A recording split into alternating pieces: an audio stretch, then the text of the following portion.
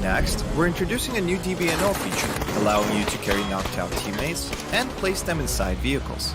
This addition provides players with an alternative way to evade danger without having to only abandon or revive your teammates. We are also finally ready to unveil our new clan system. Create or join a clan, play matches, and earn XP to level up your clan. As your clan levels up, you will be able to upgrade your clan tags. Not only that, but you can also earn a BP boost by playing with your clanmates. Definitely worth it. And as always, make sure to check out the patch notes for all the details. Update 23.2 has plenty more in store this month, including a DBNO rebalance, general lobby UX UI improvements, a slight buff to the Ace32, and more. Starting with this update, prepare to become your team's hero, transport teammates to safety, and establish your own Pubg Battlegrounds clan for double the excitement. And we'll see you on the Battlegrounds.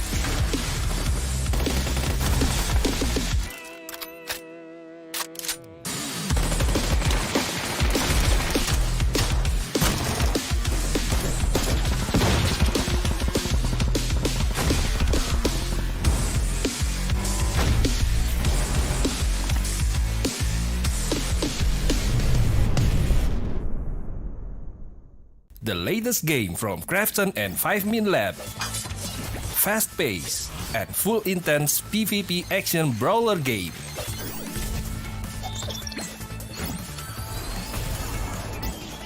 Use your best combo to send your opponent to the lobby.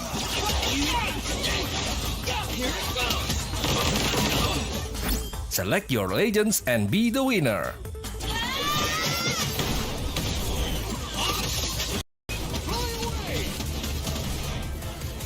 Pick the mode that suits your fighting style, from 1v1, 2v2 to Battle Royale.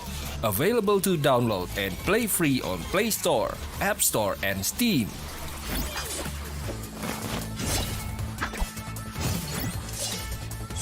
Let's be legends today!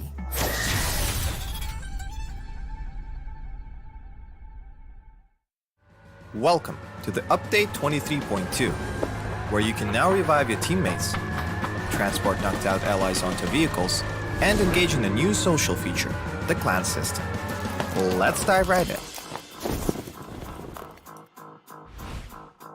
First on the menu is the brand new revival system.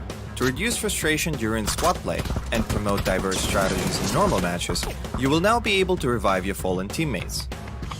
Just retrieve the blue chip from their death boxes and register it at one of the transmission towers scattered across the map, or through a wireless transmitter item obtained through farming. They can then rejoin the match via a respawn plane that flies once per phase. Note that this feature is available only in normal and custom matches on Erangel, Miramar, and Destiny.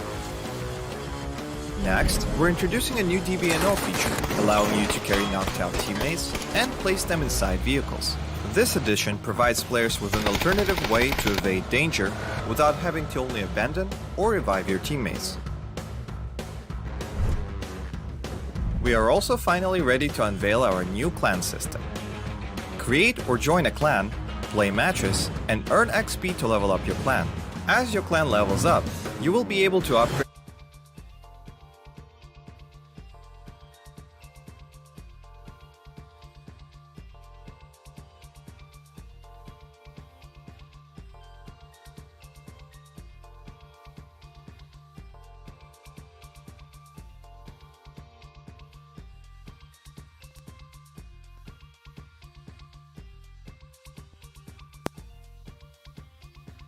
up, as in like being comfortable in the top 8. But there's some teams who were in the top 8 and they dropped out of the top 8. So they'll be looking to come back today. Who knows what might happen? Yeah, apologies. It seems like the sound wasn't working early on when we first came on, so apologies. We'll introduce ourselves one more. My name is Victor Cax. His name is Sir Cloud, and we're bringing you guys the second day of the last chance qualifiers for the PUBG Asia Super Cup.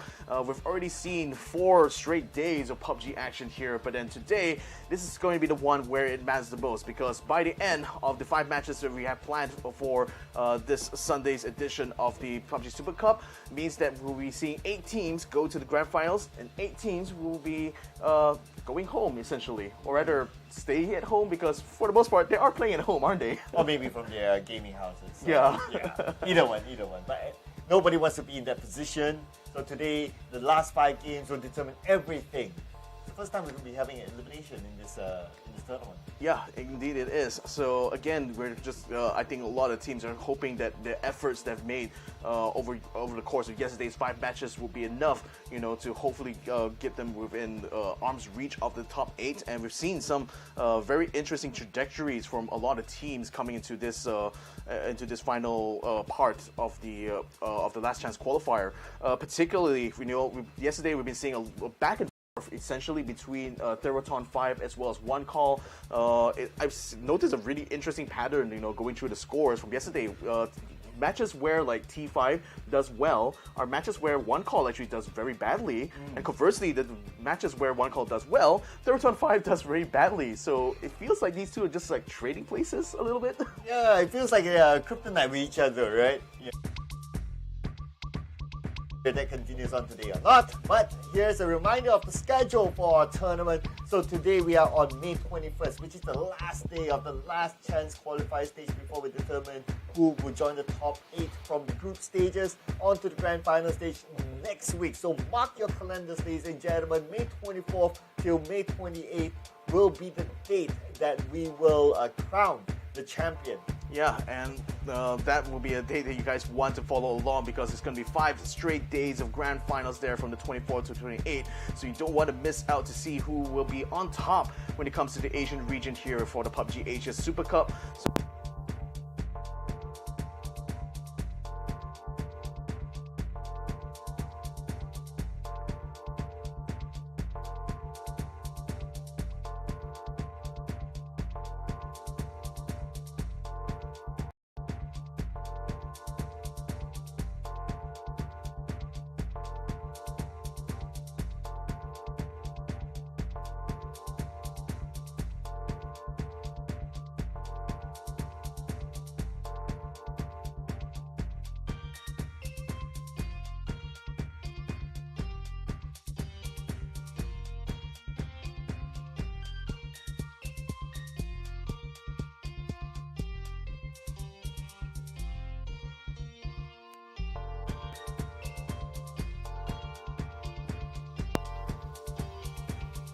We are back. Apologies for the cut off on the mic there. Slight technical issues on that end, but hopefully we'll be able to keep things moving along smoothly from here on out.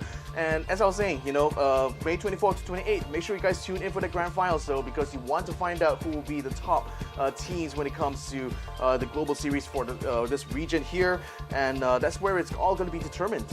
Yep, we'll crown the champion, and we'll know who will take home the prestigious crown of being the PUBG Asia Super Cup champion, as well as the $20,000 grand prize as well.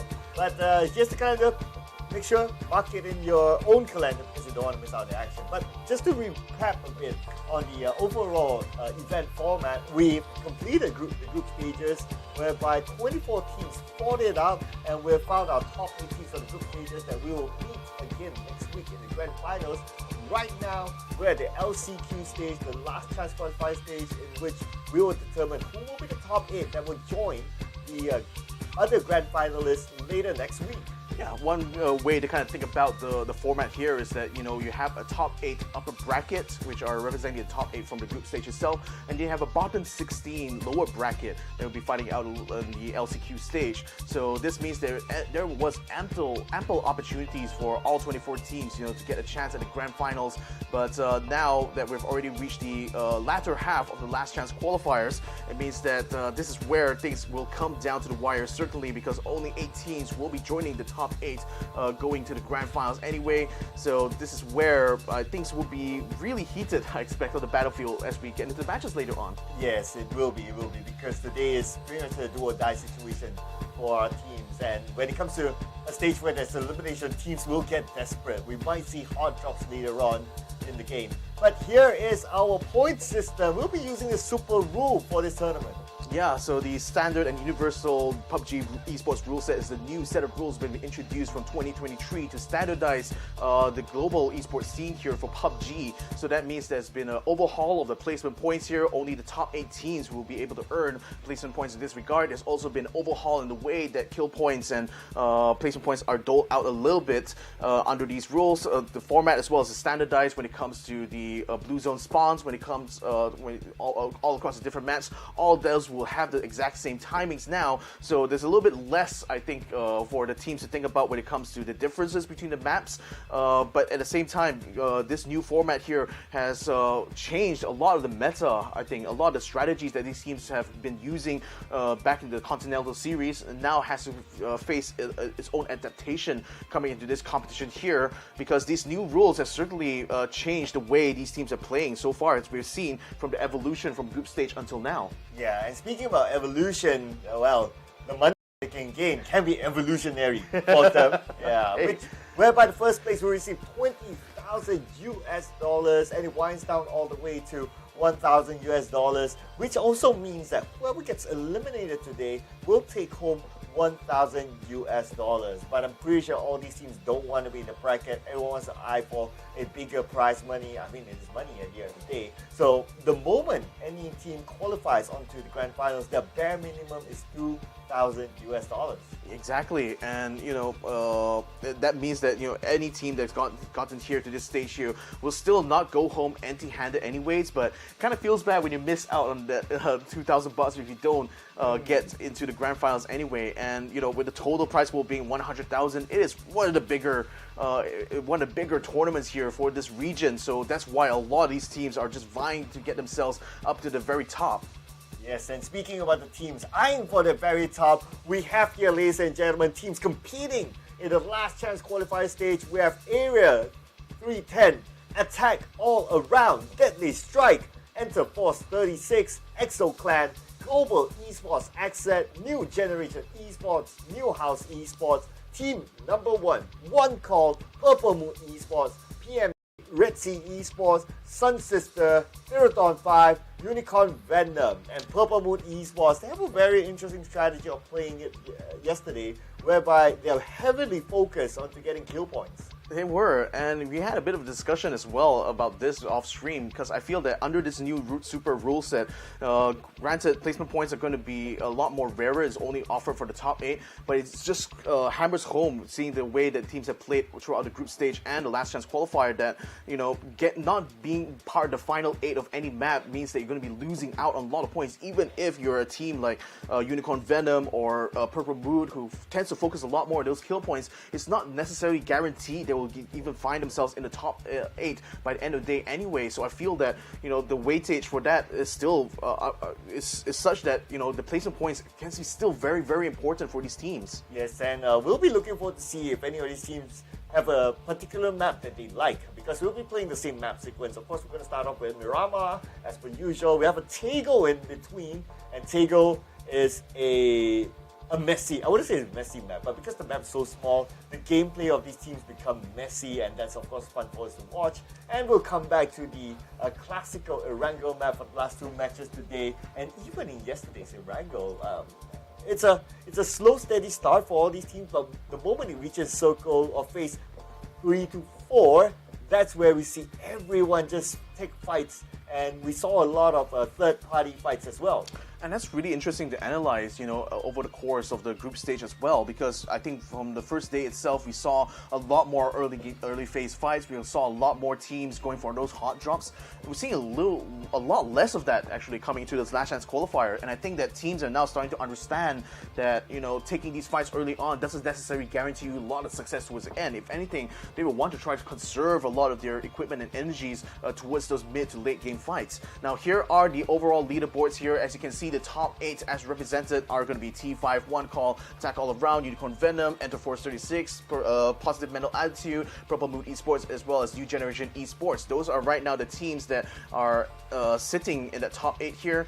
Teams like ExoClan, NHE, team number 1 are still within range to try to contest against the bottom 3 of the top 8 here. But safe to say, I think it's still a very competitive sort of like setting we have right now, because the difference in points between these teams is still very narrow. Yes, it is narrow enough that I would say even like, because we've got 5 more games to play, right? Even like a GX could be able to get into the top 8, but of course you must take into consideration that all these points will move as well. Even like the current top 8, their points will move as well. So if teams like GX, 310, SST wants to get into the top 8, they need to do a lot more as compared to yesterday. Or like in the case of teams like PMA, for example, you know, they actually had a bit of a downward trajectory when it came to the first 4 games, but the 5th game where they got the chicken dinner and a handsome haul of kill points, that immediately shot them back up into contention with the top 8. So I think for the teams that are not in that top 8 yet,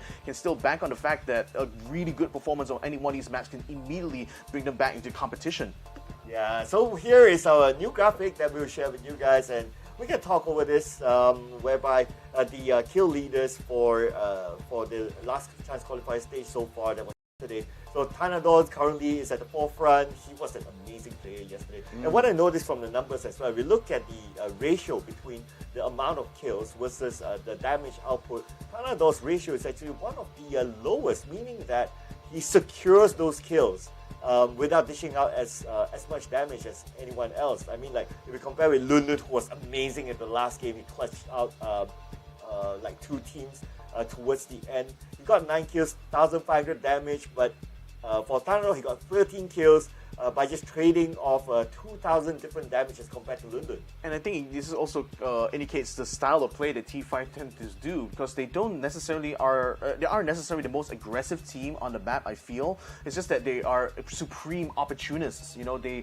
tend to observe fights from afar and then decide when they want to try to move into attack, and that's worked well for the strategy, because that allows them not only to overcome a lot of teams easily that way, but that also prevents them from taking fights that are unnecessary, that prevents them from being part of the final 8 of any map. And Terraton 5 has used this strategy very well to get themselves in the first rank so far in this last chance qualifier, and I think that's very well deserved. Yes, and no doubt as well. I mean, this team, they're able to survive very long. In fact, they started off the day yesterday with 2 chicken dinners, kicking off super well, and the moment they got that 2 chicken dinner, they never let go of that number 1 spot. They remain a certain level consistent. Yeah, they had some a little bit of a dip after the 2 chicken dinners, but because they already set the benchmark that far, that's why they were always on top.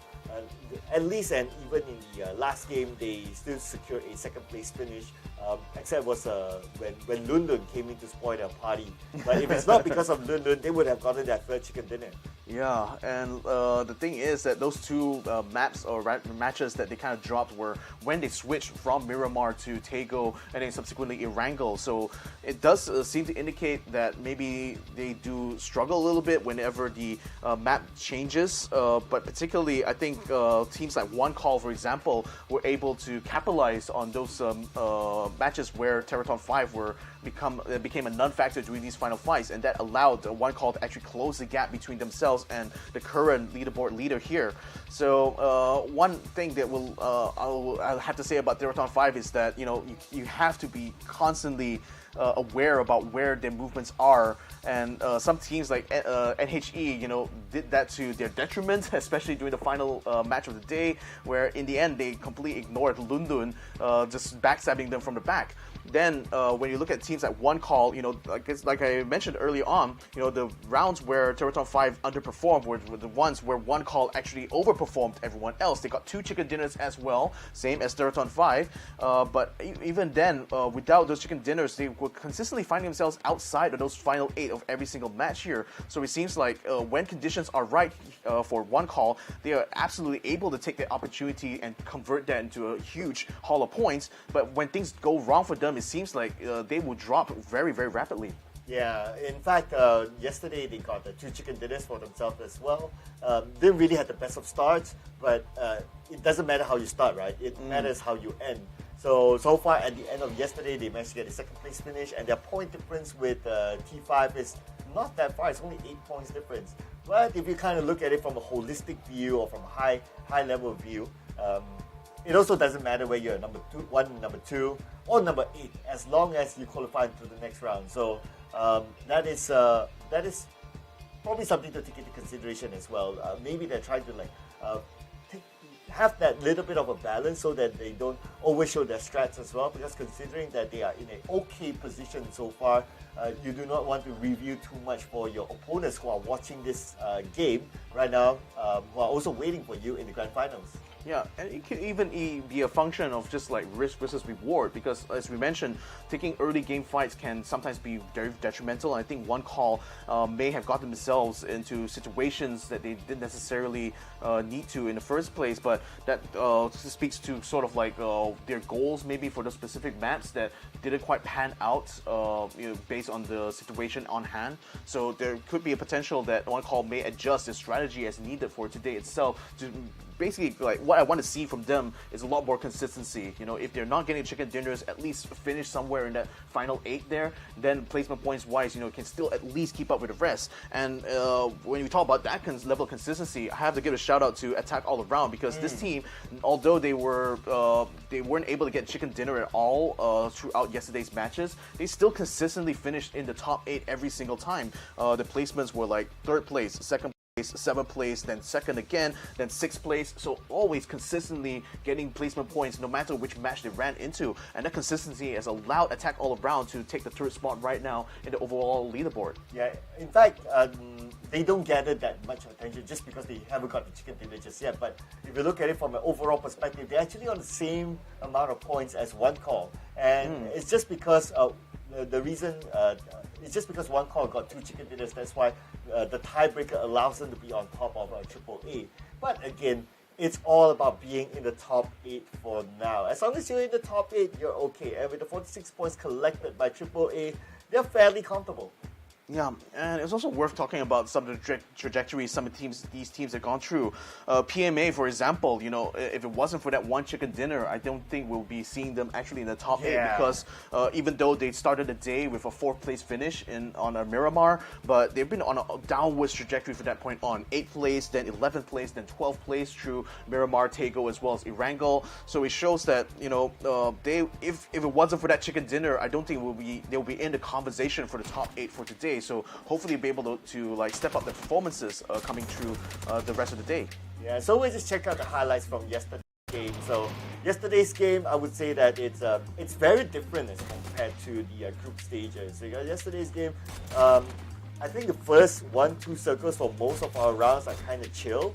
I guess it's because we did talk about it off camera, is that teams are starting to adapt to each other and the current point system, and they start to realize that, okay, there are some things that they should do a little bit, they should take a step back rather than just going all out guns blazing. So that's why it kind of took, for the most maps, it took phase 3 or 4 onwards, only we see all the major fights happening. Yeah, we do see some smaller skirmishes, but that's about it. But for the most part, it's the major fights happen phase 3 or 4 onwards. I think it's also an effect of having the top teams from the Thai and the Vietnamese regions, for instance, kind of dominating everyone else during the group stage. That made it quite hard for these other teams to find their footing and to also get good sort of fights for themselves. And now with those teams kind of removed from the equation, we're starting to see these teams start to spread their wings a little bit, start to get a little bit more confident in taking these pickups. And it's been great to see that the adaptation is already starting to kick in now for a lot of these teams, particularly Attack All Around, for the Japanese teams as well, even though they haven't been able to, aside from Enter Force 36, haven't been able to make a splash compared to everyone else. But it seems like they're slowly but surely getting that confidence to actually go out there and actually pick up more kill points, and that's really exciting to see. And unfortunately for Red Sea, they started off really well. during the start of the day, but towards the end, they kind of lost steam, and this was their last crash in the last game. Everybody happened to crash into Unicorn Venom's compound after losing one player. They didn't really have anywhere to go, and they happened to bump into another team with a full squad still. So the numbers just was against them anyway, and they failed to win the fight in that compound. Hopefully they'll be able to come back today as well. But in this last round, besides that, we did see some amazing plays. If we were to look back again here on the highlights, there were a lot of explosive plays as well, and even it was closed out by Lundun with this amazing solo play that we have to appreciate it. You can see all of that happened here. I mean, the whole time, New House Esports was so focused on trying to take the fight to T5 that they completely ignored Lundun, who was holed up in a complex up on the hill. And Lundun, realizing this, took that opportunity so well, just slipped right behind NHE, eliminated that whole squad, leaving it to become a 1-versus-1 between himself and Panapong. So that was pretty much the best performance that we've seen from PMA so far. Red Sea Esports, I want to see them try to do a lot better today here. I mean, I think they themselves know that they've underperformed consistently throughout both the group stage and now even the last chance qualifier. They typically have good starts, but they really cannot stick the landing somehow towards the end of the day. Yeah, because they are the only team representing the Malaysian region. So I'm sure fans from the Malaysian region will be looking forward to see if they can qualify onto the grand finals at least. But they really need to start off from game number one. Some teams, they have this trend whereby they are a slow starter. The first few rounds may not be something of a momentum to them, but once they hit that one round where they did okay, they just go all the way. It's just the other way around, it seems, unfortunately. But for PMA, PMA I think is one of those teams that they had a slow start, but towards the end, it was explosive, especially for Lundun, the MVP for the day. Yeah, you can't really tell it from their faces, but what I've been seeing every time we go to their player camps is that they seem to just be having fun throughout this tournament, even though I guess they perhaps are using, it's probably their way of coping with the pressure they have being one of the few teams from Taiwan representing the region in this tournament. But, you can't tell any of that pressure just looking at their faces. Oftentimes just see them joking and laughing with each other, which is really great to see that even in a tournament like this competitive, there's still teams out there, they're still finding the enjoyment, having this kind of competition. Yeah, and I think at the end of the day, it's all about having fun, right? You don't need to necessarily put too much pressure on yourself. Like, as long as you have fun, sometimes things will just flow and you find your rhythm and so on and so forth. And that's where comms can get better. You're more open to conversations, to feedback, basically just how you coordinate yourself within the game. So it's all about having fun first, and everything else will just come by. I mean, when you think about it as well, the name of the team itself is Positive Mental Attitude. So true, it's really wholesome. I think they just go in these games with always a positive mindset. Even they'll just roll with the punches. Take the loss on the chin, but still always find a way to come back somehow.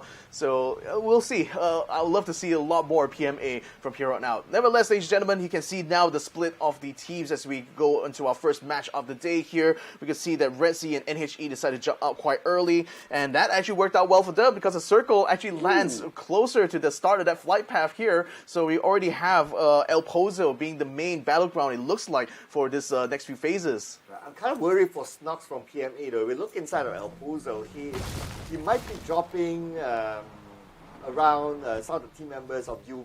So hopefully he don't get caught in the crossfire later on. But he seems to be hovering outside El Pozo, maybe realizing that there's already another team inside of there, and it's not worthwhile for him to try to challenge it. Anyway, the other team members of PMA seems to have gotten the vehicle, so they're probably going to go for a pickup. And from our view, at least, we can tell that for Monte Nuevo, it's kind of empty. So if PMA somehow decides to loot inside Monte Nuevo, it will be a treasure cove for them.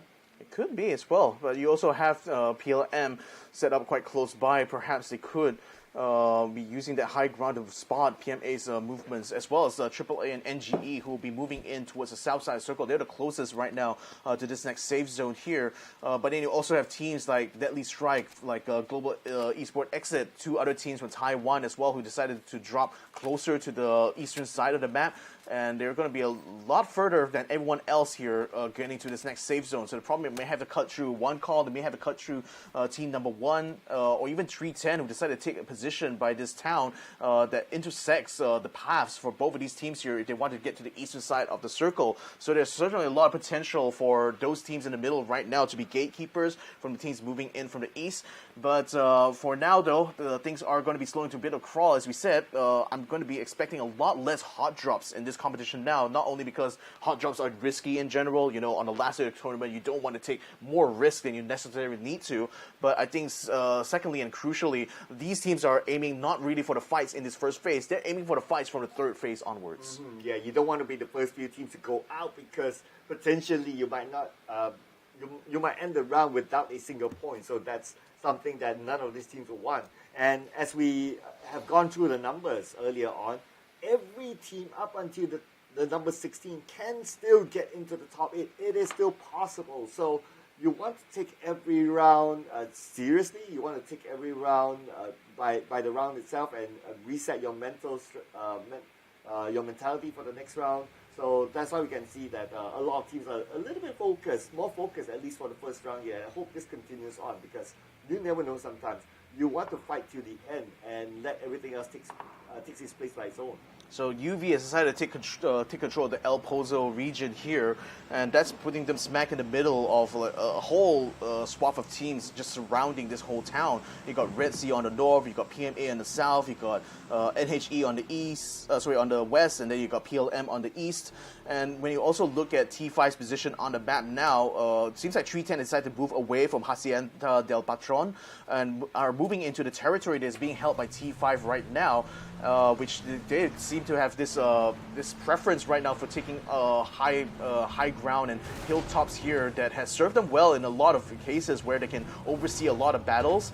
But it also means that for 310, they can easily find a path to carve right through the front line here. Although I think Goni is meeting up with Rosset Jr. from T5, in fact, already opening fire on him as he attempts to try to ride across on his Jeep here. So I think 310 might be looking to get some early pickings here. Yeah, he should be okay looking at the terrain, but it looks like not. Okay, Goni got him covered from the other side, and they're going to open up the flank on the top hill as well. So Wesker has it covered. Wesker just making sure that no one else is nearby. He's just shooting blanks there. No one's there, Wesker. No one's there, but he doesn't really know. Yeah, and he's just trying to see whether someone's there. Oh boy. Wesker did get the knockdown to watch Rosset, though Tanadol is now moving up here to try to back up his team. So is Hansawat. They are now trying to keep the pressure going on the 310's Wesker. Goni will take out Rosset Jr. already, so Tanadol is already one man down. Hansawat is moving up now towards Goni's position here, but it's under fire from Kain, forcing him to get into a shed here. So this fight actually is working out well for 310 now because they already got one knockdown. They got two actually because Tanadol just got taken down and Hansawat got taken up by the frag grenade. This is going from bad to worse for T5 because now they're two men down. Goni will finish off Hansawat, leaving only one more member from T5, Pantapong, but he's already far away from this battle here and he's not going to be involved at all. Yeah, not at all. So it looks like he's going to let this go. So Pantapong will survive and hopefully he'll be able to collect those placement points. Or maybe pull off a Lun at some point. Maybe, but it's very, very early into the game right now to have your whole squad eliminated. So that's going to be so tough now for Pantapong because remember, the revive system is not available for this esport mode. We were running 2 patches behind what's currently live on ranked. So there's no chance for Pantapong to bring his teammates back. He's just going to have to play this the really hard way now, being the only team with a solo member remaining here. Yeah, so you don't want to start off with that sort of level fun because it becomes lonely.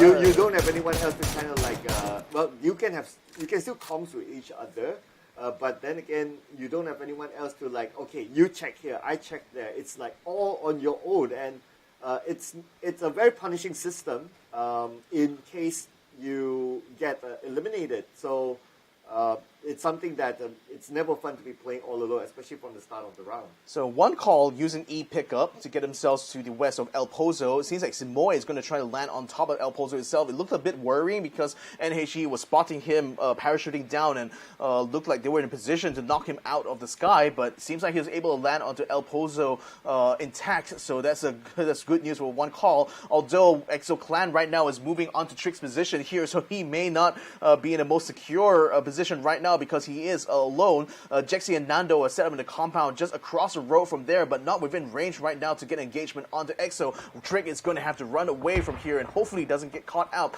by some stray shots coming from Exo Clan's way. Yeah, Trick does have a vehicle though, so he's 100% on foot. He's being shot at, is he? Okay, no, he's not being shot at. In fact, there's cover fire giving him room to actually escape, so he's A-okay for now.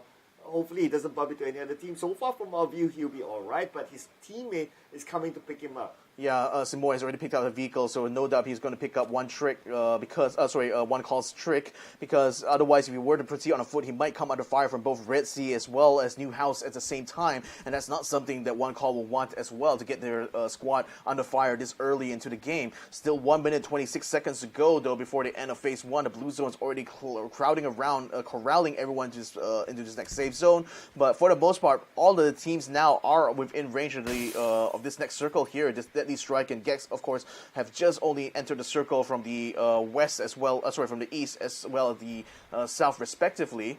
So it seems like most of these teams are not going to be taking too long inside the blue zone itself. Instead, they want to try to gather themselves around El Pozo as quickly as they can so they can start getting some engagements done. And speaking about engagement, so far no other big engagement other than those small skirmishes, as per what we kind of predicted. That will be the trend here today, maybe except for the last game, whereby normally the trend is that in the last game there will be some teams are just too far off to qualify to start doing stuff. But then again, that blue now putting fire onto Deva. Deva shot at almost down though, and his vehicle, he doesn't have cover. Oh! And there you go. Haka is the one that got him. Yep, Deva's on the ground now, so that's going to be forcing T36 to decide where they want to take the fight. Sophie has already got out of his car, but XP1 continues to move on to try to head off NGE from the northern side. But he needs to come out now to support his team, though, because the rest of them are bogged down in this fight. NGE is sensing the opportunity now. They get a knockdown to Star-Lord here, and it looks like Van Urk should be able to finish him off unless XQ1 is able to react in time. Sophia is going to try to get a gank onto that blue, and the ping still quite getting through, although he does get quite a bit of damage done on the Fab. Now Star-Lord has been taken out of the map here, so that's means A36 is down to just 2 people. Star-Lord, the clutch master for their team during the group stages against 2 teams, unfortunately will be taken out. So they're left with 2 players, and again, it's a big handicap at this stage of the game, but hopefully they'll be able to survive. Now we can see that XKL moves on to a compound. This compound for our view is clear, but he's just going to let that compound go, probably prioritizing the high ground. But then Sylphia is now being chased very hard by Hakai. He's picked up a vehicle, so he's trying to get out of the way, but that might actually run him straight into PMA's position here. So NG is continuing to give chase. They do spot him from a distance now, but he's trying to get himself up to this rocky surface here to try to use as a bit of cover, but now he's under fire at PMA. Lun catches him with a headshot, so enter force, I think that's going to be done now for Sylphia. Unfortunately, no one's going to be able to come to him. XP1 is all the way on the western side of the circle, not going to be able to support him at all. Very unfortunate now for Enter 436. That leaves only 1 player left, so it's not good news for them, obviously. PMA, on the other hand, none other than the man himself, Lun, securing the first kill for their team, and he's opening up the account, his own account for the day as well. And now looking at the circle, most of the teams are currently in it. We've got a couple of teams on the outside of the circle still traveling in, and it's quite populated on the right side of the circle, so teams coming from the right might face some challenges as they come in. Yeah, number 1 especially are under fire right now, and a knockdown of Bobohu and as well as Virtue 2222 has caused number 1 to suffer casualties early on here against Gex, and they're certainly happy to pick up those kill points here. Zigao1 is going to have to run them by. No way he's going to be going into that fire right now, because there's just too many members of Gex already lurking around there waiting for the next kill. But Zigao1 is going to try to hit a complex just to the north of them here, hopefully to maybe salvage some points, but Gex in the meantime taking some fire from I Am Pete though, so PMA noticing this battle happening here are also looking to be opportunists at this point. Okay, look, let's see if they can take the opportunity to take down anyone from number 1. But no, Yuri can't because he's been shot at from the other side. So a little bit of cover fire given by number 1. But it's actually IMP'd, okay, from PMA, putting pressure onto them. Yeah, PMA continued to keep them under fire. In the meantime, just off screen, Deadly Strike has got a knockdown. Already got C8 Jason knocked down here. So they're being bogged up in the fight on the north of the circle against One Call as well as Exo Clan, who are just happy enough to just keep them sandwiched there. But in the meantime, for PMA, they have a perfect position here to have a look on both the fight that's going on between Gex as number 1, and then also to try to keep NGE gatekept. Should the circle actually land a little bit more eastwards, this will certainly favor PMA's position a lot more. New House Esports, on the other hand, sharing the same area with Red Sea just beside them. New House Esports, they have the high ground, Red Sea on the lower ground, but Red Sea has a compound, so that's kind of like the trade-off between these two teams. And it's okay as well. There's no right or wrong answer, especially at this base of the circle. So both teams have their own respective advantages. Now, Purple Mood Esports, will they be in the mood to gather more kill points after what they did yesterday? Looks like the answer is yes so far. Tanawa with a long range, let's get the first knockdown. He tries to find the second one.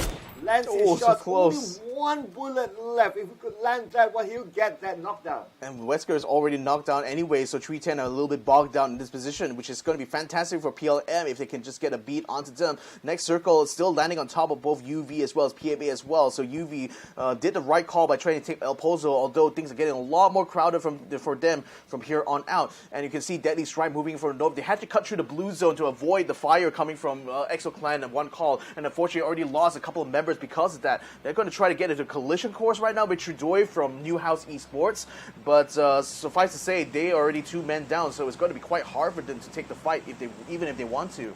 Okay, we can see movements coming in from the northern side as well, but a emergency pickup being used by one of the teams to try to get into the circle, spotted out by Sun Sister. Looks like they're going in for the chase. They want those kills. Whoa, they're actually hot dropping on top of PMA's position here, so this should be kind of interesting here. Sun Sisters is going to be moving up from the south side now to try to wrap around the western flank of PMA. Hakai is already getting themselves on top of the hill here, whereas like the rest of PMA are down on the ground, a complex to the east here as well as the west. So they're certainly having a good position to try to hold. Whereas like NGE wouldn't be able to assault them quite soon. The thing is that that is allowing them to get a shot onto Teddy though. Teddy's already down. It looks like NGE should be able to collapse onto that flank. Oh, ouch, Hakai being shot at. Luckily he's knocked down because if he's knocked here, it's going to be hard for his teams to pick him up. And he pops up the smoke, just giving him a shot from the fire. And Runex from the bottom tries to take him out but not able to land it. Yeah, but at the same time, we can see that T9 takes down Hakai instead. T9 is actually taking the higher ground, whereas Runex and Fevin are holding the front line position here, keeping the fire and the pressure onto NGE to make sure that they can peek over the hills there. So that's forcing them into a bit of a quandary at this point, because NGE, even though they use the E pickup to get themselves up there, it seems like it's going to be very hard for them to fight their way down.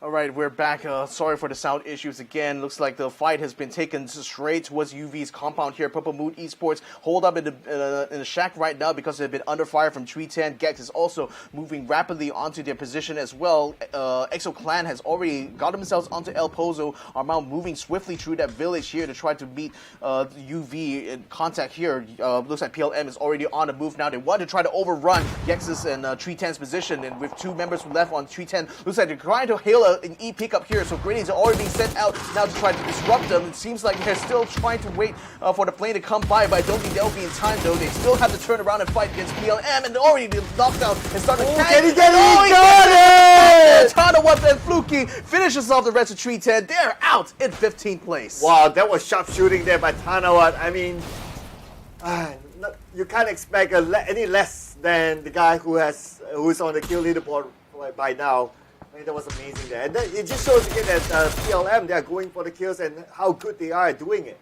Yeah, so they really capitalized in there, and again, they were being suppressed very heavily from 310 the whole time, so it must be cathartic for them to finally take them out. PMA steady, getting knocked down for the up team tie. No one to rescue him this time around though, as looks like Gex will be able to want to take the kill for that one. Red Sea as well, trying to get a shot onto NGE. Things are getting very chaotic right now on the south side as NGE are finding themselves under fire from a lot of different teams. Exo Clan also getting themselves into the mix as well, getting between where PLM and Gex is, and now Gans has already been knocked down, so this is already getting from bad to worse here for Exo Clan, as now they find themselves in the middle of a huge dogfight here, and Purple Moon Esports is struggling and trying to find their footing here. Tanawa down to 4%, he's the last one standing as the new generation esports continue to remove his teammates from the map here. He's going to have to dodge around in between Exo Clan's own lineup, and in fact, Chimpy gets caught with a stray from the Hakai there. That will be the end of Exo Clan's run. Man, look at the amount of targets here available for that blue. Right now, NGE, they already got 5 kills to their name,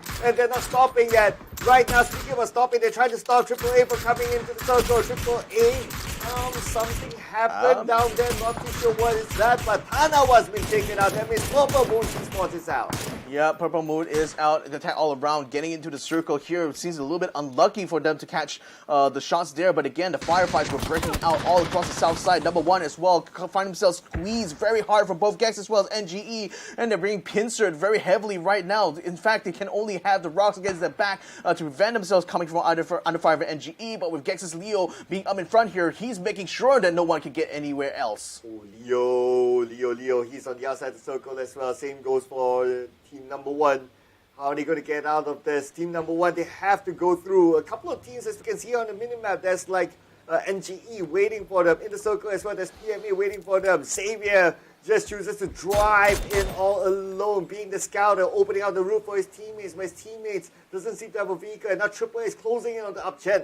Yeah, and NGE is a little bit tied up as well, looking the SST as well as PMA, because they're the ones who are able to have a clear shot, whereas right now, number 1 is trying to force Leo out of position, but again, he is keeping the pressure onto them, and there's no way for them to get out of here, you know, there's no way for them to climb up the cliffside here, and even if they do, they will run straight into NGE if that's the case, so they still need to try to figure out how to prevent Leo from being able to stop them in their tracks. In fact, Nambawo finds Up Chen attempting to come around and take a distance shot here from the side of the blue zone, but again, NGE are picking up an E pickup in order to get themselves away from that position here, but Leo moves it forward, takes out both Lambao and Zikao, and takes the team number 1 out in 12th place. Nicely done by Leo. He waited for the right time, and the blue was putting pressure on his opponent, and when they were forced to move forward, he needed to kick and take that shot. But now, looking over at PMA, they're kind of busy on their own as well, because NGE has came into the compound, so they need to play the defensive stance. Yep, defense is going to be important here for PMA as well. They've been holding the position for quite a while, but the Blues has now forced NGE to actually use a pickup to get all the way down on top of them for now. But NGE is still able to find some shots of the PMA. Already got a kill onto Pete now. Just need to try to get Luna out of that tower here, and they should be able to secure this zone. But for now, PMA is still watching out for Gex's own movement on the other side, where AAA is already moving straight onto that team from Taiwan right now. So they're going to be raring to try to get some fights and get some kill points. Okay, here we go. SST, they need to fight against NHE just right in front of them, but SST right now, they're kind of in a handicapped situation without Runex, have been eliminated earlier on. At the same time, we can see that Patapon naded down Nanju. So it looks like a team fight. They're kind of busy on their own. Yeah, there's a fight that's happening on the northern side there, so one call still able to find him in the end though, so 10 teams still remain at this point. NHG continue to collapse on the SST right now. They got a knockdown Imhop. They're trying to finish him off. They will finish him off there, so Feb and Attain 9 now forced to decide whether or not they want to continue this fight or try to pull away, but where can they pull off to? There's only roads going on here. Open ground is going to be an open invitation for everyone else. They just might just hope that everyone else is just busy with their own fights here, because currently they're in a very precarious position against NHE. Here we go. I noticed that one Red Sea have been eliminated by one call. Looks like on the other side of the circle, but now the circle have shifted. Only 2 players are currently in the circle. Everyone else will need to find their way in. Again, it's a very wide open ground here on this circle, so they want to try to wrap out these fights here on the hilly terrain as much as they can in order to farm those kill points. Now, Venom just moved out of the city and now into the fire here from one call who just spots them coming up the road, so they're already being bogged down here with both Smell and Sylphie both being knocked out. So Power gets taken out as well. One call earning all of those kills, as well as Lucky J getting one last shot there to steal 1 kill point from one call. Okay, one call. They're not done yet. They only have they managed to get like 6 kills so far. Doing pretty decent, but they're currently on the outside of the circle, and the circle will shift in about 10 more seconds. Trick managed to stop by a loot box. And now PMA still kind of busy on the outside together with NGE, still in the same compound, and NGE seems to be winning this fight. Oh, Van Erg's got taken down by Lun Lun now. Fab is attempting to try to flush out the other member of PMA, Snox29, who is still inside the house that NGE is trying to assault. Lun Lun is now coming outside here to try to collide into them right now, but again, with Gex and SST also moving into their position, they look like they want to try to farm both of these teams for kill points. Here. Oh, Fab takes out Snox29, so that will be the end of PMA, so they will have position for now, but again, Gex is also rapidly repositioning themselves to try to head off NGE before they get into the next safe zone. They do also spot Trick from Jexy attempting to get themselves to the care package that just landed on the eastern side of the circle here, so Gex is a little bit tied up right now. That should be the opening now for NGE to move on. And one call on foot without a vehicle. We need to fight their way through. Looks like one call still on the outside. They're being forced to stay outside at this moment. But Tay9 is moving into the circle, and Tay9 straight into the middle. Tay9, this is an open position. Tay9, 30 health left, will be shot down. No way. Long K was just waiting and waiting for him. Goes for the shot, takes him out completely. So now SST is down and out. 4 teams still remaining. New House Esports, Global Esports Exit, Deadly Strike, as well as one call. The remaining teams in this circle here. Now NHG is already done well to try to take control over the south side of the circle, but the problem is, like I said, open ground all around. You still have a big main road that runs right through here, so not a lot of cover for these teams to use. Vegetation also extremely sparse, so in any case, you want to take any of those sheds right now, which is what Deadly Strike is doing here. Both Lucky J and Mao Rush just holding up inside and hoping that no other team is going to be coming around their way. And I really like the rotation coming in from New House Esports. They took the left side, and now they are not only in the circle, but they managed to get away from the smaller side of the circle that is cut out the road. So right now we have 2 teams still on the other side of the road, and having to cross the road in the kind of situation is not fun at all, because the road is always an open area and you'll be easily shot down. So they manage it super well. Energy with 4 men still intact has the best chance to get in the second winner. Yep, Global Esports should be able to finish off Jexy there on the outside, so that will be 5 kills now in Leo's hands. But I'm getting a bit of a flashback right now to the last match of yesterday when NHE, took control of the circle, but were not able to stick the landing. Now we are seeing a similar situation here with 2 members on either flank on the north and the south here, constantly keeping the pressure onto both Deadly Strike as well as one call and Leo from GEX. So we'll have to see how they want to try to play this. Looks like Trudeau is going to try to take a slow approach now towards Leo's position here. Might actually pop him just over the hill here. In fact, Leo is going to duck behind the car in order to stay out of trouble, but Trudeau pretty much will be able to cut him off if he wants to try to get to his next safe zone. Oh, here we go. Leo will be forced to move in about 10 more seconds. Same goes for Trido, but Trido anyway, he's in a position to actually backstab other teams, so they don't know his current position. It feels like Lun Lun all over again. But problem is he has no grenade, so cannot keep pressure onto Leo there, so that's allowing him to continue to spot both one call as well as NHE, but then just popping the hit on top there allows Tridoy the space to get the headshot, to get the shot onto Leo, so it takes him out. Gex is already out now, meaning there's 3 teams remaining. One call is the only solo, has only the solo member left here as in the form of Trick, and now Tridoy is in position to keep him under pressure. Look at the spread here by NHE. They have everything covered from inside the circle to the outside the circle to the flanks. And now these 2 teams will be shot at by NHE. Hoi An tries to get his target, managed to land a couple of shots, but not enough to take anyone down just yet. Trido is coming in from the other side as well. Trido from the outside the circle coming in, so he will be the one to backstab these 2 teams. That's perfect now. NHE collapsing onto the Destiny Strike's position. Already 1 knockdown, 2 kill. With the frag grenade will be taken by Trick, and Long K will try to finish him off here in order to try to take a chicken dinner, but Trick is still holding his own headshot. Will finish it off, and New House Esports finally gets their redemption here today. They were so close to getting the chicken dinner in yesterday's final match, and today finally they managed to put it all together. New House Esports from Vietnam securing the first chicken dinner for today. And New House Esports, they were on the outside of the top 8 before this, but with this chicken dinner, you definitely shoot them into the top 8 after this. Oh, this is guaranteed because they were only floating around in 10th place before this. So again, yesterday was their game to lose actually during the final Wrangle round, and it was suffice to say they might have learned their lesson a little bit. Just taking a much slower approach towards the teams that were still stuck on the outskirts of the circle, and this time around finally managed to actually take full control over the circle this time. Not like how they did last time, where they just completely ignored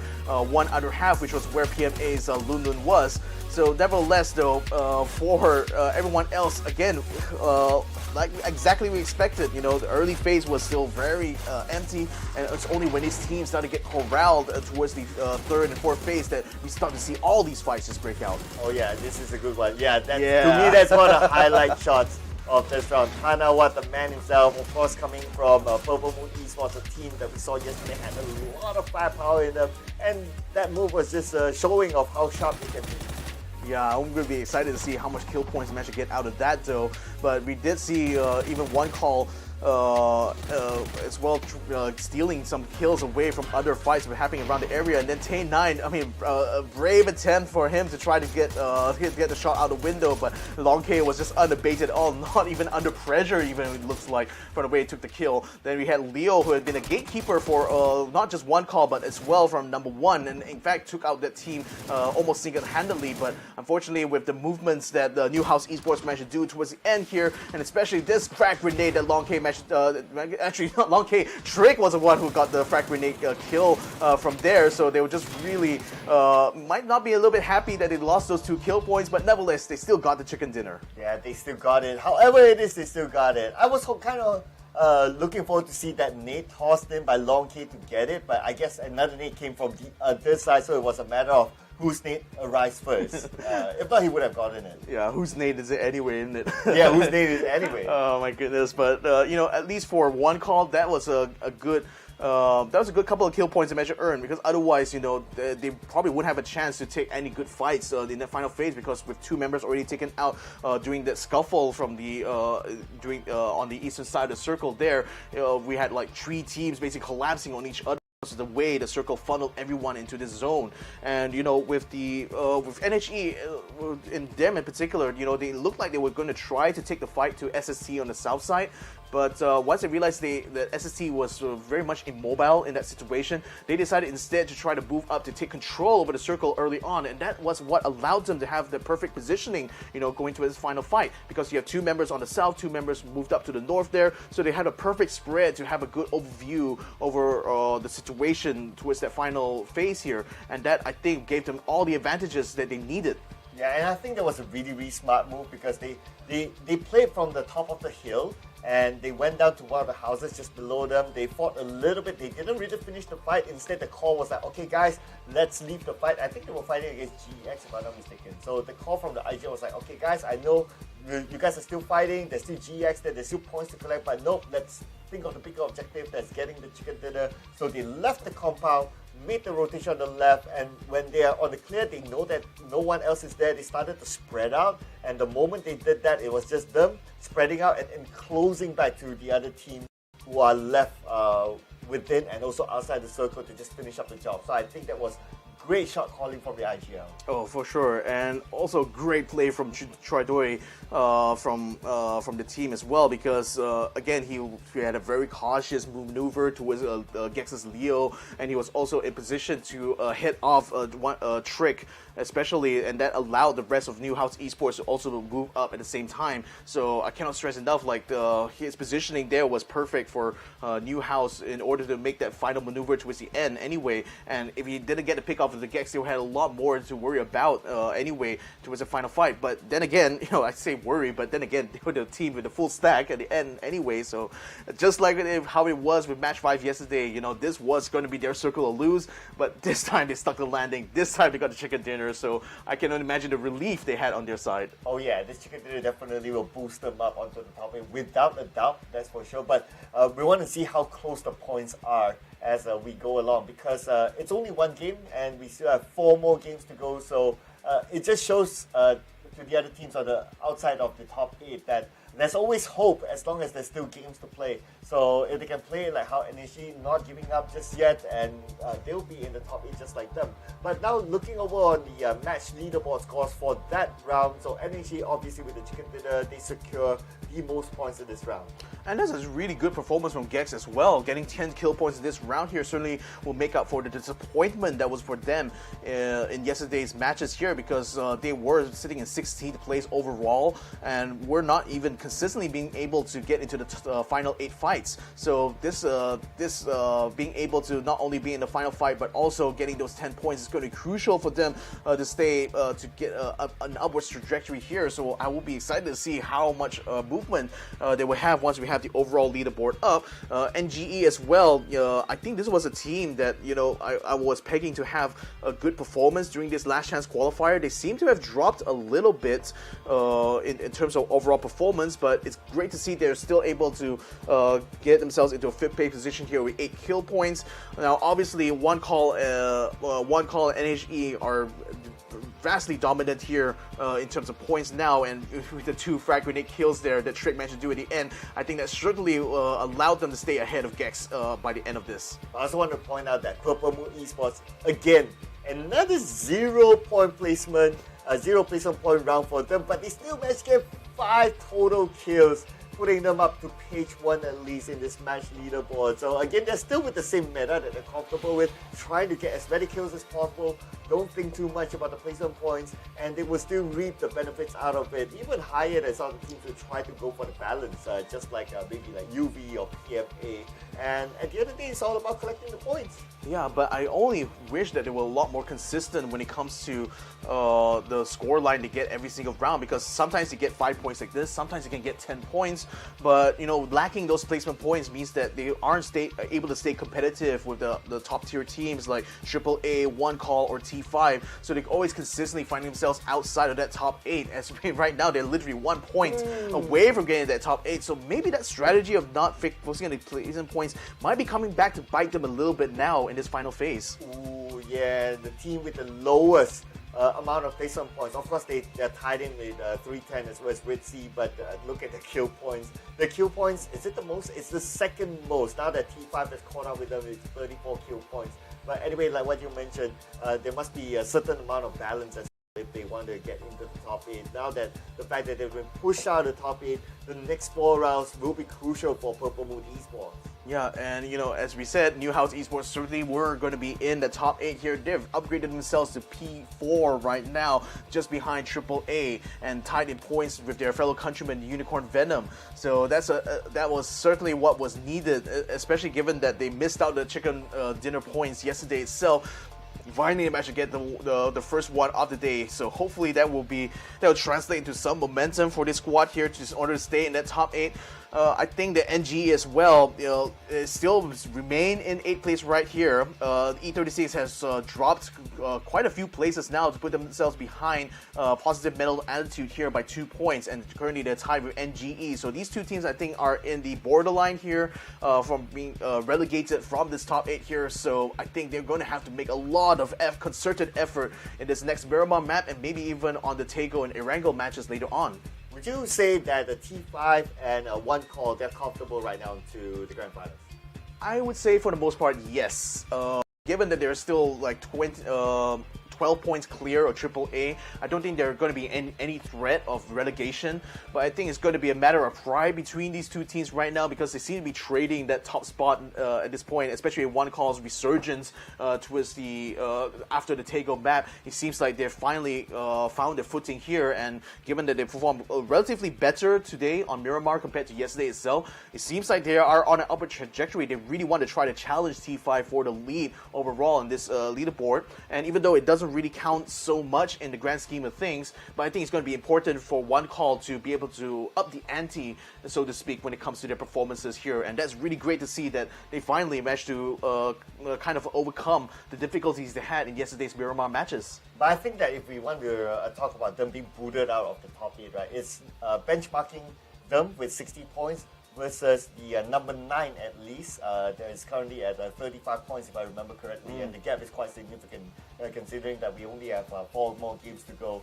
I think if they want to be really, really, really secured, like like the points can't catch up to them, is if they do well maybe in the next 2 more rounds, and they can have an extra 2 rounds to chill, looking at the current points. Indeed, they are. So again, it's great to see that it's still going to be a competitive fight for the lead overall here. But in the grand scheme of things, I think T5 and One Call has already done more than enough in yesterday's matches to secure a very high probability of being in the top 8. It's just a matter of not dropping the next few rounds.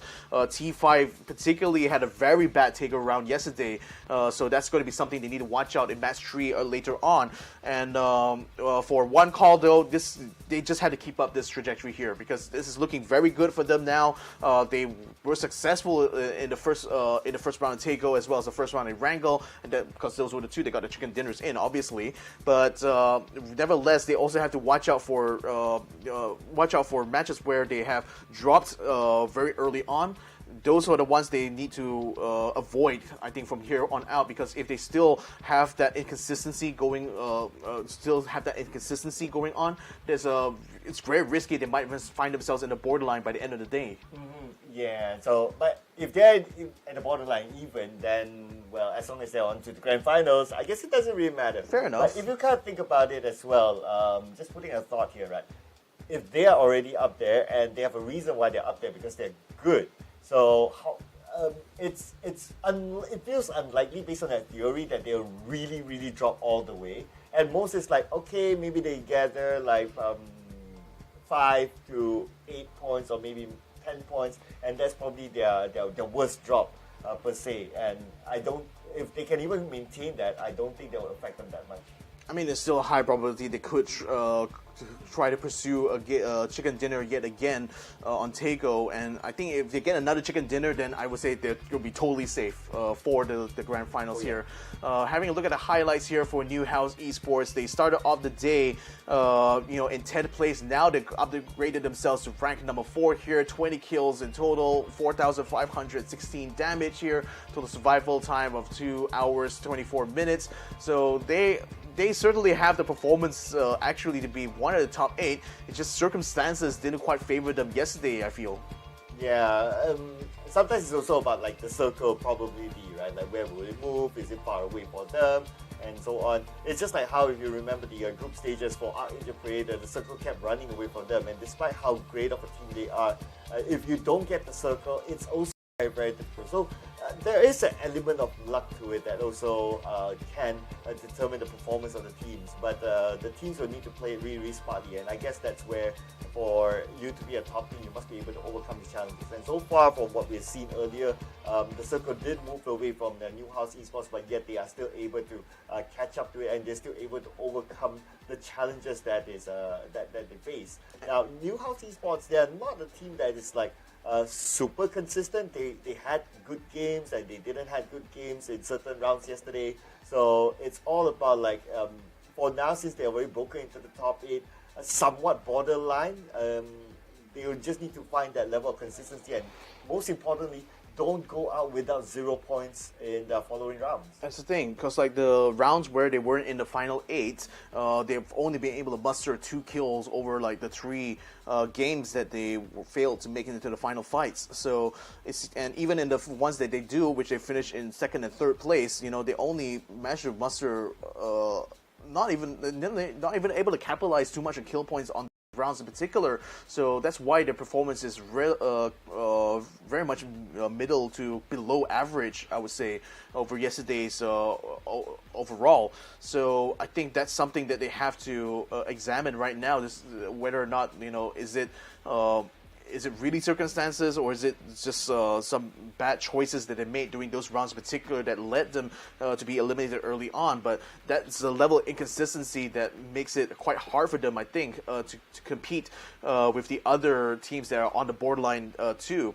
But nevertheless, being able to get themselves a 4th means that they have a buffer to work with. They still have they will still have some points that will keep them ahead of some of these other teams, and they're hoping that this will make the difference in the end. Okay, let's see if there's any difference here in this round. Round number 2, we're going to come back on to Miramar, and this time, this is one of the best flight paths I've seen. Nicely cut across in the middle. It's like one straight line, and every team has an opportunity to get onto their regular drop slot. I don't even remember the last time I've seen a flight path this straight and like parallel to the grid here. But okay, I mean, splitting exactly down the middle here, so you can see teams just deciding to go both ways here. Red Sea going on the western side, Exoclan going on the eastern side. Got number 1 as well, deciding to go towards La Bendita and Generalis, and then you got Purple Mood as well, trying to take control over the center of the map here by getting onto the power grid. So an even spread for a lot of these teams right now. I think E36 decided to jump out very, very late. With XP1 going to be landing somewhere south of Los Leones. So I want to see like if anyone's going to get any hot drops here, but it doesn't look like that's going to be the case now. So yeah, like I said, I think the hot drops is going to be sparse. Oh, look at that though. Circle down by the south side. Yeah, at least it's a different kind of circle this time, because I think that the last few Miramas we got a fairly center or towards the upper side of the map kind of circle, but this time we're going back down south, and this kind of southern circle, looking at the first circle, it's likely to go into somewhere just on the right side of Chumacera. So that is where it's there's a lot of open and flat land there. Yeah, there are some hills to play with, but no area that's like really, really high ground. Unless it goes towards Chumacera and down south, then yes, that's where all the high grounds are at. But if it goes towards the left side Los Leones or the right side Chumacera, then it's medium-sized hills. And I think crucially, there's a lot more vegetation in the south of the circle anyway. So if I would expect E36 will be wanting the circle to come closer to their end anyway, given their position here. But the vegetation could become a huge factor later on in these final phases, because we've seen how much that affects the visibility, especially on maps like Tego. That's very apparent there with the thick vegetation it has. So we'll see how that will continue on. In the meantime, though, PMA is still very much in the world of their own right now. One call actually has one player missing from this side. Not exactly sure what's going on there. Okay, yeah, I'm not sure what happened there, but hopefully he's A-okay. Right now we can see that Unicorn Venom, quite a good spread as well. I believe the last time we saw them, they are spread on the left side of the map, but this time, and they were pretty much nearby together, but this time they chose to open it up a little bit more. And sometimes the strategy for them to do that is that so that they can maximize the loot around. That's number 1. Second is that they can send like 1 or 2 individuals outside just to grab vehicles, and they can manage the vehicles later on, rather than everyone loots and find vehicles, which can kind of slow down the pace of their rotation. And speaking about pacing of their rotation, AAA, despite their Picado, and that's somewhat in the middle of the circle, but they still decide to come out of Picado fairly quickly. I'm not too sure where they plan to go. Maybe high grounds of southern side Chumacera. That can be quite on the side of the overall circle. So I wonder where they'll go after this. We'll be keeping an eye on that. Yeah, we'll keep an eye on that for now. I mean, for the most part, I think it's going to be these rotations here that they had to watch out for. I actually see 3 teams on screen here. Got AAA and one call, both in their own convoys. SSC's Runex has already set up on the hill that they're headed towards. I think one call spotted AAA here. In fact, Auto Script is just keeping Trick very humble here by taking him down to 21 health points here. So I think one call may have to stop here to in order to try to get track of the situation. But AAA in the meantime has continued to move on and actually moved ahead of where one call and SSC are. So if anything, this is forcing one call to be in a direct confrontation with sister. Wait. What? What just happened? They just got a chicken dinner. New House Esports. They just got chicken dinner and then now they get dropped as the first team out of the count. What the heck just happened in New House Esports there? Okay, I mean, I'm baffled as well, and they got eliminated by Exo Clan. But during the first circle, when the map was still open, I didn't realize that there were any hot drops. So now that I kind of think about it, I think there was a hot drop somewhere up north. But because like both teams' color schemes are pretty much like the same, like an orange and a yellow, so maybe it wasn't that visible. But that was my best guess of what could have happened. A hot drop somewhere up north, and that just happened to be the case. And now, speaking about drops, so Leo was lucky to get this drop for himself. He is in the clear. It is an open field, so he got to make that loot fast before someone else comes in. Yeah, Unicorn Venom on the move right now to stay away from PMA, it looks like. And they're going to be circling around the edge of this next safe zone, so hopefully to try to find a village or a good complex to work out of for this next phase here. But there's still plenty of time, though. The blue zone is still not pressuring a lot of these teams yet. AAA might be finding themselves under pressure from Area Force 310 because they're just collapsing onto their compound now. All guns blazing, actually. Chankov is spotting Goni going for the flank. He's going to get a frag grenade out. Jedi is taking a top position on top of the roof of this barn house, but isn't able to get the knockdown he's looking for. So 310 is able to set themselves up by the chapel here. This is going to be a big pressure now for attack all around. Oh, here we go as Jedi gets knocked down. So AAA right now being sieged up by 310. 310 coming in, all guns blazing. 310 not needing any long-range support. They sent everyone into the compound. And now Jenku off. It looks like he tosses a molly, tries to buy time for himself to try to get the information. And beautiful shot with the AUG on the left, gets the knockdown.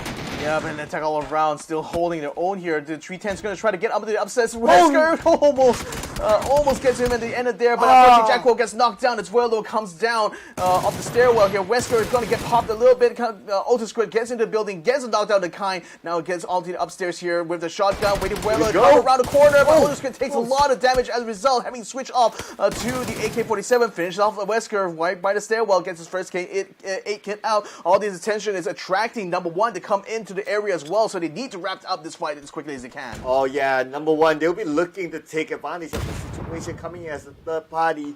Vrillo, last man standing, reviving his teammate. Can he make it in time for Kane to get back up? As O2 Skirt will do the same as well.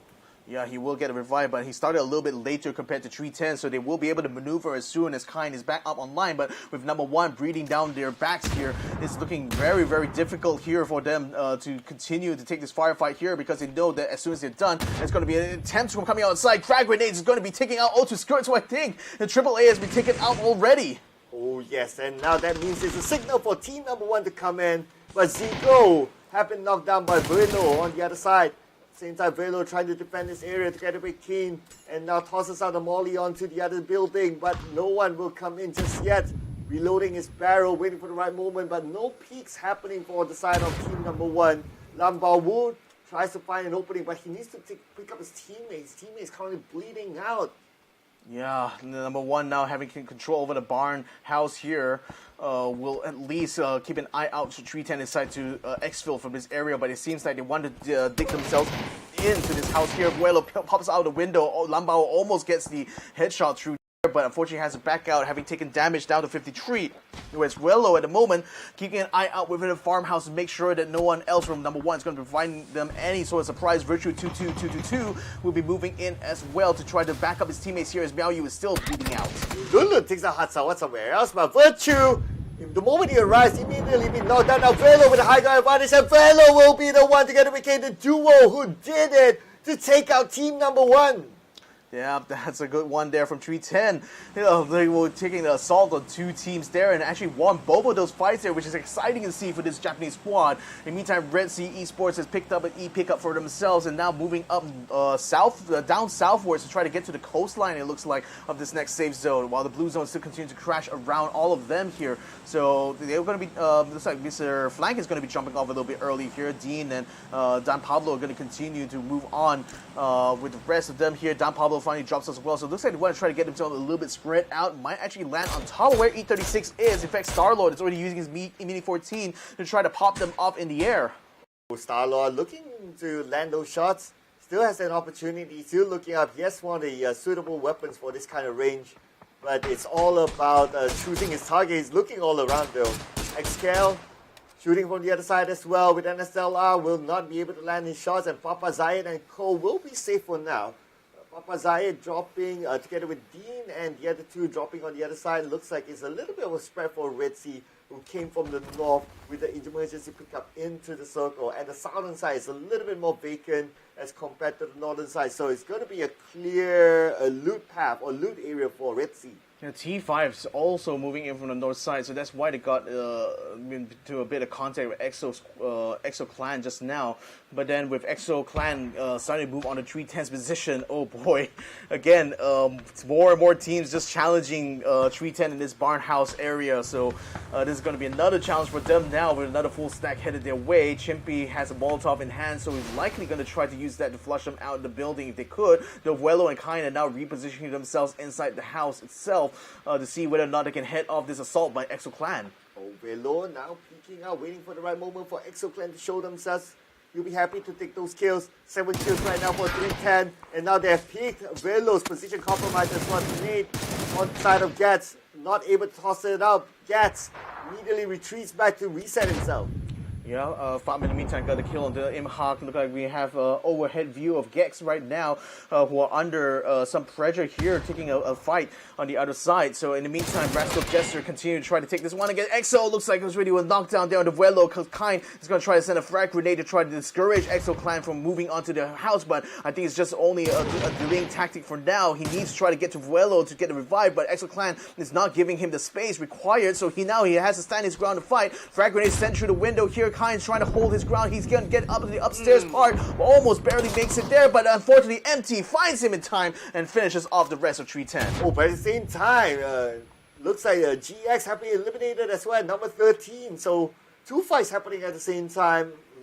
I mean, this is where we did talk about like the later phases, all these fights will happen, but it is phase 2 though. And right now we can see that NGE is in the clear, but they'll be in an area where SST is at.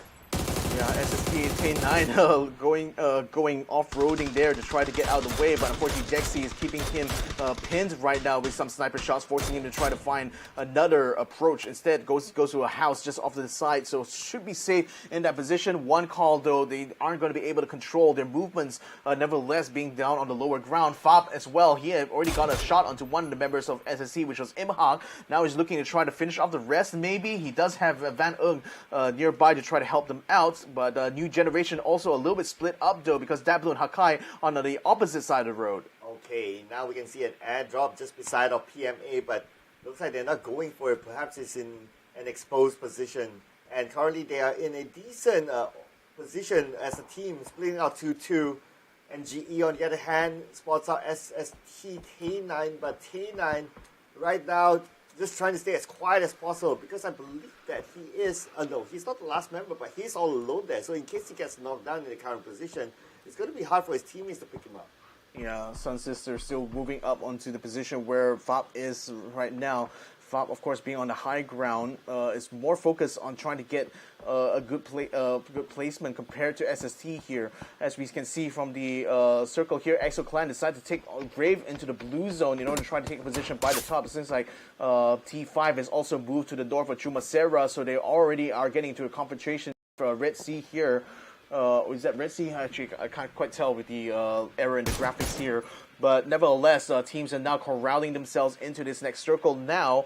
Okay, yeah, so it wasn't Red Sea, it was PMA's Iron Pete as well as Lun Lun that T5 are currently struggling together with on the top of Chumacera. PMA, in the meantime, still have some vehicles, so they perhaps could try to regroup on the other side there. Whereas T5 is a little bit on the outside of the circle, though, so maybe PMA might want to try to think about keeping them from being able to move out that position. I don't know. They're still a little bit spread out, though, and it's like T5 is going to try to get themselves onto Pete's position.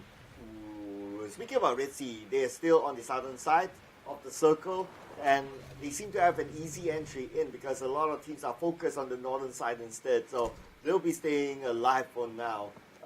But then again, looking at their current position in the standings, they will need a lot more points if they want to break in top 8. Right now, the gap between at least the number 8 NG is 20 points. So even if they get a chicken dinner this time around, they need to get a decent amount of points to break in. That he strikes Lucky J. So far, they've only just come into this next safe zone here. So far, I think they stayed out of trouble for the most part. So it looks like they're going to be keeping an eye out for other squads within their vicinity before deciding to make their entry into the circle. New Generation is very, very spread out here on the map so far. A care package is actually landing on the way towards the north part of where FAP was looking at just now. Van Ugg as well is just keeping close with him, at least as a buddy right now on the top of the hills. PLM as well is going for that 2-2 split here, just going on opposite sides of this road here, recovering most of this main road per se, so any team that decides to run up along this way is certainly going to be under pressure from them. Exo Clan as well looks like they see the care package land between themselves and T5 on the opposite end, but T5 does have a bit of high ground and they're using containers as well, so that provides plenty of cover for themselves. Going out into the blue to get the vehicle. We are still in the third phase, so the blue is still not that damaging. It's still okay, and plus they didn't spend that much time out in the blue. You can see that, for example, MT goes down to 72 health. That's pretty okay. It's not too bad. Coming back to the circle with a vehicle, it brings more value for them for the later stage.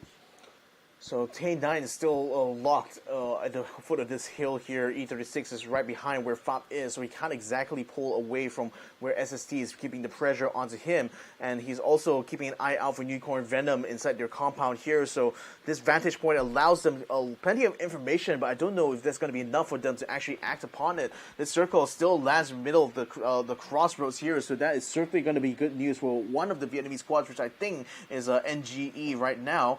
But then for Red Sea, they've also just joined us inside this next safe zone, taking position over here. So far, they haven't been able to get any kill points with them, but now they're under fire from Enter 476, who notices them sneaking out from the south side. I'm not too sure if they have a vehicle. If they do, they could probably crash in onto the compound or the house just right below them on the right side. But if they don't, then going out on foot is going to be hard, considering that Enter Force 36 sees exactly where they are and can stop them as they try to run in the open area. So for now, Red Sea might want to try to get a vehicle if it's possible, but looking at where they're at, it's not an area where it spawns vehicles unless they already got it from the start. Yeah, so PLM now looks like Fluky and Borbots is going to be on the move. No doubt to try to head off the team that's already in position close to them. I think it's NGE as well. One call looks like it's going to be under pressure from PLM very soon. We also have Exo Clan moving in, though Gats has just been picked off there by a good shot from Tana 1, so they wouldn't be able to maneuver close to them. So now I think PLM can try to keep, at least if Tana 1 can keep the pressure on Exo Clan, they wouldn't be able to encounter them here, so they can try to focus their siege against one call. Okay, speaking about one call, they are on the inner side of the circle, meaning that there's a possibility that Purple Movie Sports will need to take the fight against them to get into the middle circle. Or we'll leave that for later as Sapao tries to get one for himself. OJ Sapao being shot at from the other side. Sapao down to 12 health. We need to reset himself quickly before any further crashes come in. And Smell takes over his role to try to fend away other teams who might have that idea. It might have a bit of an idea here, but Dave spotting Deadly Strike attempting to try to cut themselves into the circle here. They lost Crazy Boy though to UV though, so this is actually forcing them now to turn around and fight unless they can try to find another place to set up. But it looks like all the compounds is pretty much taken by teams here, so that leaves Jason and Malrush to take this tiny little shack under the cover of smoke in order to avoid the fire coming in from Unicorn Venom. But then grenades are also coming through. Sapao getting one to Malrush. Sapao sending another one their way as well. Is that going to get connect onto Deadly Strike though? They have managed to get inside the building though, so Jason should be able to get a revive in. But man, that's a very, very bad spot to be caught out in. Ooh, smells. He's smelling what the Rock is cooking. Just right in front of him, and Smell tries to get that kill, but Smell, did he manage to land it? Okay, it doesn't matter because at the end of the day, it's his teammates they got it. The points still contribute to the overall team score.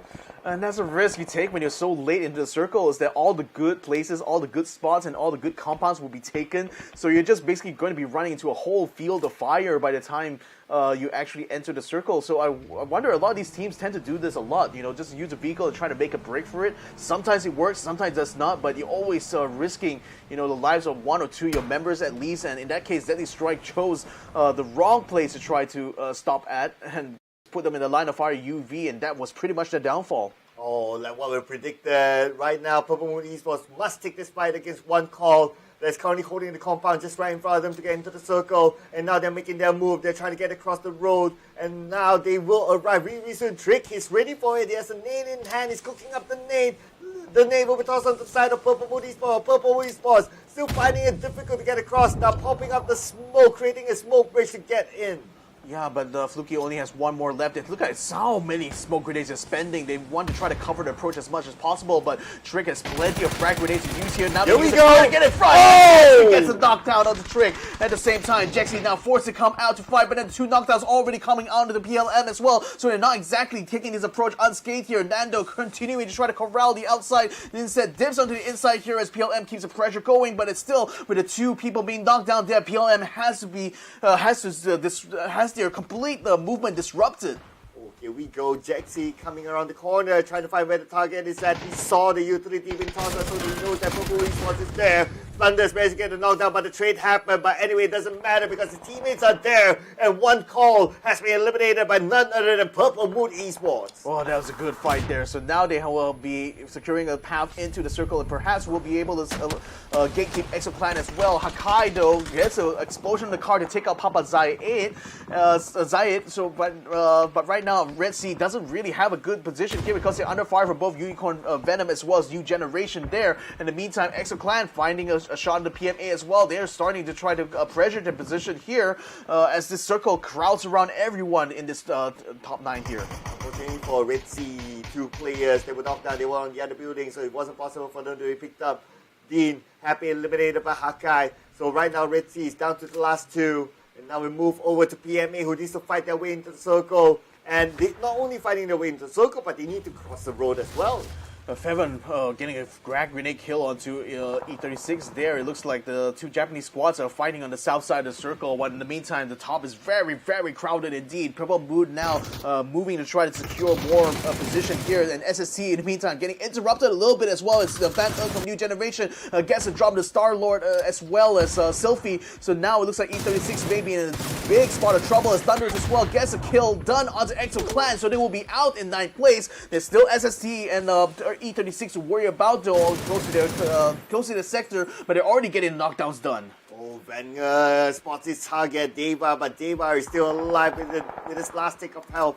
Wenger is going in for the pursuit. Deva managed to reset himself, and Wenger, is it going to be worthwhile for him? I guess it is, because he's in the circle anyway, stopping teams from coming in. Barbos will be eliminated somewhere else. At the same time, we can see that the circle still favors Red Sea and also a couple of other teams, two other teams that's currently in it, but majority of the teams are not in the circle yet. Yeah, Dave from 836 has moved into the center here, but he doesn't dare to get into the compound because it risks running into another squad that maybe there a bit earlier. Speaking of early though, Pubg getting the spray down, and the Pete finishes him up as well. So PMA already down 2, although he will be spotted from a distance there. Stox9 tries to get a bit of revenge onto them inside the ditch here. Dynadol forces to take onto the ground here. Panadol still bleeding out right now, while Fluky wraps around the side here in order to try to head up SST, who are already moving down south here. So they want to try to limit their options at the moment, but it seems like they can't quite control anything that's happening on the outside of the circle, given their position inside the ditch. Oh, and T5 have eliminated at number 8. And right now, T5 only managed to get 4 kills in this round. But anyway, we'll tabulate the scores later. And T5, they are on top. Don't expect them to be eliminated from the top 8 for now. And now speaking about UV, they're trying to get into the circle with SST on their right side. UV right now trying to find the target. They're on the other side. They have an idea where their opponents are at, but they don't have a clear vision to take the shot. That's the thing. I think they have to surf around the edge of the blue zone there in order to get SSC position, but they also don't want to risk conceding too much ground to NGE, who has already done well to get themselves in the middle of this circle here to try to head off any team that comes by. But Purple Boot is providing that pressure for them. NGE's Fab, though, he finds the 2 members SSC, and J-Ken also takes out PMA's Lun Lun, so there's already 2 teams eliminated now in 7 and 6 respectively here. So it looks like 5 teams still remaining. Red Sea still has 2 members to go. E36's Deva is still stuck in the compound in the middle of where NGE is right now. Care packages are now coming in around the outside. UV still has a high ground to use here. PLM is still stuck on the lower ground side. Van finds a Deva as he jumps into the warehouse. So that's E36 out. 4 teams still remain. Deva was hiding there for the longest time, hoping not to be spotted. But the moment NGE came in, they cleared out the compound. There was a good fight there by NGE with Vanger on it. 12 kills so far for NGE. So far, the highest kill count in a single round is 19 kills. But considering that we only have this certain number of players left, I don't think it will be enough for them to make the record. No, not indeed. J-Ken trying to take some pot shots against Don Pablo through the window. It looks like that is successful at getting a couple of pings there, so he's already down half his health. NGE now still has a lot of control over the circle here because he can still attack on all directions, but still have a full stack relatively. The only other team with a full stack now is UV, and they're making the approach from the south side, trying to force NGA out of that position, especially Fab as well as Van Ung. Has been a thorn on their side for the longest time, it looks like. The Purple Booty Sports still around the outskirts there, still under fire from both NGE as well as Unicorn Venom, are not able to find a compound to work with. They just really have to rely on the terrain right now in order to stay out of harm's way. Ooh, look at this. I'm liking the compound in the middle held by NGE. It's a good spot now. Unless multiple teams crash in from multiple angles, then they'll be in trouble. But if they come like one by one, then NG could be able to defend this. But let's also remember that PLM, Purple Moon Esports, a team that has a lot of firepower in them, is still in this. Yeah, they want to try to get a chicken dinner this time, it looks like. Finally prioritizing some placement points at least, but they should get a pretty handsome haul though, being part of the top 4 nevertheless, but they still want more. They want it all. That's why they could control the north side early on, but Hakai puts a real bit of a wrench in the works by taking down Hatana Watt, so PLM now scrambling to try to salvage that flank there, and in the meantime, that's giving New Generation Esports a chance now to try to keep the pressure going, but nevertheless, Hakai has to duck down. Fab now still keeping an eye on that Red Sea Esports position, so he's not able to support the rest of his team in that PLM assault. Yeah, Red Sea Esports arguably has one of the toughest positions right now. They need to climb out the high ground, and they only have 2 players left now, being spotted out by Smell. Red Sea in trouble as Red Sea, Mr. Flank, will be knocked down, left with only Dan Pablo. Yeah, Tana Watt's been taken out of the map now, so Red Sea is certainly in the most precarious position there, being on the outskirt of the circle, having no complexes between them, and still under fire from New Generation all throughout. And now, he attempted to try to bring him across, but no, he got spotted out by Hakai. But it was J-Ken and Smell who also spotted him at the same time, so Data was to take the kill instead. Hakai now trying to get some pings onto UV, who are already set up by the hillside, and that's already giving a perfect view over this next circle here. And NGE, they thought they had a good position, but it seems like UV just might have them beat by a little bit. Alright, we still have the next phase to look out for. The next phase, phase 8. The circle likely will go into the middle, and if it goes there, NG has the best advantage possible because right now they have good control over the circle parameters. and that will put pressure onto PLM as well as UV to continue to move forward. Oh, these two teams are still jousting for control right now, as PLM still has control mostly over the north side there, although they have taken a couple of casualties. They still are having a good base in order to try to get some fire, but UV now are starting to put more pressure onto NGE here, forcing them to reconsider their options right now, because it seems like if PLM continues the downward south movement here and UV continues to push them from the PLM pushing it from the north, UV from the south, it seems that NGE's days might be a little bit numbered if they still stay within these positions. Ooh, okay, I'm just fighting. Look at the circle. Yes, it goes into the middle, so NGE still has control of it, and now Fab tries to find his target, but Hakai has been knocked down, and Hakai is just too far away for his teammates, and that blue is there to take Fluky down. Yep, and Thunders is going to have to go for the revive, so that gives them a little bit of reprieve from the north, so now they have to focus on Unicorn Venom from the south, while that blue keeps an eye out, but Smell's already taken out far from the game, though. NG is already less one, with one person still knocked down here, so they're in a very, very precarious position now. Any to make this point is going to be absolutely devastating. Oh, the circle will close in about 3 more seconds, and Purple Moon Esports, they're still on the outside of it. Thunders has a vehicle, looks like they're just going to drive in, but where will they go? They need to deal with UV, they continue to go on the right, and that's where they're going right now. UV will be shooting them down, gets one, can he get a second one? And now just out of his vehicle, Sapao can't take them all out just yet. Sapao at 30 health will be shot at, and Sapao will be knocked down by that blue. Yeah, PLM tried to make that maneuver, but just bumped themselves into UV, who are doing the same thing to try to corral the western side of the circle here to wrap around NGE, but that didn't quite work out well for them. Nevertheless, Thunders is going to be able to get himself back up to speed. Fluky, unfortunately, will be left out on the lurch there and will be sent back to the lobby here. Sapao will be brought back up to speed, though, so UV still retains their full stack. Okay, here we go. The next phase will close entirely. And now it's quite interesting between these few teams. UV seems to have the upper hand with the full squad still, but, well, after yesterday's Lun solo appearance, I mean, this time around, I'm not going to trust the full squad thing. Well, the thing is that Thunders is not in as prime a position as Lunun was. He's down on the ditch here. He's only just entering the compound now. But then UV certainly has full control over this fight against NGE here, just by virtue of having more boots on the ground. So they're certainly trying to flush out the remainers here, while PLM's Thunder is just going to have to just wait it out for now and see where this next circle, this next phase of the fight is going to be. But UV is rapidly moving up towards the side here to join up with Sylphie in order to try to keep the pressure on the Vanguard, who's actually out in the open there. Sapao might actually have an angle to try to shoot him down, though, and indeed he will actually start to put some shots on the Vanguard, forcing him to take to the ground there, but no, Sylphie finds him over the top of the dune. Okay, here we go, and the zone is closing. Vanguard will be knocked out by Sylphie, and there's one more player from UV, though, but not spotted out by the opponent just yet. At the same time, we can see the last member of PLM is still alive, and he still has some room to play before the zone puts pressure onto him. Yeah, a lot of pressure going on here onto New Generations. That blue, last person standing here, Van is bleeding out and bleeding out fast. That blue now very low on health here. He spots his teammate, but he's not going to be able to do anything at all to save him in that instance. Sylphie will finally finish him off with a couple more shots. So UV now in the best position here, having the most number of people. Smell finishes off that blue, so now they just need to find Thunders, who now decides to show himself there. J-Ken spots him, sends a flash grenade down. He doesn't have any frags to send his way, but has certainly put him into the line of fire there against Smell, who will finish him off to take the chicken dinner. Yeah, man, you deserve the drink, my friend. Enjoy it after getting this chicken dinner for your team. And here is Unicorn Venom with this chicken dinner. They were already in the top 8. And with this chicken dinner, this will pretty much very likely to secure their ticket into the grand finals. Yeah, I mean, their best performance prior to this in the last trans qualifier has been only 3rd place, and finally they have all the circumstances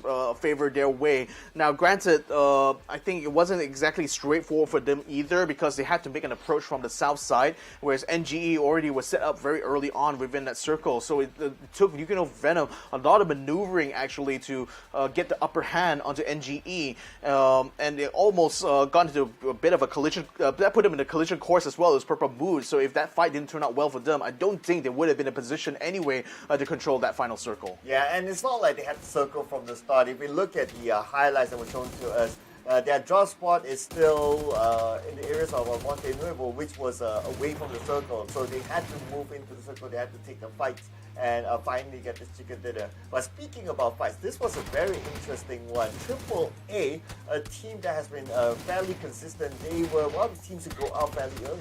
Yeah, went out quite early in this fight against 310, and who also held off an attack from number 1 as well, limiting that entire squad, and as a result became kind of like a king of the hill in some ways here, as Exo Clan tried to force him off, and they actually won that fight by virtue of just having more people there. But nevertheless, I think for 310 themselves, there was a good haul of kill points to manage to get, hopefully. But as we saw the fights continue to progress on, Deadly Strike as well attempted to try to make a maneuver from the west side into the circle, but just got cut down immediately. One call had a bit of a close call as well with PLM here. In fact, the PLM actually handled that fight relatively well, despite the fact that 2 people got knocked out from the get-go. Then you got the 2 Japanese squads, SSC as well as Enter Force AC, getting slaughtered as they attempted to try to get into the circle there. Deva, of course, being the last person standing until New Generation found him in the end. Deriton 5 as well, bit underperforming, a bit of an underperformance in this round here as they got cut out quite early on. Were not able to participate in the final fight at all. And Unicorn Venom, they happen to gatekeep Red Sea with New Generations Esports, Hakai taking them out. Dan Pablo really wanted to save his teammate Mr. Flank, who was knocked down earlier on, but unfortunately, when you carry your teammate, there's no way you can shoot back. So it's not like he could try to fend them off by himself, and that just happened there.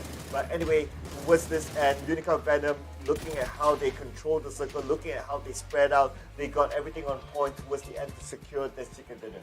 Now, to be fair to New Generation, though, by having set themselves in a circle quite early on in that final phase, meant that they were able to farm a lot of kill points. I saw like 13 kills in the highlights just now, so I think like they will certainly be giving Unicorn Venom a run for the money when it comes to the top of the leaderboard later on, of which is currently being tabulated. So rest assured, just be a little bit patient. We'll be scores very soon. So I think it's still not quite definite who actually won overall here between Unicorn Venom and NGE, isn't it? Yeah, because you got calculate the total points. Yeah, because I think that there were a lot of points collected by both teams as well. It's just a matter of who gets more out of that. And for Purple Mood Esports, you think about it, this is probably their best placement finish so far.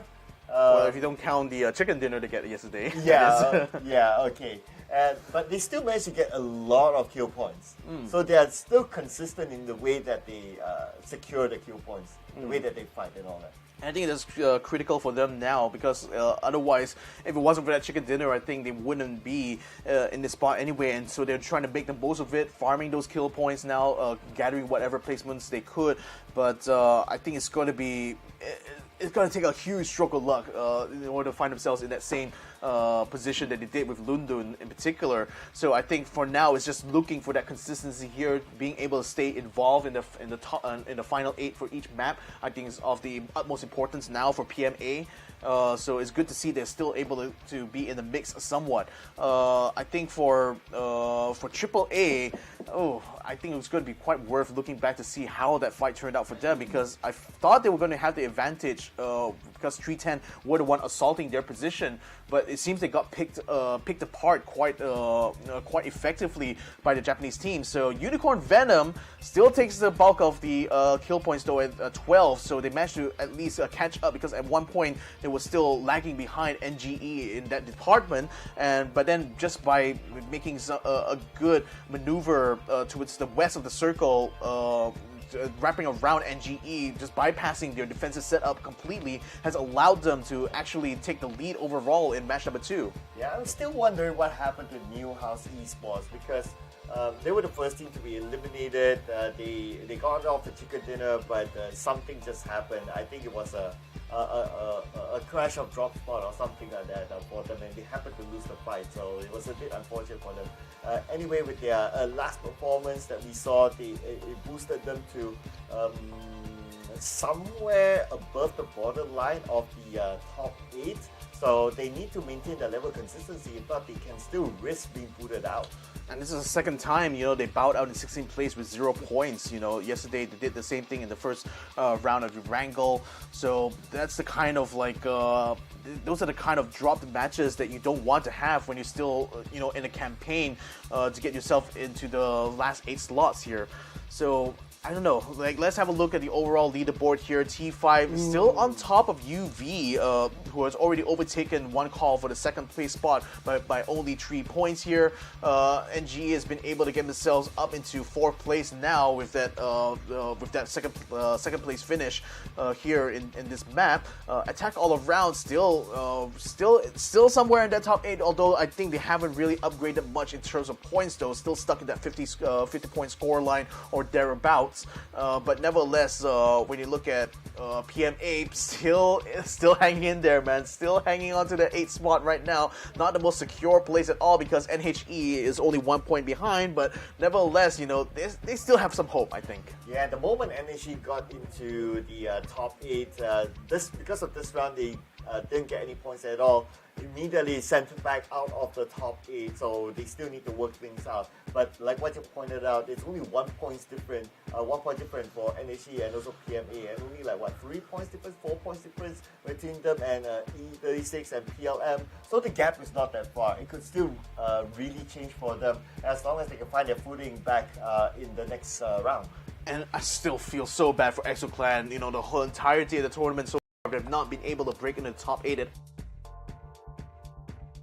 in yesterday's round itself. And then when you look at Deadly Strike as well, they had the worst luck overall, I think, in this round in particular, because just got run down even before they can set themselves up in camp. Found themselves in a very lonely shack that just came under fire from 2 teams at once.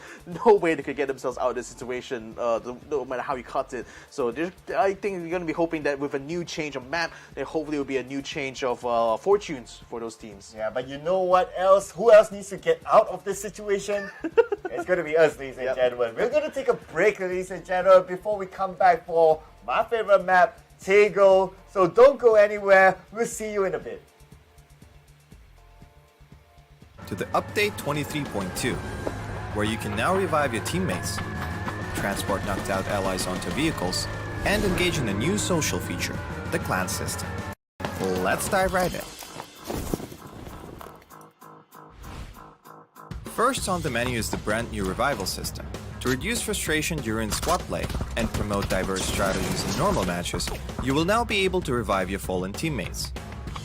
Just retrieve the blue chip from their death boxes and register it at one of the transmission towers scattered across the map, or through a wireless transmitter item obtained through farming.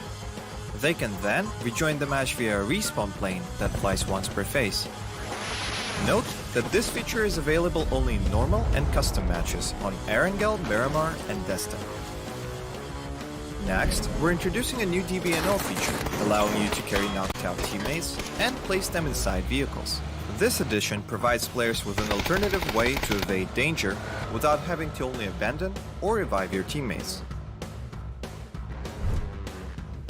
We are also finally ready to unveil our new clan system. Create or join a clan, play matches, and earn XP to level up your clan. As your clan levels up, you will be able to upgrade your clan tags. Not only that, but you can also earn a BP boost by playing with your clanmates. Definitely worth. And as always, make sure to check out the patch notes for all the details. Update 23.2 has plenty more in store this month, including a DBNO rebalance, general lobby UX UI improvements, a slight buff to the Ace32, and more. Starting with this update, prepare to become your team's hero, transport teammates to safety, and establish your own PUBG Battlegrounds clan for double the excitement. And we'll see you on the Battlegrounds.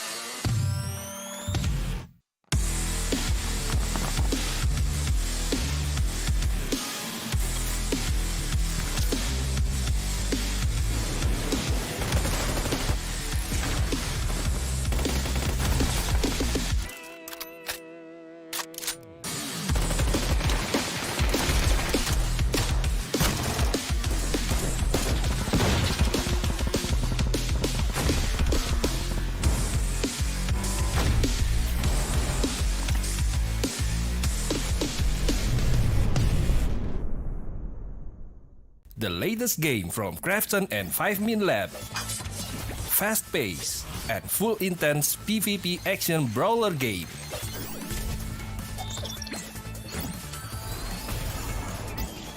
Use your best combo to send your opponent to the lobby.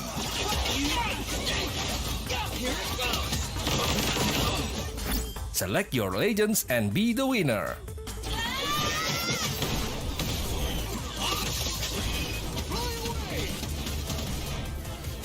Pick the mode that suits your fighting style, from 1v1, 2v2 to Battle Royale. Available to download and play free on Play Store, App Store, and Steam.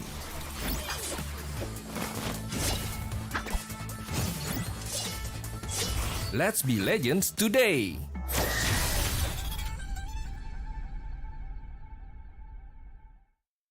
Welcome to the Update 23.2, where you can now revive your teammates, transport knocked out allies onto vehicles, and engage in a new social feature, the clan system. Let's dive right in. First on the menu is the brand new revival system. To reduce frustration during squad play and promote diverse strategies in normal matches, you will now be able to revive your fallen teammates. Just retrieve the blue chip from their death boxes and register it at one of the transmission towers scattered across the map, or through a wireless transmitter item obtained through farming. They can then rejoin the match via a respawn plane that flies once per phase. Note that this feature is available only in normal and custom matches on Erangel, Miramar, and Destin. Next, we're introducing a new DBNO feature, allowing you to carry knocked out teammates and place them inside vehicles. This addition provides players with an alternative way to evade danger without having to only abandon or revive your teammates. We are also finally ready to unveil our new clan system. Create or join a clan, play matches, and earn XP to level up your clan. As your clan levels up, you will be able to upgrade your clan tags. Not only that, but you can also earn a BP boost by playing with your clanmates. Definitely worth. And as always, make sure to check out the patch notes for all the details. Update 23.2 has plenty more in store this month, including a DBNO rebalance, general lobby UX UI improvements, a slight buff to the Ace-32, and more. Starting with this update, prepare to become your team's hero, transport teammates to safety, and establish your own Pubg Battlegrounds clan for double the excitement. And we'll see you on the Battlegrounds.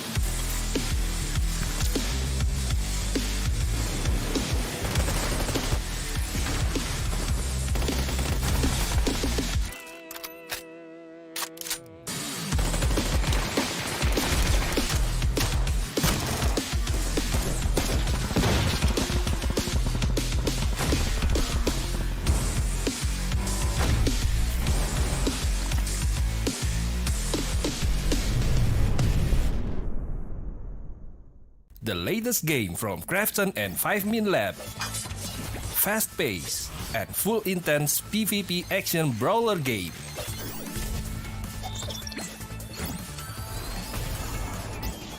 Use your best combo to send your opponent to the lobby.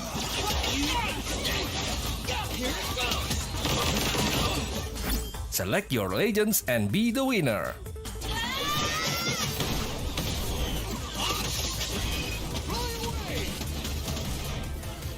Pick the mode that suits your fighting style, from 1v1, 2v2 to Battle Royale.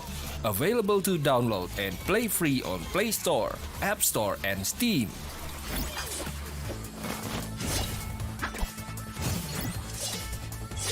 Let's be legends today!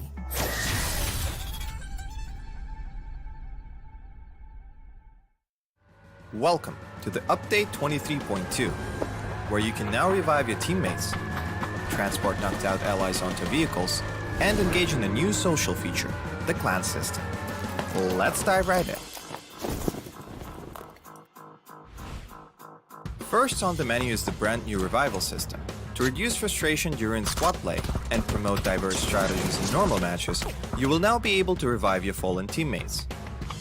Just retrieve the blue chip from their death boxes and register it at one of the transmission towers scattered across the map, or through a wireless transmitter item obtained through farming. They can then rejoin the match via a respawn plane that flies once per phase. Note that this feature is available only in normal and custom matches on Erangel, Miramar, and Destiny. Next, we're introducing a new DBNO feature, allowing you to carry knocked out teammates and place them inside vehicles. This addition provides players with an alternative way to evade danger without having to only abandon or revive your teammates. We are also finally ready to unveil our new clan system. Create or join a clan, play matches, and earn XP to level up your clan. As your clan levels up, you will be able to upgrade your clan tags. Not only that, but you can also earn a BP boost by playing with your clanmates. Definitely worth. And as always, make sure to check out the patch notes for all the details.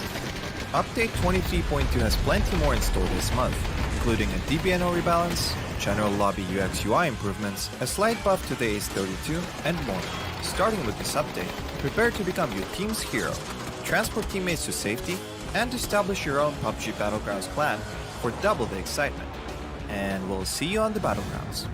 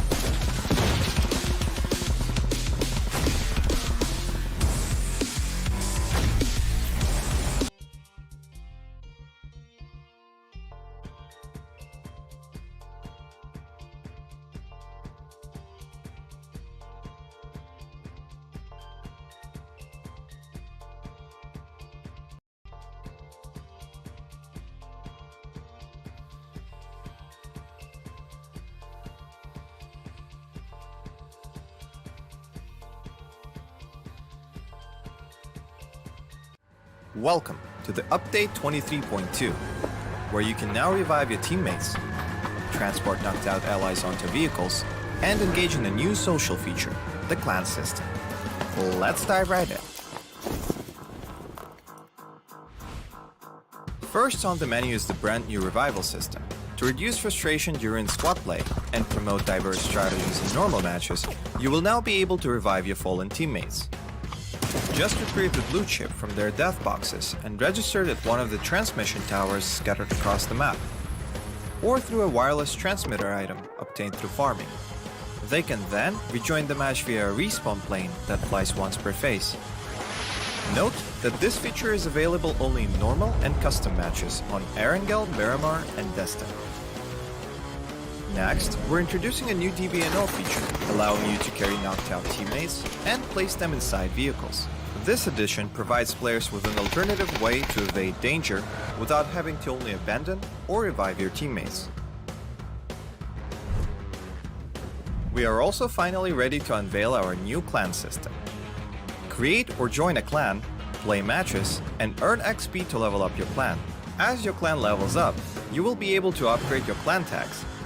Not only that, but you can also earn a BP boost by playing with your clanmates. Definitely worth. And as always, make sure to check out the patch notes for all the details. Update 23.2 has plenty more in store this month, including a DBNO rebalance, general lobby UX UI improvements, a slight buff to the Ace-32, and more. Starting with this update, prepare to become your team's hero, transport teammates to safety, and establish your own Pubg Battlegrounds clan for double the excitement. And we'll see you on the Battlegrounds.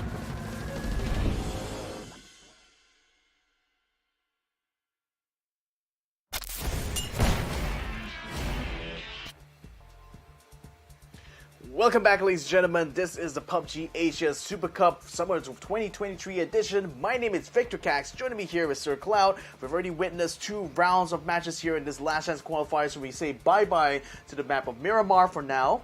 But then we're going to be moving on to another map which has been a favorite so far, according to you at least. It's going to be on Taiko, the newest map in the PUBG competitive pool, and certainly a beautiful one as well, featuring the landscape of Korea. And certainly has been the battleground of many, many amazing plays that we've seen over the whole week. Yes, so far we've seen circles on the right, we've seen circles on that smaller island. So I wonder what will come up next. Hopefully we get a circle on the bottom left maybe. But that will be super challenging for our players because there will be a lot of water there. But speaking about our players, so Purple Mood Esports have a little bit of a shift of their strategy in the previous round, not getting as many kills as we have seen them able to get before, but they balance it out with placement points. So they total up 11 points from the previous round, maintaining their spot in the top 8. Yeah, and the attack all around have been super consistent when it came to yesterday's matches, allowing them to finish as high as 3rd by the end of match 5. But so far, you know, they've finished in 9th place in the first Miramar, 15th in the second Miramar match. So again, it's been kind of inconsistent for them for now. I'm hoping to see them try to bounce back a little bit once we get to this new map. We're now taking flight here on Taiko, a flight path cutting over the, just cutting between on the river between the island as well as the mainland here, so that I think there's plenty of options here for the teams to decide. But again, where is that circle going to land? Because if you decide to get on the island and then the circle lands up on the south side of the mainland, you might find yourself in quite a few choke points there unless you find the E pickup. Yeah, and so far we have seen early fights within Taiko. I guess this is natural because it's a smaller map. So in Terminal we have seen a fight, in Godot we have seen a fight. So far, these are some of the hot spots for teams to drop. And of course, we have only seen a couple of Taikos throughout this tournament. So we are also kind of like learning where will be the hot drop spots for these teams and where they would like to drop. And sometimes even willing to risk challenging other teams for that a good spot or a strategic spot. I'm keeping my eye on Purple Mood Esports and PMA. They seem to be dropping in the same area. Yeah, they seem to be hot dropping each other, in fact, and oh boy, this is looking like they want to try to get a confrontation early on here on this circle. They just so happen to pick the same spot to drop together, so oh boy, this could be a tight one here. Purple Mood and PMA have been struggling to stay in the top 8 right now. This fight could determine a lot right now in terms of their overall leaderboard, so this is going to be a fight to watch out for. Yeah, especially for the fact that both teams, they're not too far away from the top 8, so they need to get a level of consistency so that they can maintain it till the end of the day. Again, it doesn't matter where you are at the start or in the middle, it matters where you are at the end. And for these two teams, if they cancel out each other, it gives them, of course, their individual opportunities to overtake each other and secure a better placement within the top 8. Well, Lundo is going to try to go around the outside here. It looks like while the other teammates of his team are going to be taking up the north here. So just kind of like keeping the perimeter surrounded for Purple Mood while Purple Mood in the meantime has been taking control over the palace here. So relatively speaking, there's not much opportunity for them to get pot shots until just now when Teddy finds Flucky around the outside there. So I stand corrected. It looks like they really want to try to take this fight. Oh yeah, here we go. So it's going to be PMA getting the first blood in this round, given to Teddy. At the same time, the circle is on the northern side with about 40% of water within the circle. But then again, we are in the esports mode, meaning that it's going to be for sure the circle will end up on land. It's just a matter of which part of the land will still be the question mark. But I'm now putting focus onto these two teams. Thunders wants to take this fight. There's one person on the left. Jump shot happening. Thunders moves on to the left just to go in on the flanks, but not able to find his target thanks to the smoke. Yeah, he thought they might have just given it a slip. London gets caught by the nice headshot of Tana Wado, so there's already one other down for PMA here. At the moment, Purple Mood is still having good control over the palace so far. The smokes are only distracting them momentarily, while Pete is now corralling and starting to maneuver himself closer to PMA position. He finds Thunders, gets a little bit of ping from him, but with UMP, the lack of enough range, he's not going to be able to do enough damage there, I think. And UMP is not the most damaging of weapons, but yes, it provides more stability or lesser recoil.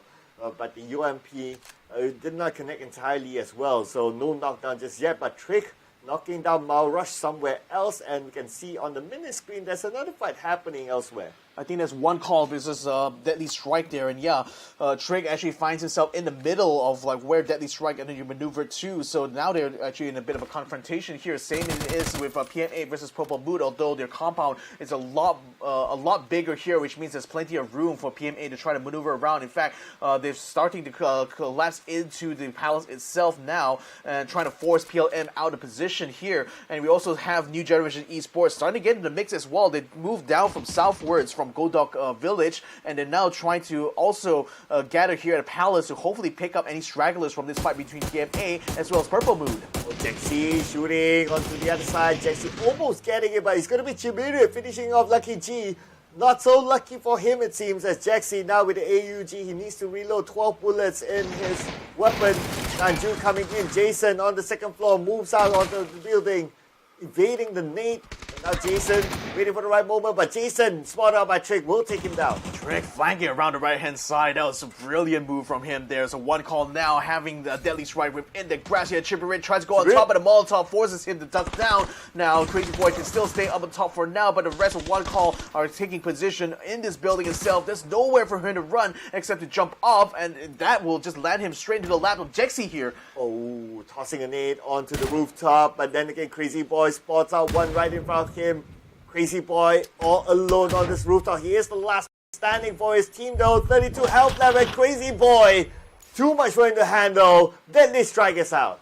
Yeah, this strike is out in 16th place, and one call secures himself this island here, which should be good until you see Unicorn Venom actually start to move to take control of the bridge that gets towards Yongcheon. So if one call wants to get themselves in a circle, they might have to fight through yet another team here. So as you can see, yes, that circle is very much biased northwards. Apologies, we can't see the names of the teams here, but I can tell you the EXO Clan, NHE, T5, Red Sea, as well as the Gex are already in a circle now. There's the south side battle that's going on between three teams, which is going to be New Generation, Positive Mental Attitude, as well as Purple Moon. We got number one as well, moving towards where UV is. It was already crossed the bridge to Yongchang, so it looks like they want to try to gatekeep anyone coming from that direction. Nice, he got one. Can he get the second one here? What a good position. It's hard to counter on the Sylvia with this kind of position. SLR in hand. But he's being shot at by Mr. Flank from the other side. Dean is currently down, will need to be picked up by his teammates, and Sylvia immediately gets away. Whoa, I didn't know that he can still use a parachute just jumping off of the cliff like that. But yeah, Sylvia uses that right now to get himself away from the line of fire from Red Sea, and now is trying to get himself back up, gets a nice little drink, a nice little reprieve, I think, here, while Red Sea continues to keep the pressure going on to E36. But based on their position now, you know, they're still in the middle of that circle here, so it's really a battle for control over this rock formation here, and I think E36 being set up on top there, Red Sea Esports looking to try to knock them off from that perch. Oh, Dan Pablo closest towards Sylvia. Sylvia has a higher ground advantage against Dan Pablo. Sylvia spots him out, tosses out a stun grenade. Sylvia moves back, and at the same time, Dane is being picked up by Papa Zaid. So right now, Papa Zaid will be able to pick up his teammate. There's enough cover for him, but Sylvia still not letting them go. But Sylvia is calling him back up. We can see the rest of E36 surrounding Red Sea. Yeah, that's the thing. Red Sea has to approach them from the bottom here, which means that E36 can still try to spot them, but the problem is that once they get to the foot of that rock formation, that's not easy at all for E36 to pour fire onto them, so really they can only focus on the teams that are still lurking back a little. Nevertheless, the battle's still raging right now between the two of them. So far, Star-Lord is the only outlier, I feel, being that he's still out on the ground there, close to where E36 is. Deva is going to try to flank around the other side as well, trying to keep them honest, I feel. New Generation Esports still holding a perimeter outside of the palace here, not daring to get inside and get involved with a fight between PMA and Purple Moon. I think they just want to try to wait it out and let the two teams' squads fight it out, and then only like vultures swoop in to take out any stragglers. Oh, PMA getting closer towards NGE. NGE just waiting for them to come out of the compound, and NGE they have the circle advantage because the circle is just right behind them. If in any case they can fall back, Sylvia gets a knockdown to Dean for the second time around. Dan Palmer will be finished off by Starlord. This is where E36 surrounding Red Sea, taking advantage of it, and Red Sea only 2 men left. Only 2 left, and Sylvia still on the move here. Papazai finds Starlord, knocks him down now, and he's in a whirl of hurt though, having to reload while Sylvia moves up to try to get the revive on the Starlord, and he catches Papazai just off the side with the Ace 32. So that was going to be a kill that will allow E36 to maintain their position on this rock here, and I don't think there's going to be much pressure from them unless Unicorn Venom decides to move down southwards, but it looks like they're going to be trying to take the army base instead. And with Red Sea being eliminated at this time, the last 2 rounds will be super crucial for them. If they want any chance of getting into the top 8, they need a huge showing. Not only chicken dinner, but also a big amount of kill points as well to add to it. So it's going to be an uphill battle for Red Sea. I think the problem now for Purple Moon as well as PMA is that the Palace doesn't have any vehicles spawned here, or at least none that either side are able to use. So even if they want to try to maneuver out, I think the only option here is for PMA, if they don't want to collapse on the Purple Moon and risk themselves getting taken by NGE, is to try to exfil out and then take the serve the blue zone to get to the western side of the circle. But NGE could easily try to spot them and easily stop them in their tracks. Also, the team that's not being shown on the map right now is One Call. They're still on the blue zone close to the east of the shipyard, and they seem to be taking their sweet time now, getting some last minute loot before moving on to this next circle here. Hopefully we'll find an E pickup to get them up to speed, but for now the blue zone has already swallowed up the Palace here, so that's going to be forcing PMA, the Purple Moon, to start to make a move. Oh yeah, if they don't, then it's everyone's loss. And plus, considering that these few teams inside of Palace, they are still fighting to maintain their spot in the top 8, so they don't want to lose out at this point. Yeah, neither side wanting to actually move out of position here. Purple Mood, and both Purple Mood and PMA are having full stacks here, at least except for Flucky, who's already been taken out early on in that fight. And PMA is still not budging from their position here. They still want to finish off Purple Mood here, but Tanawat is starting to go around the outside of the Palace here, hoping to try to find a vehicle or two that should allow them to exfil. There might be some in that car park across the road, but I don't know whether I think he also doesn't know whether or not he's clear to go that way, because he doesn't exactly have any information regarding PMA's position. But the good news for Tanawat is that he has a decent amount of healing utilities to use, so he could be able to survive tanking out the blue for now. Now moving over to AAA, they have Exo Clan surrounding them, but Exo Clan just about coming into the circle, still has a lot of room to play. They might not be interested. They have a compound of their own, and that's where they'll stay put for now. Yeah, they, along with Area Force 310, were coming around the army base there, but it seems like 310 will be moving away towards the center of the circle there. Attack all around seems to be picking up vehicles as well. It seems like they want to try to get some care packages that landed to the west of the army base there, and that would be nice for them, although the problem is that New House Esports is also set up in that position there, so they might end up becoming an encounter. In fact, they're already opening fire onto O2 Skirt just now, so I think they've already been spotted nevertheless, and 310, landing in the middle of Unicorn Venom and NHE, that's an open invitation now for them to try to take this fight. Okay, here we go. Wesker at the lower ground. Wesker being shot at, 62 health, needs to reset. His teammates need to give him cover, but they have a good distance between their opponents, so it's more like warning shots rather than trying to get the kill. If they get a kill, it's a bonus, but at least they are showing a little bit of a dominance here to not allow 310 to come any closer. I'm surprised that PMA and Purple Moon have not moved at all, but nevertheless, Unicorn Venom's J-Ken continues to try to get it on the high ground compared to 310's position, so hopefully they head them off before getting to the center of the circle here. But you also have NHE as well, still sticking close to that coastline at the moment. I think they're still putting their chips on the next circle, landing a lot more northwards. But nevertheless, this still puts 310 in a bit of an awkward situation, I have to say, although the vegetation, the thick and lush vegetation that is out here in Tego is certainly giving them a lot of cover. It's definitely a sight to see here with this greenery around this area.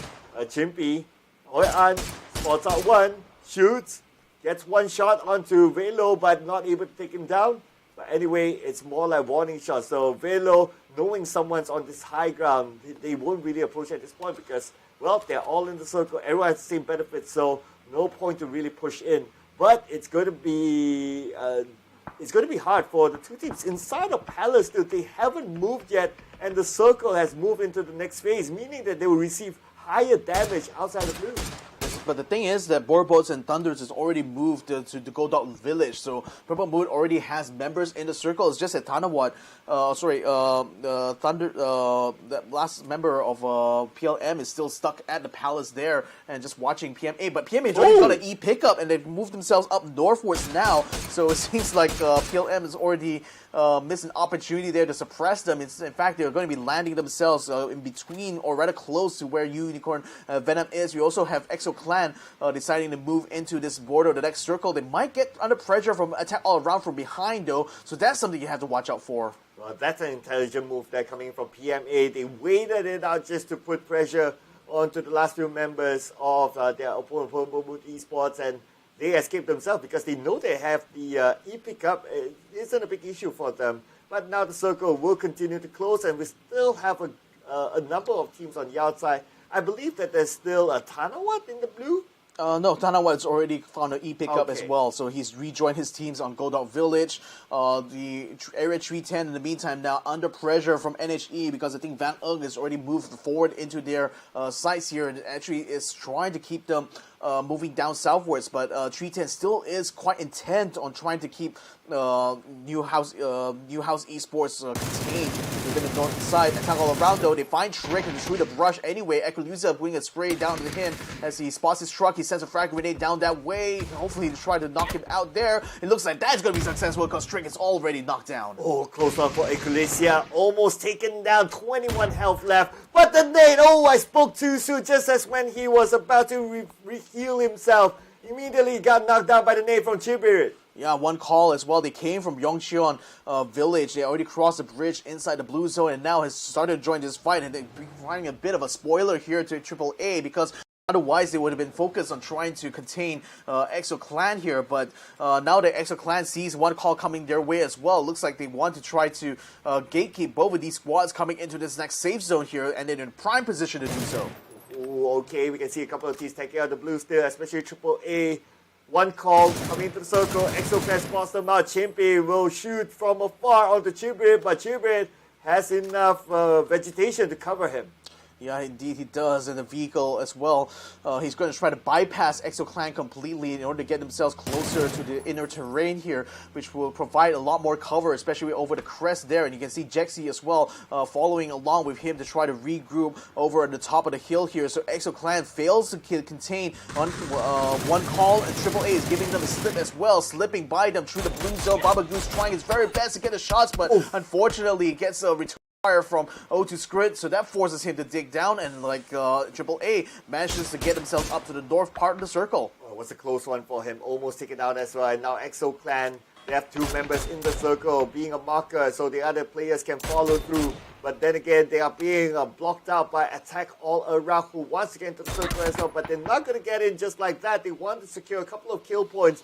Gets counterfire upon his opponent, almost taking it out. Gets being counterfire upon again, traded back damage, but Chimpy coming from the other side takes down Jexi. Yep, they are still trying to hold their ground right now, though Exo Clan decides to try to move further inland, but that might put them into the firing path of Chipper Rid, who already beat them to the punch and getting towards the inner reaches of the circle here. AAA under fire right now from Gas. He's still not able to get a knockdown, does get a few pings onto J-Dai, but not enough to secure him on the ground there. AAA still having a strong position, relatively speaking, though Exo Clan still not having enough accuracy actually to keep AAA under pressure. Okay, it's time to go. Baba Cruz is going up through the high ground. Boy An's kind of busy on the other side.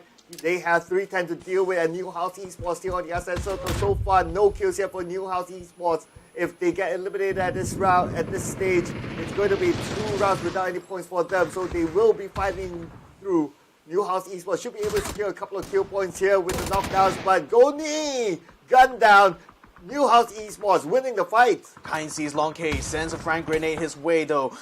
He's still watching out the way he's flying. Long K also sends a frag grenade and then connects onto Kind, bringing him down to 43, but he does get a pop shot onto Long K, bringing him down less than 20 now. Just another frag grenade might just do it, but Long K gets a healing up just in time. Bit of a standoff now between these two as they collapse on each other, but then Triple A is rapidly moving on their position. This is not looking good for them now. 310 under pressure there, will get caught out. Script with the kill will finish off the Japanese team. And there you have it. With that kill, they'll have entry into the circle. But now Sylvia's moving in 1v2. They didn't know what hit the Sylvia going in for the flank. One more to go. Sylvia's high ground, but Sylvia being shot down. Deva is on the other side. But then again, they still win the fight the other day with Deva saving his teammate. XK1 was the one who picked up those kills, but then now they're going to be fired upon by Gex, who's already taken position in a compound deeper inside the circle. So E36, even though they won the fight now, they lost ground here to Gex, who was able to wrap around and now it's in the gatekeeping position. Nice. This is them. In the meantime, Ho An getting the spray down and Sapawo finishes him up as well. So UV now under pressure severely as J-Can is the last one standing. Oh, J-Can, can he get a knockdown onto his opponent? But yes, looks like the answer will be Hoi An will be taken out by J-Can, and Newhouse Esports, number 11 for them this time. They will need to be content with only kill points in this round. Yeah, and while all that fight was happening, though, Purple Mood was getting into a collapse, collapsing onto New Generation Esport and getting into a bit of scrap on the bottom there. It seems that Purple Mood has actually survived that battle. Only Thunders, though, is the last person standing for the team, so it seems like that victory might be coming at a really heavy cost now for Purple Mood. So we'll see whether or not they'll be able to continue on from this situation here. J-Can as well finding himself in the same quandary. At least is having himself a little bit clear in this sector right now. Although SST is still surfing around the edge of the western side of the circle here, so that could potentially collapse onto him should they actually spot his position. But he does at least have a car for insurance. Okay, J-Can is going out the circle. I guess he went for the loot. Hopefully he'll be able to come back in safely. At the same time, you can see that one call trying to defend that area. Multiple teams around them, but Triple A, they're really busy up top with EXO Clan eyeing them. Yeah, I mean, EXO Clan now has done well to maneuver themselves inwards in order to try to cut off Triple A's path towards the center of the circle. So that would be a good move for them now. Question is, can they actually stop Triple A's march right now towards the inner part of the circle here? Baba Goose is going to try to head them off with another frag grenade. That will be the last. Sorry, the Molotov. That's actually the last of the grenades that he has here right now. But at least he's gotten Triple A's attention here. They know at least they're being cut off a little bit by EXO Clan, and the whole time we have Empty as well trying to backstab them from the right hand flank. So Triple A now under immense pressure here. Can they hold on? Okay, they need to hold on because other teams are looking at them and they might take disadvantage. Equilicia needs to move into the circle. Gats shooting from the other side, and now Gats trying to find his target. Gats needs to move further forward. He doesn't have a good clear vision, but Gats finds it, and Gats, together with his teammate, will get one. Only one more left to go, but Gats with the last stick up now managed to get away. Well, still they find the last headshot there onto J-Dot. That's going to be the end of the attack all around in this round here in 9th place. EXO Clan will have the control over the top side of the circle now, so that's rest assured. Now let's have a look over at T5 and PMA right now, because PMA now moves in to try to stop T5 from moving into the circle here, and they've already got 2 knockdowns. Oh, Teddy now wanting to take out the members of T5. Moving in with the AUG. Teddy! He wasn't looking at the right area. Teddy, as he was moving, his opponent took the advantage, but Snox is there to help him out. Teddy can still be picked up. Whew, that was a nice one there from PMA, but then Xavier is attempting to try to steal some kill points away, but unfortunately Pete is able to chase him away quite handily there. SST has control over the western side of the circle though, so I don't think PMA will be wrapping around from that side. If anything, they want to try to move inwards into good ground there. Chibarit, last person standing for one call at the moment, is in the path of Global Esports exit. So hopefully he'll be able to dig himself deep there to make sure he doesn't expose himself to Gex, who are now making a move to try to get themselves to the center to link up together with Xavier, who is already trying to find a good spot to base himself off. There's a close one for Leo. He's being shot at. Jibirit as well. Only 3 health. Needs to reset quickly. Uses the first aid kit.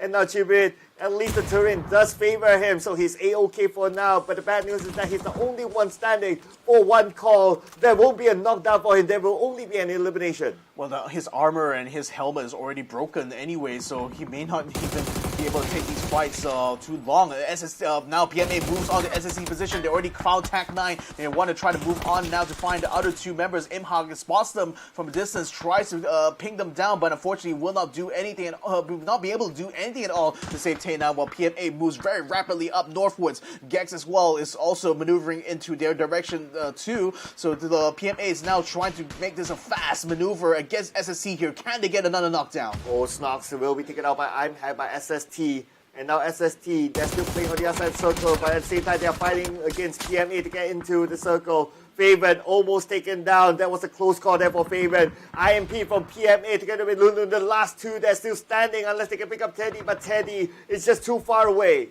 Too far away indeed. Lun Lun now still trying to spot over the hill here. You also see EXO Clan starting to move westwards as well. So they want to try to keep the pressure going on the SSC too. And the whole time Gex has been taking control over the south. Now they're putting more pressure on the PMA, actually pincering them a little bit as Pete has been knocked down now by Yuri's nice shot there with the AWM. So now Imhag having a bit of a reprieve here is going to try to reposition himself to get closer and closer to PMA to cut them off into this next safe zone. But Gex is also moving up at the same time, so now PMA under a lot of stress here will not be able to hold their own. They get eliminated in 5th place. Okay, we're now down to the top 4 teams. E36, only one player left. Sun Sister, Runex still on the outside. And EXO Clan seems to be having a good location on the northern side, unchallenged for now. In fact, they're in a position that they can stop teams from coming in. Gex is still moving upwards. They still want to get onto SST's position, so they wrapped around from the eastern side down towards south and now to the west here where they collide together with SST. Got the 2 knockdowns there. Leo with a frag grenade and headshot kill. Now they will find Imhag as well, and that will finish off Gex. Sun Sister will be eliminated. Gex still has a full stack. Ooh, E36, the last man standing. He's on the other side. Is Deva, can Deva actually get it? Oh no, EXO Clan seems to be putting focus onto Deva. They want to know exactly where he is. They know that there's someone around. So they'll ensure that the Lun Lun won't happen again. They'll try to take him out first. Yeah, but then unfortunately he takes out their own there. Empty gets spotted out, gets taken out by Deva. Gases and Chimpy now are moving onto his position, rapidly sending whatever frag grenades they had, and Deva is just sending whatever he has. But over the top of there. Of the rock is going to be Chimpy. EXO Clan eliminates the last member of E36. Now it's between them and GEX. 3v4, both teams on the outside on the top 8 right now, trying to fight for their lives. And EXO Clan, right now they have a good opening. They have a good control of the circle, and they also have a good amount of airdrops here. Yeah, the care package landing on top of them almost as a reward for taking out E36 there. But that kind of dropped off early on. Now Chimpy and Gas will be able to loot up and gather whatever material they have. But Gex, they already swept the western side. Now they're coming back to the eastern side here, while Yuri still maintains his position there. Two flankers and Upchen as well are moving up to try to head off EXO Clan on the eastern side. So now they're in the perfect spot now to get the shots done. Now Xavier takes the first shot against Gats, getting their attention now. So I think Gex is in the best position here to try to keep the assault going onto EXO Clan. Ooh, Xavier now coming in together with Leo. They want to find where the rest of the members of EXO Clan is at. Right now we can see that EXO Clan at the lower ground, and Leo gets one. Leo gets one there. This is going to be critical here for EXO Clan. Baba Goose is going to be moving up to try to support his teammate. Yuri now also moves to regroup together with the rest of GX. A shot over the top there is going to force Chimpy now to back down. He's only down to 3 health. A drag grenade is going to be sent in his direction there. Is not going to connect though. Chimpy looks like he's a little bit far away, but not far enough though as Leo picks him off. Oh, Leo is coming in. They want to finish up the job right now. EXO Clan only one left. They can go for the wraparound. It's not going to be an issue for them. And that is it, ladies and gentlemen. GEX, a clean chicken dinner for them. Not losing anyone in the process. And it is all theirs to celebrate. Global Esports Exit finally finds their first chicken dinner of the tournament so far. And better late than never. In any case, what brilliant tactical moves they've done. Again, they started at the east side of the circle, maneuvered down south and then westwards to head off the battle that's going on between SSC as well as PMA, then wrapped around the other side again to head off Exo Clan. These guys were all over this circle here. This circle literally was under their control the whole time.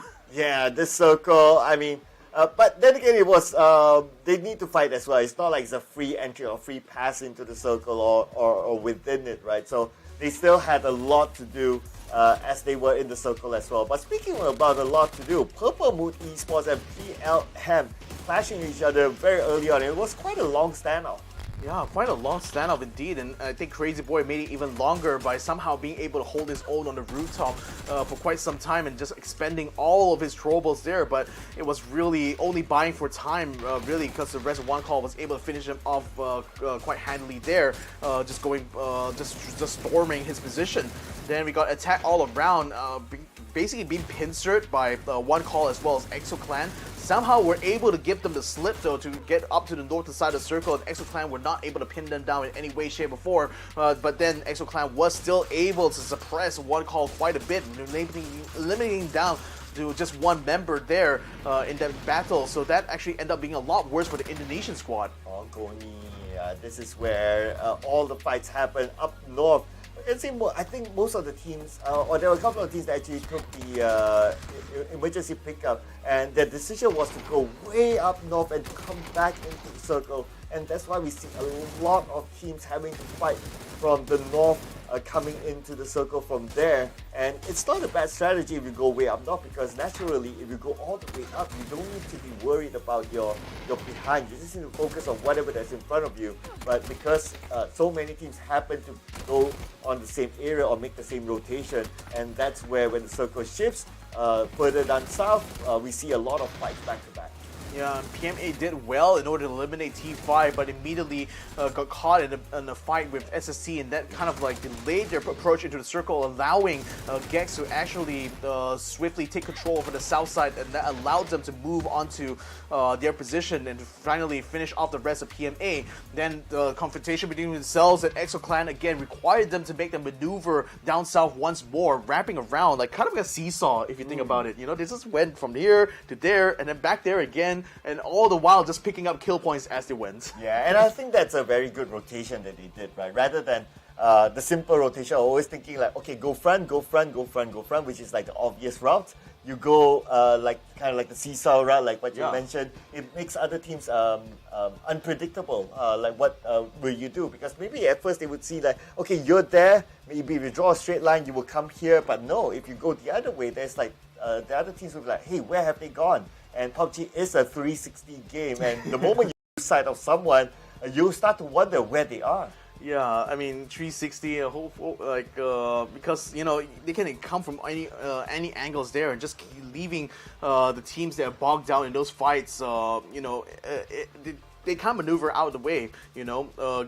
Gex, conversely, you know, just took the opportunity to use those rotations to take control of the south side. So basically, making sure that the teams that were bogged down in fights would easily get swept up by Gex as soon as they got to their position. So again, brilliant tactical maneuvers here from the squad from Taiwan, and hopefully you'll be able to see them, make some good moves up when we get to the overall leaderboards here. Slightly disappointed, I think, in Deraton 5 as well as One Call, because it seems like they're getting themselves picked up quite heavily, you know, in these final phases. Though I wonder that also because the other teams are starting to be a lot more aggressive, especially against those squads in particular. Or maybe they have the thought process of like, okay, our points are fairly comfortable to move on to the grand finals. That's why they're like, okay, we just take a chill pill, we'll just enjoy, have fun, and do whatever that we feel like doing, rather than really trying hard every round. Maybe, but then again, you know, it's not a sprint; it's a marathon. You need to stay consistently somewhere in that final phase. So I suppose like they have been able to do that, but are not able to convert that into an advantageous position for them. It seems like other teams seem to have them beat in that regard. Gex, one particular, PMA as well, securing that E pickup, was able to get themselves in a position to head off T5. So as a result, T5 now only had a single placement point, whereas one call, they still were able to get some good kills and besides, so they still managed to get up to 6th place. But Gex, of course, having the lion's share of the points now at 19 here, 10 placement points plus 9 kill points for themselves. ExoClan finally getting the time in the sun, although I think they would have liked to be able to take the chicken dinner anyway though, but I suppose fair is fair, 2nd place is still a good one for the Australian squad. And I'll be a little bit worried for Newhouse Esports. Only 4 points this round, and they were booted out of the top 8 from the previous round. And the fact that Purple Moon Esports are getting 4 points, I think NHE will still be on the outside, because the other top 8 teams, or at least the ones closest to them, they are doing as well, if not better than them. Indeed, they are. So E36 as well, low-key, was having a decent performance here. Actually got themselves a few good fights on the south side, and actually netted a total of 9 kills, which is actually one more compared to ExoClan. So that's why they're currently tied 14-14 here according to the scoreline. And PMA, I would love to see them get into the top top 3 here, but unfortunately being cut off quite early on thanks to GX's maneuver, that pretty much puts them down in 4th place, ahead of at least ahead of SST, but only by 3 points. Yeah, so the points could still be close at the borderline, I must say, and the last 2 games will definitely be important for a lot of these teams. So we'll be looking forward to see what's going to happen there, because so far the points are close enough to be caught out. But now looking over at the overall leaderboard, okay, NHE, yes, as expected, they're still on the outside with that performance earlier on. ExoClan, now they are knocking on the doors of the top 8 with 3 points difference than PLM. And interestingly, PLM is still at 9 placement points, not even 10 points yet.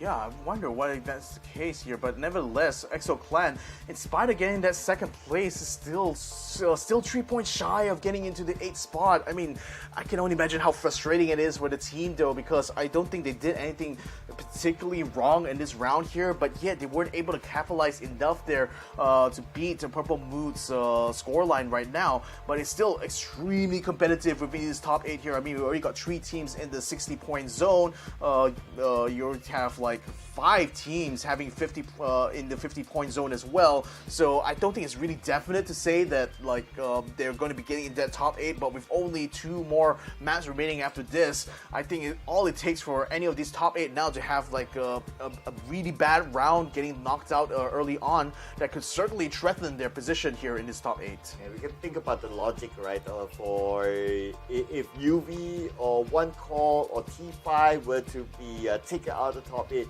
it will require Red Sea, 310, and team number 1 to actually gain the same or more amount of points that they have at least currently. So for that to happen, the chances are quite low. But for the teams at the bottom, especially for Red Sea, 310, and 1, for them to get into the top 8,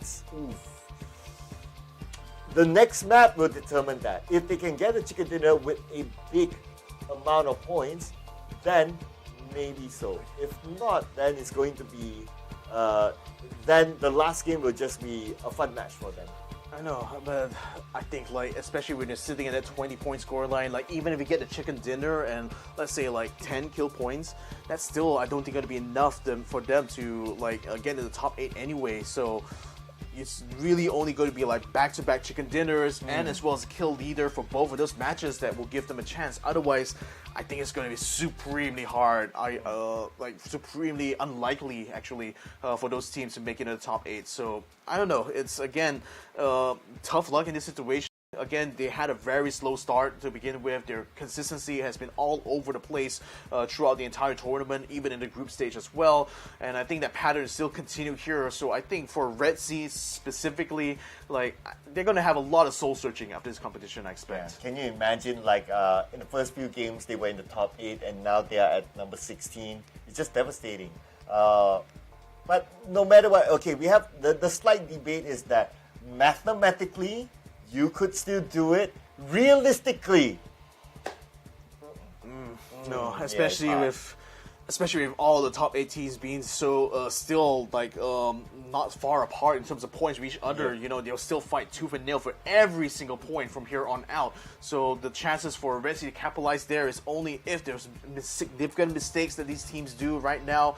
You can't really fault Unicorn Venom though, because they are currently sitting in #1 spot here, having 45 kills so far in this tournament. Not the most that we've seen overall, but then still a handy amount of kills here for them, and certainly enough to propel them up to the very top. And I think that's also a consequence of the way they decide to make their placements and maneuvers, because I've always consistently seen them get into the circle very early on, try to take control of some of the good spots, the good complexes or the high ground. Sometimes they get themselves into some unnecessary fights, but overall still were able to consistently get themselves into the final phase somewhat. Yeah, we always see them at the final phase. And they're very good at taking fights as well. I guess that translates to their total amount of kills. The most, I believe, so far in the LCQ, probably. If not the most, they'll be at least at the second highest. They're definitely somewhere out there. So Unicorn Venom, it's good showing for them. I remember back yesterday, they were there, but they were not mentioned as much until now that they're at the #1 spot. Then I think they're more visible to all of us that they are such a performing team. I think it's just like, even though we haven't seen them much, I think we still saw them in a fair few fights actually. Again, we tend to see them a lot during those final phases, and I think they've been kind of like low-key, just kind of like staying out of trouble for the most part maybe.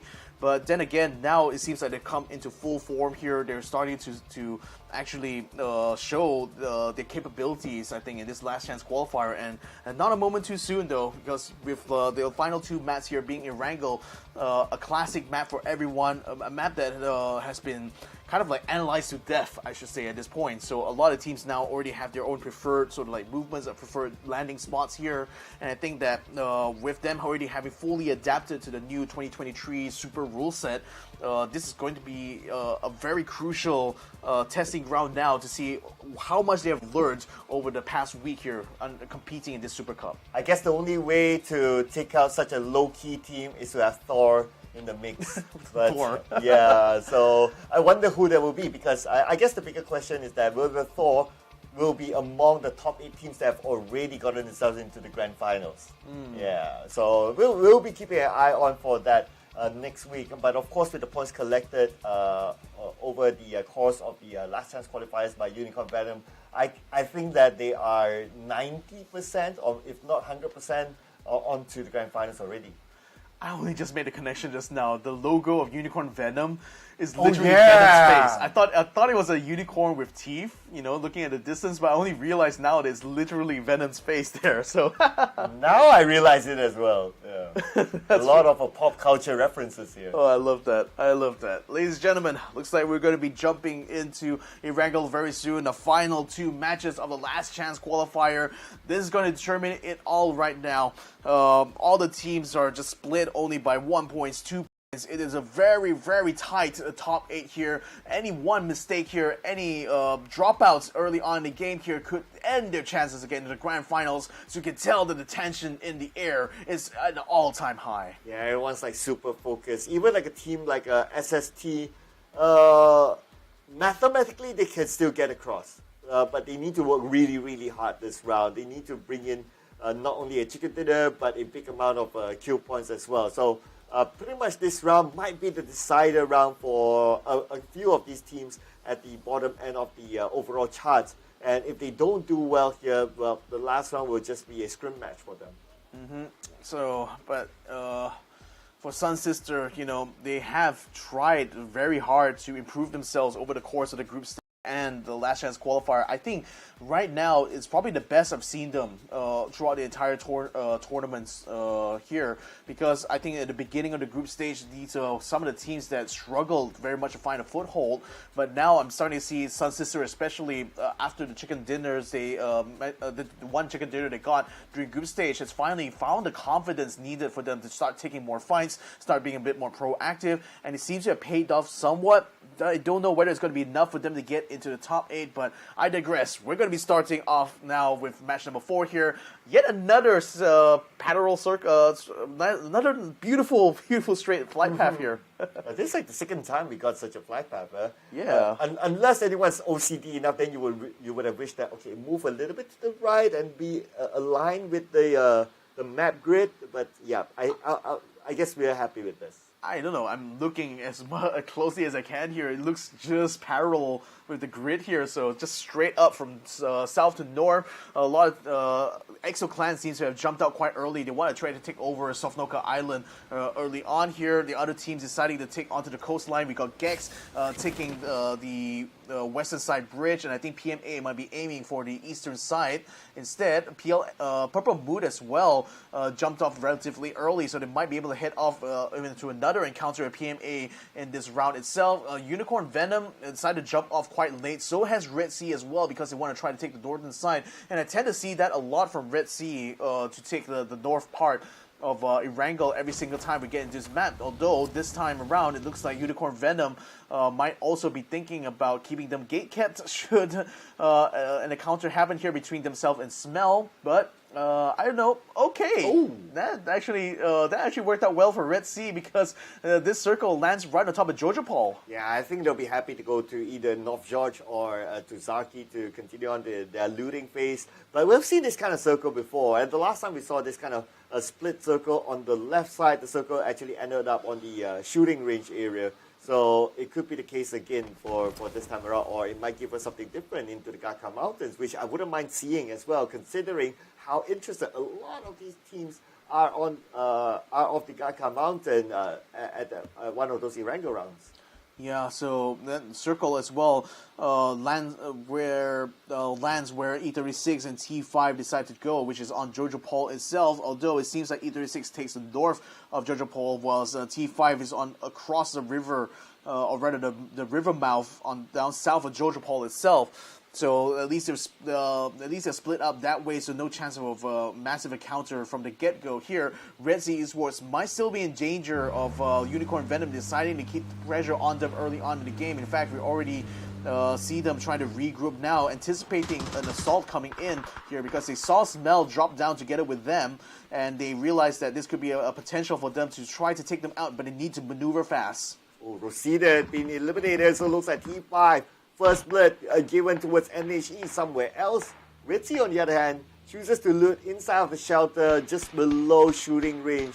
But that is where Smell is at as well. And Smell, knowing that someone's there, calls in for backup. Smell gets a knockdown to Dan Pablo.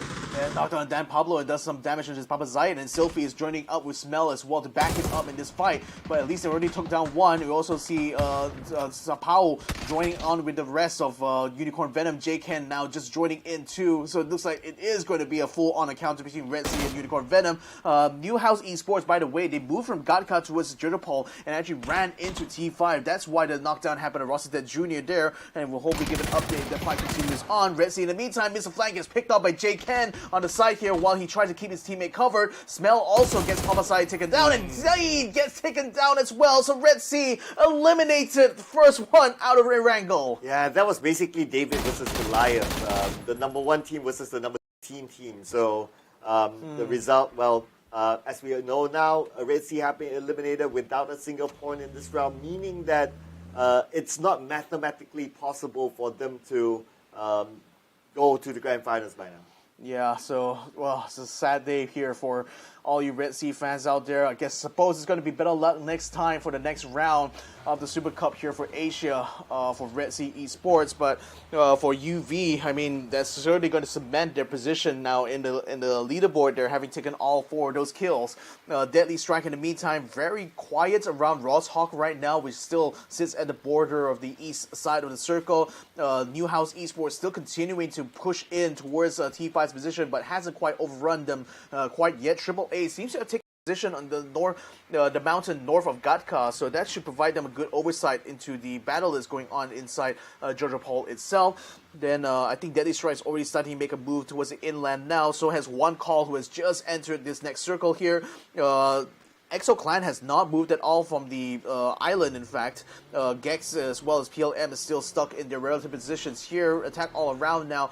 Keeping eye out on complexes here, just spotting to see if any other teams are around. But I think this is still quite early on to the point where not a lot of teams are crowding around anyway here and trying to contest all these complexes. I guess everyone's just taking their time at wherever they are right now because they want to see where the second circle shifts at least, so they can make a decision whether they want to go on the northern side of the circle or on the southern side of the circle, since there's a split in between. Unless you have an emergency pickup, then it doesn't really matter, but if you don't, that's where you really need to make the best decision possible. So it looks like EXO may not be using their E-pickup if they have found one yet, because they are moving towards the eastern side of Sovnoka and may actually run into the bridge that leads to the village that PMA is holding right now. Purple Mood as well as Gex are actually moving towards Gatka now. Both of them are going to be entering the south side of the circle very soon. Number 1 is also on the move, though they seem to be wanting to go up north further,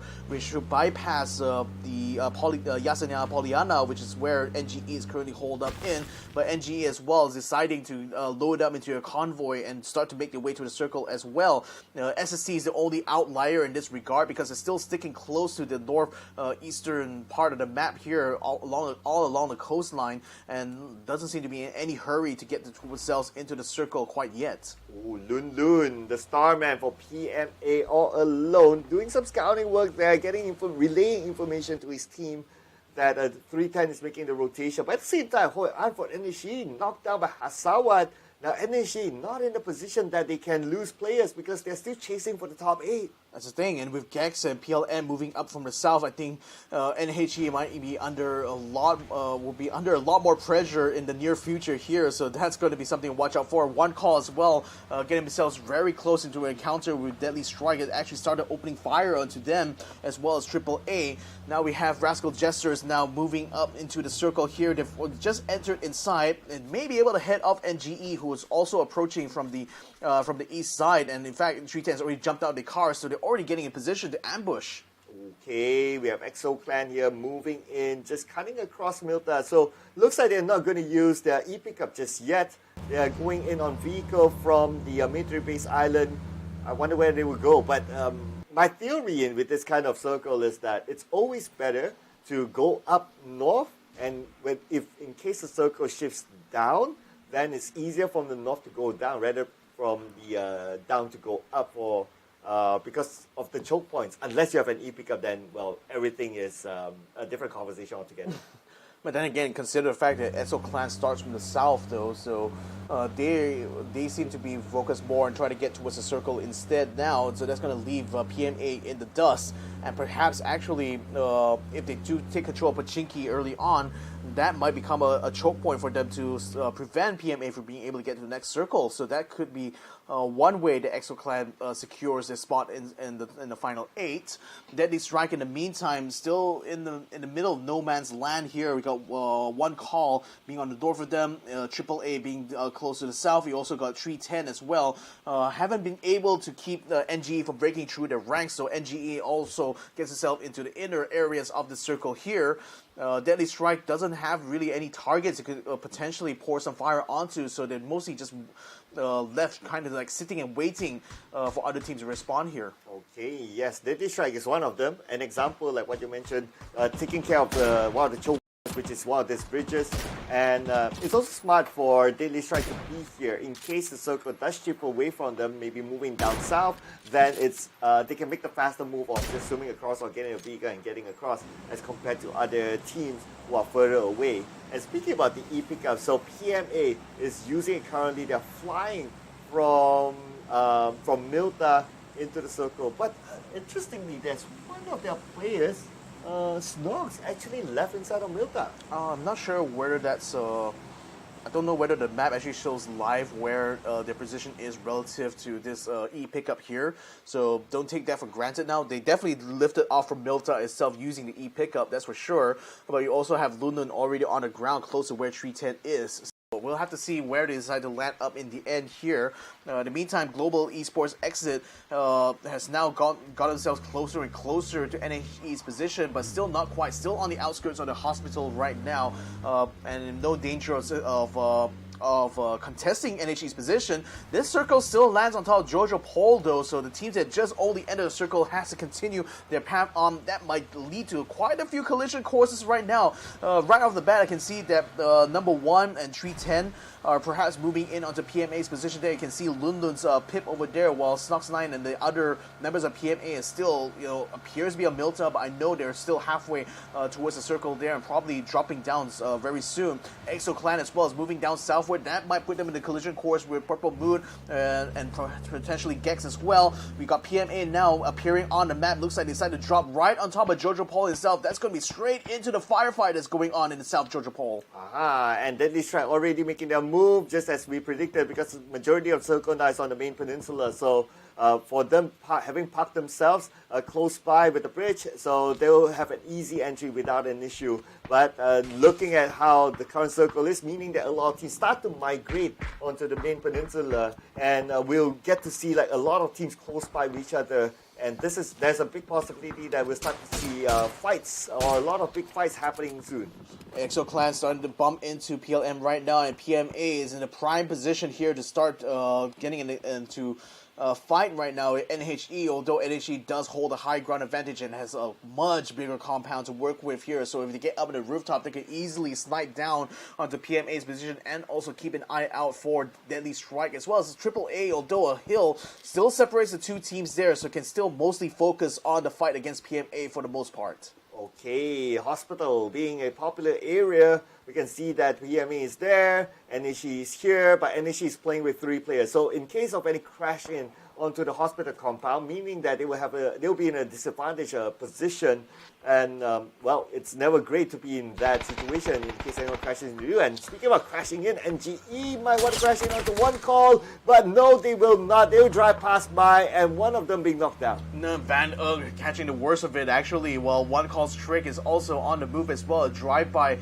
shooting if there ever was one, but then they now need to try to get the backup onto Simoy, who is going to completely surround the NGE, so there's no way he's going to be able to get out of this situation here. Now the rest of one call will be coming in here to try to salvage this fight here. They managed to find Hakai trying to come in, slip in from the side, but Bob up on the window does a lot of damage on the Trick as well as Jexy before they're able to pile out the vehicles here. Flag grenade is going to be coming out here. That is going to connect actually on the Trick. He's already down now, and that Blue also keeping him honest by just popping up of the window on top of the hill there. Now Nando J gets popped down as well. Jexy is probably last one ever dog call, but Fab takes him out from back with a headshot, and that will be the end of one call's run. Well, NJE managed to secure the 4 kills, meaning that this gives them a little bit more hope for them to break into the top 8. Their points are not that far away, but we'll have to discuss later on as Bobos shoots onto 310. 310 still making their way into the circle, not on the clear just yet as PLM. Also, the rest of PLM putting focus onto them.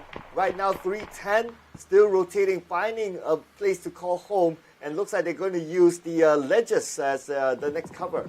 Now, Lundun actually found an E pickup and is going around the coastline of Jojo Pole itself, so it seems like he wants to reposition himself in a better spot there, hopefully for this next circle. But again, it still lands on top of Jojo Pole anyway, though. Vuelo under fire right now, has to try to keep Cody close to him, but then frag grenades are being sent in his direction, and Wesker is caught around the outside though, will get knocked down eventually by Empty's shot. Now Kine is going to try to return fire, but he can only spot the team number 1 on the other side there. Can't really get a beat onto Exo Clan, who are starting to slaughter Tree 10 here, and thus not giving them any room to get out of this ditch. Okay, we can see there's one team, UV, still on Nogo Pool, so they'll stay put there for now, but they'll need to move at some point because very likely that the circle will go down south, considering that this is esports mode. And look at the amount of teams just below Gaka Mountain. We have like, what, 4 teams down there, and all of them need to move. Yeah, the chances are that Circle might actually end up going down southwards more, so that might put UV in a path towards T5, who are holding up by the bridge point there, just gatekeeping UV from being able to come down southwards. In the meantime, PLM and Tree 10 and are just moving up along towards the hospital. Upchen might actually get caught in the middle of that. Rolling and rolling, just keeps rolling away, and he's forced to come out of the way there. Thunder should be able to come in and pick him up, but instead he's going to try to secure this complex first.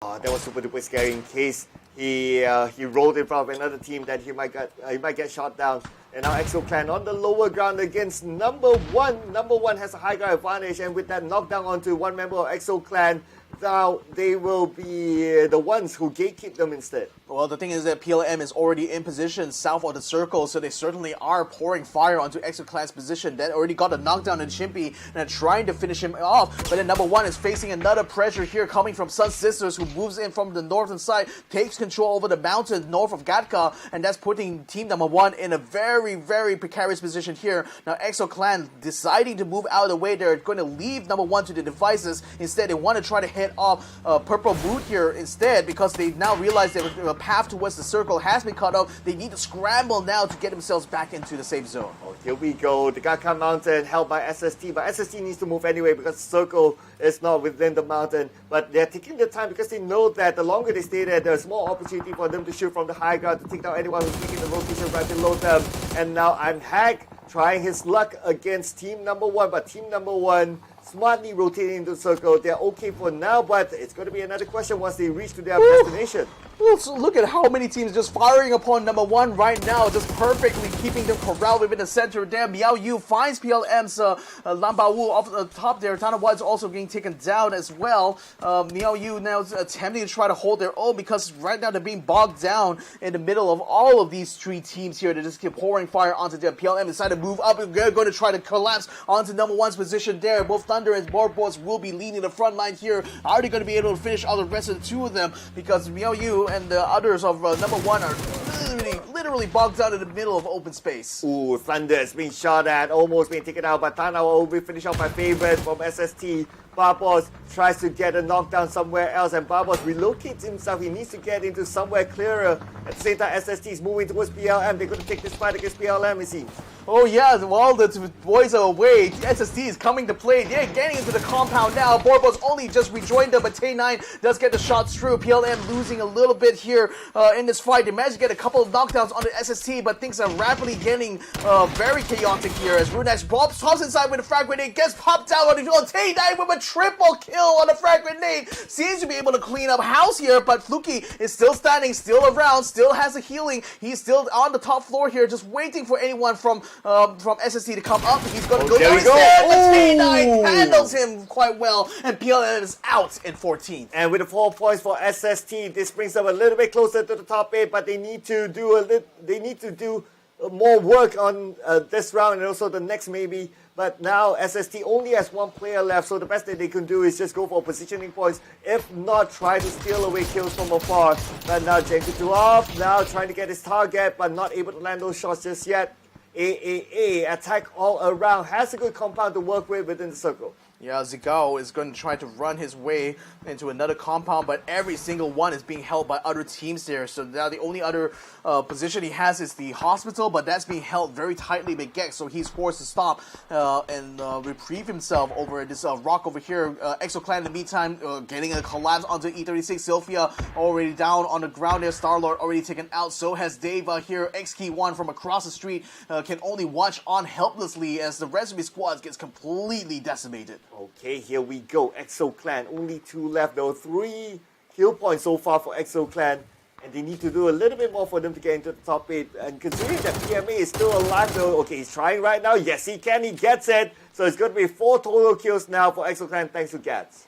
Actually, I just realized that maybe XK is that's how you pronounce him because he's in Japanese, isn't it? XK, it sounds a lot more closer there for E36, but nevertheless, he's a sole remaining member for Enter Force, so he's going to have to sit back and hang on tight there and let the other teams fight it out. Exo Clan, in the meantime, should be able to scoop up of the rewards out of eliminating the other members of E36. The AAA has been overseeing that fight going on, so has NGE, and they are certainly keeping their eyes peeled to see when Exo Clan decides to make a maneuver here. The circle is already starting to close in around them. I think looking at the situation here, if it goes westwards there, it could be perfect for a lot of these teams, but no, it actually ends up a little bit more eastwards and lands right on top of where AAA as well as NGE is. Yeah, AAA still has the best compound possible because look at the amount of open space around them, meaning that if anyone wants to crash in onto AAA, they need to go through an open space whereby AAA can still shoot them before they arrive, unless they create a smoke bridge. But that's going to be another hassle. But it's going to be even worse for teams on inside of Jogopol, the container area. Look at the amount of teams that all these teams, assuming that the circle does shift downwards towards AAA, they all need to cross the road together. A bit of a contact going on the northern side. You can see 4 teams being squeezed around Jogopol right now. T5 on the north, NG in the compound close to the road. So is Deadly Strike, UV as well are pushing in onto Deadly Strike's position. You got NHE is moving in from the western side, under fire from Tree 10 right now because they spot them from across the street. Chidoi actually gets knocked down though from a nice shot from Kane, so that's going to force them to dig down for a little bit. Smells gunpowder from Jason's gun. That's knocked down there, and now NHC will need to fight their way into the circle. UV will be waiting for them. UV has a decent compound to work with, and UV now will try to stop NHC from coming in, and if NHC goes out at this point, they will still be on the outside of top 8. Oh, Deadly Strike right now, 2 people knocked down, but Crazy Boy can't really do much to revive both of them at once, and they've been under fire from UV all the while because they are trying to get into their position there and actually keeps them corralled inside that one house. When we have NGE and T5 as well providing fire at the same time, Deadly Strike is actually taking the brunt of most of that damage right now and can't really maneuver out of the way, so they really have to just stand their ground and fight here. But unfortunately, they're in a very precarious position here as far as Jogopol is concerned. We got NHE also wrapping around towards the northern side to try to stay out of the firefight for now, although the blue zone will certainly be corralling them close by anyway, so I wonder if they're going to try to go for a backdoor maneuver onto T5 from the north side. In the meantime, Gex, the blue zone is already starting to crowd around them. They will have to get out of the hospital eventually, but you have PMA and Tree 10 also being around there, so I don't know what's going to be the path for them here. Oh, okay, GEX now, we need to find their way through, but look at the amount of teams as well. There's like 4 teams around the area. Team number 1 currently in the circle, but team number 1 only has 1 player left, and that's going to be Zigo, and Zigo's at the lower ground. If anyone shows up on the high ground, then Zigo is pretty much gone for. Yeah, whoa. That's Deadly Strike now taking out both of PMA, so they got eliminated quite early on there, which may be a bit of a reprieve for Gex because now they can just only focus on Tree 10. Upchen just parachuting his way down now to join out together with Leo, who is moving up rapidly towards Tree 10's position. Frag grenades going to send. That's going to land on the Kind right now. He just needs to take out Goni, and that will be the end of Tree 10, and indeed it will be the end of Tree 10. Rascal Jesters in 12th place. But look at the circle, it moved further away from these teams, so they still need to get into the circle. Oh, Zigo be spun out by Leo, tossing out a molly onto him, but Zigo doesn't need a molly. He has Yuri there just right beside him to take Zigo down. And Tay9 taking the opportunity there actually takes out Yuri very quickly on, so Gex thought they were able to clear themselves a path now, have to go and snuff out where Tay9's position is, and he's literally keeping them delayed right now in their attempt to get to the circle, or they could try to pull away further from him, and that will allow them to peel away from this battle here, but they still may run into the clutches of AAA, who have been holding the compound on the south side of this circle here and are gatekeepers right now to GEX's chances. Okay, here we go. So T5 now still holding on to their position. NG somehow managed to slip into the circle, going past all these teams who were gatekeeping them earlier on, and now UV is the one on the outside of the circle. They'll need to fight their way through, and that blue tries to get one target. Fab gets onto Hatsawa. Yeah, that was exactly what they were looking for now. So T5 doesn't have a lot of strength now to deal with NGE, and with NHE continuing to keep them pressure from the top side. UV now collapsing onto Deadly Strike here. They're going to try to get onto Lucky J, I think, who is still in the building just close to where UV is right now. That Blue still around the outside, spotting and just keeping an eye out for T5's maneuvers here. Hatsawa is still bleeding out, but Tanado is still hanging back. So is Panapong behind the building that Blue is currently spotting at the moment. Whole time though, AAA has just been waiting in the wings here. Yo, Gex is actually colliding into the building where NGE is, and Equilusa takes out Upchen to finishes off the rest of GEX. Oh, we're not done yet with the fights here. Lucky G looks like he's in the compound, prepping up a nade, wanting to toss on the side of UV. They are still on the outside circle. Same goes for their opponent on the other building.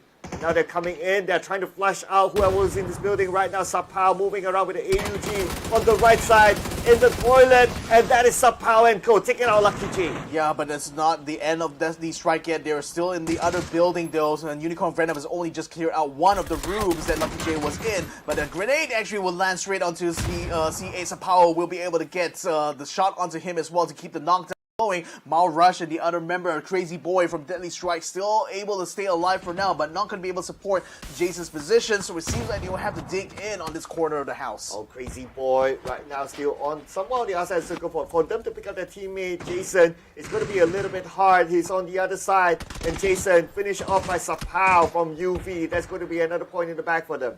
Yeah, T1706 has been taken out, so that's going to be NHE out in 8th place now. So T5 managed to head off that pressure from the top now, so they can fully focus on the fight with NGE. UV still looking to try to flush out Deadly Strike. That Blue Zone is certainly going to be forcing them out in the open, and that might run them into the crutches of T5 because Tanado is already set up within the house there.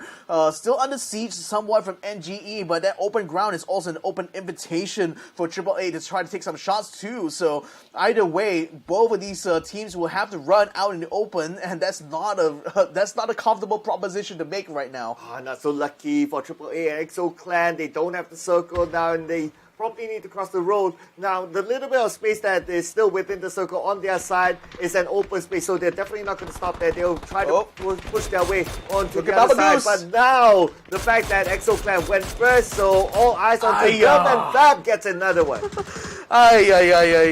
Just getting cut down as they'll try to maneuver into the road there, out on the main road.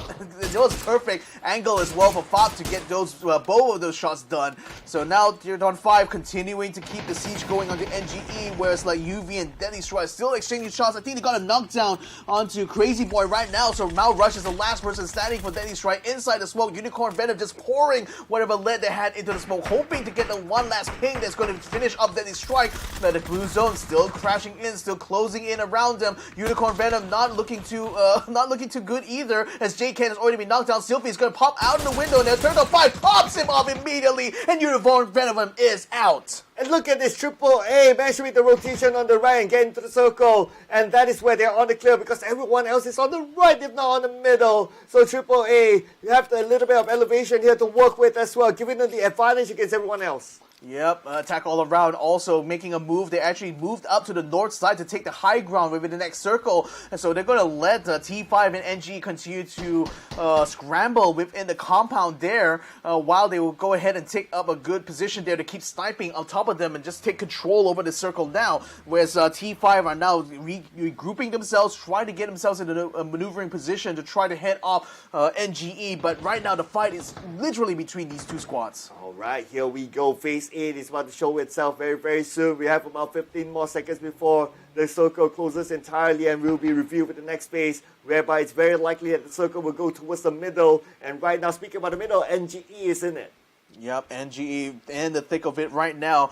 Both Fat and that Blue are still split up from Hakai right now, so they aren't exactly fighting at full strength. Pantapom is now just trying to peek out of the windows here, and he also spots, I expect, we'll be able to spot AAA up on the hillside there, so they know that their position is under threat there from AAA's full stack. But nevertheless, it's still not able to flush out NGE from this compound, which is literally the biggest problem they've been facing all throughout this entire phase here. So they're still digging into the positions. XK1 is also just digging in as well. He is pretty much going to be a spectator to the firefights going on around him. Well, we can see AAA now jumping to their vehicles. The next best bet is probably to crash into the compound where NGE is at. But it's best if we can create a small bridge in which they are doing right now. So it's a matter of time till we see AAA crashing onto NGE.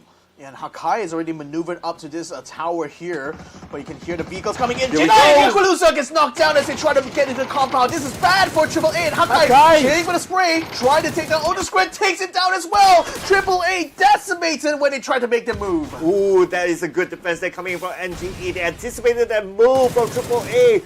AAA only left with one player left, and he's forced to move in anyway. And shots fired Nice. on AAA, and AAA entire squad eliminated by NGE. Ooh, Hakai, absolutely killing it right now, eliminating whole squad. So now NGE versus T5, a 3v3 situation here. Pantopom still scanning around the outside. He has no targets to pour fire onto, and he's desperate right now to try to control the situation. 20 more seconds before we'll see the next phase, in which the next phase will close entirely. E36 somehow still survive. Who's the last man with E36? He's way up north. He's going to stay put. He's going to stay quiet, but now his position's compromised because of the smoke grenade. Fab tries to find where exactly he is, and finally the grenade will meet its end. So now it's fully between these two teams here, with XK already taken out, and GE still has a good position inside the middle of this circle here. So if anything, T5 is at a disadvantage, and with that blue still able to stay on top of in the first floor of that building, he's certainly going to be able to spot T5 should they come around. But Tanador's already been knocked out. Fab finds him on trying to flank around, gets a headshot to finish him up as well. T5 is now down to 2. NGE now has a big advantage against T5, and they can get the chicken dinner. Definitely they'll be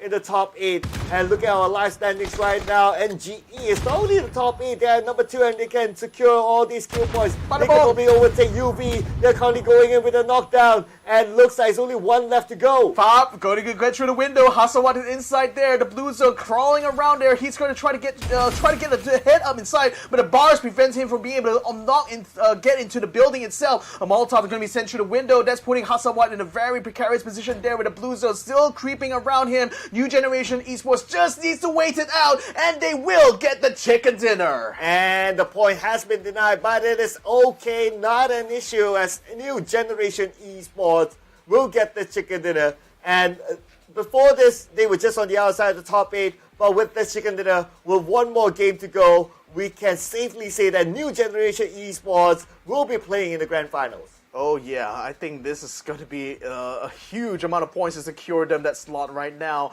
And with only one match to go, it's going to take a very, very bad round here for New Generation to threaten their spot. But at least for now, they can savor this victory here. It was a perfect play for them to just kind of hold their position there instead of like trying to outmaneuver T5, because the circle essentially still landed on top of them. They were still in that position for the final phase, so they knew that as long as they can delay T5's maneuvers, prevent them from trying to get the flank, they were certain to certainly would have a high probability to win. And also the fact that they won against AAA, they know that, okay, our backs are clear, all they need to focus is at the front. Well, there was one last member from E36 left, but anyway, there was only one player, so they cleared him off as well, and they know that everyone else from T5 is just in one direction, so as long as they keep their eye on that other building, they'll be okay. And plus, T5, they were closer to the blue as well, and when we reach phase 9, whereby the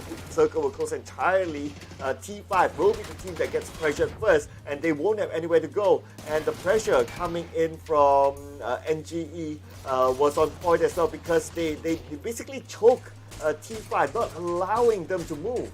Yeah, I think what could have been a spoiler for them is if Unicorn Venom and Deadly Strike actually wrapped up their fights early on and started putting pressure on NGE. Perhaps that would have been that would have not allowed them to continue to keep the siege going onto T5.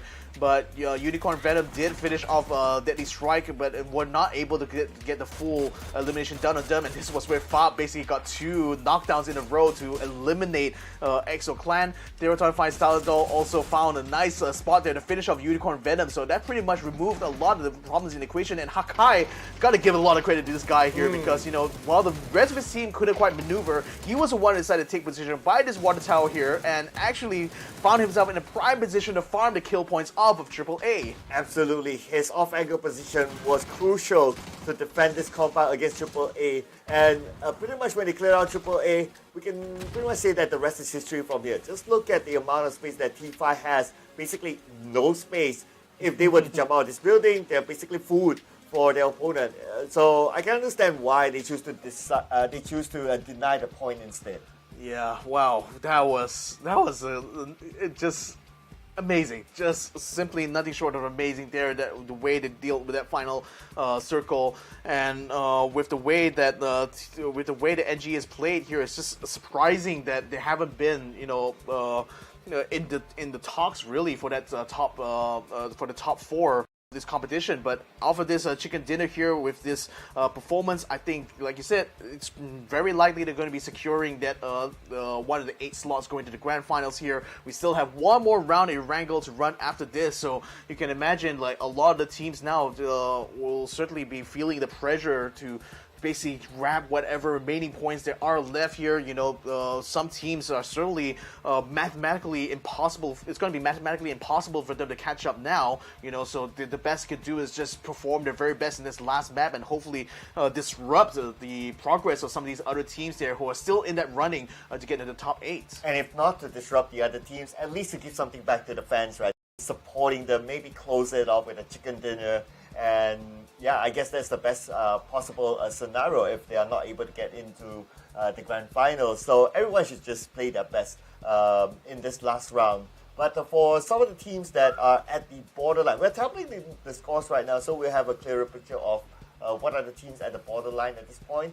But I can say that just on a rough mental calculation, I think that there's a good amount of teams that could still shuffle that borderline, that could still come in with a surprise to break into the top 8. So that will be something that we'll need to keep an eye on as we start to tabulate the scores. As usual, at first we'll start to read out the scores from this round only before combining all the scores together to have an idea of who might still have that chance into the grand finals. Yeah, let's go and have a look at the results for this match itself now and get an idea of where NG stands. Look at that, 26 points for them. That's a very hefty haul for them in this round itself. Unicorn Venom only able to muster up 8 kills here, and that puts them only 11 points in second place there. T5 in third right now, ahead of AAA. And it would look like AAA had like a good opportunity here, to be amongst the top 3, but kind of faltered because of just because of being a little bit early in that and just being hurriedly trying to get themselves in the compound, not realizing that Hakai was in a prime position to cut them down before they were able to get into that assault position. Exo Clan able to get themselves in 7th place, but only by virtue of having those 4 kill points. Gex as well, 0 placement points for them, but it's still 6 kill points is enough for them to be up in P6. I know, right? They're getting the Purple Moon strategy, right? So who cares about placement points? Just get the kill points in and you'll still be up there. So that seems to be the game this time around. But speaking about Purple Moon Esports, they're on the other side with only 4 points. But NHE with only 2 points. The last round will be crucial. I think the points will be close enough. But here it is. Woo! And off that chicken dinner, NGE shoots way up to the top of the leaderboard right now, ahead of Unicorn Venom by 3 points actually. So 82 points to 79. We still have PMA still hanging in there with 53 points. Somehow still able to stay ahead of Exo Clan in spite of all the chaos there. So that's kind of interesting to see there. But you can clearly see that PMA had a lot more balance of placement points versus kill points when you look at Exo Clan itself. Even though they had 41 kills, they only managed to gather like 11 placement points in total. So it seems like the survivability of them going to the final phase is the biggest weakness right now for this Australian squad, and that's what's kind of holding them back a little bit from securing a top 8 spot right now. Well, the good news is that at least they managed to trade it off with a decent or a good amount of kill points. So, but they're still 1 point shy away from the top 8. But considering that there are teams like PMA and Purple Moon Esports who are able to collect those points, it is scary. But I think at this point, right? For me, the scariest team is probably Purple Moon Esports because they normally don't gather that many placement points. They only depend a lot on kill points, and I worry that it won't be enough for them to sustain the top 8. Yeah, so nevertheless, I just wonder with the teams that, have nothing left to lose, are they just going to go all out in this 5th round here and just hopefully disrupt the other teams?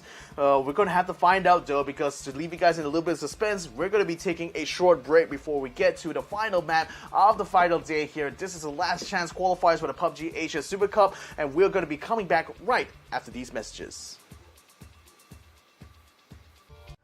Welcome to the Update 23.2, where you can now revive your teammates, transport knocked out allies onto vehicles, and engage in a new social feature, the clan system. Let's dive right in. First on the menu is the brand new revival system. To reduce frustration during squad play and promote diverse strategies in normal matches, you will now be able to revive your fallen teammates. Just retrieve the blue chip from their death boxes and register it at one of the transmission towers scattered across the map, or through a wireless transmitter item obtained through farming. They can then rejoin the match via a respawn plane that flies once per phase. Note that this feature is available only in normal and custom matches on Erangel, Miramar, and Destin. Next, we're introducing a new DBNO feature, allowing you to carry knocked out teammates and place them inside vehicles. This addition provides players with an alternative way to evade danger without having to only abandon or revive your teammates. We are also finally ready to unveil our new clan system. Create or join a clan, play matches, and earn XP to level up your clan. As your clan levels up, you will be able to upgrade your clan tags. Not only that, but you can also earn a BP boost by playing with your clanmates. Definitely worth. And as always, make sure to check out the patch notes for all the details. Update 23.2 has plenty more in store this month, including a DBNO rebalance, general lobby UX UI improvements, a slight buff to the Ace32, and more. Starting with this update, prepare to become your team's hero, transport teammates to safety, and establish your own PUBG Battlegrounds clan for double the excitement. And we'll see you on the Battlegrounds.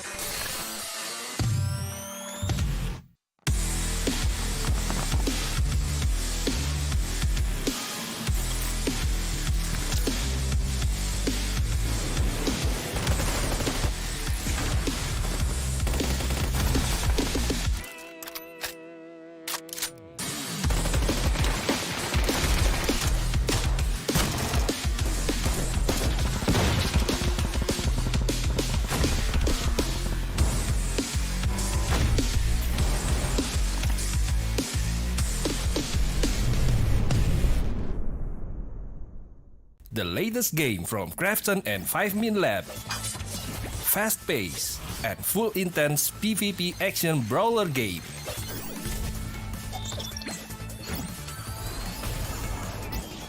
Use your best combo to send your opponent to the lobby.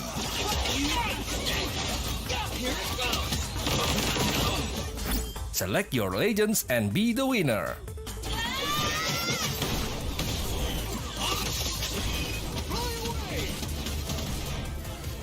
Pick the mode that suits your fighting style, from 1v1, 2v2 to Battle Royale. Available to download and play free on Play Store, App Store, and Steam.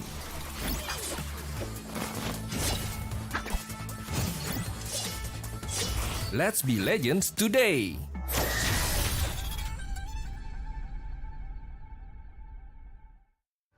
Welcome to the Update 23.2, where you can now revive your teammates, transport knocked out allies onto vehicles, and engage in a new social feature, the clan system.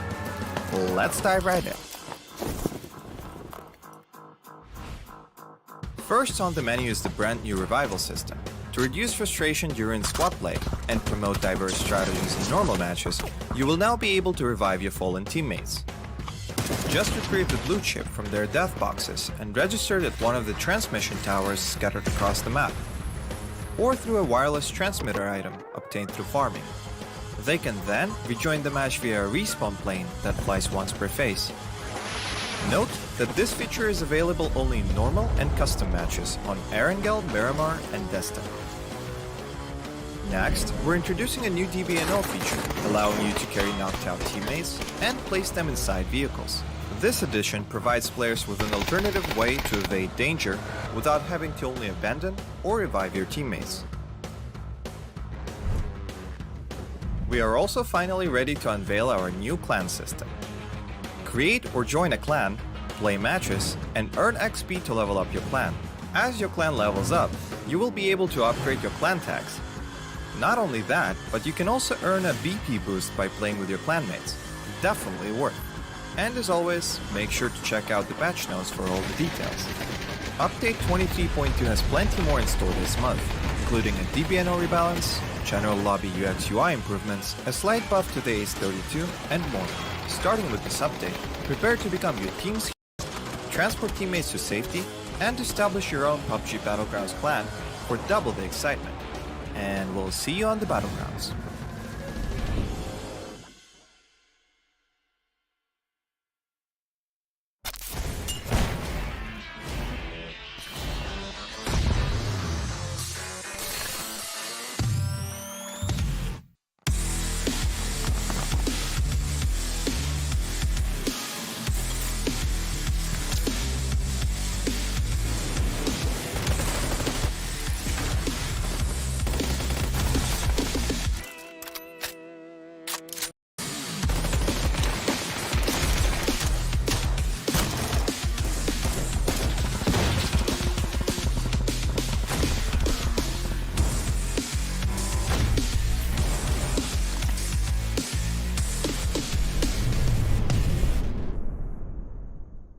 The latest game from Krafton and 5min Lab. Fast pace and full intense PvP action brawler game.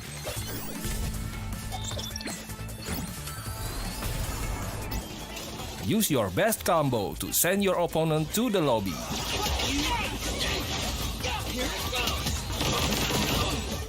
Select your legends and be the winner.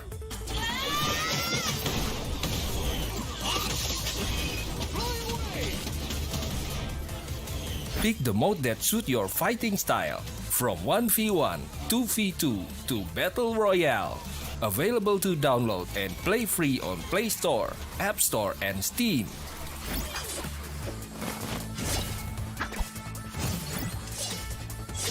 Let's be legends today!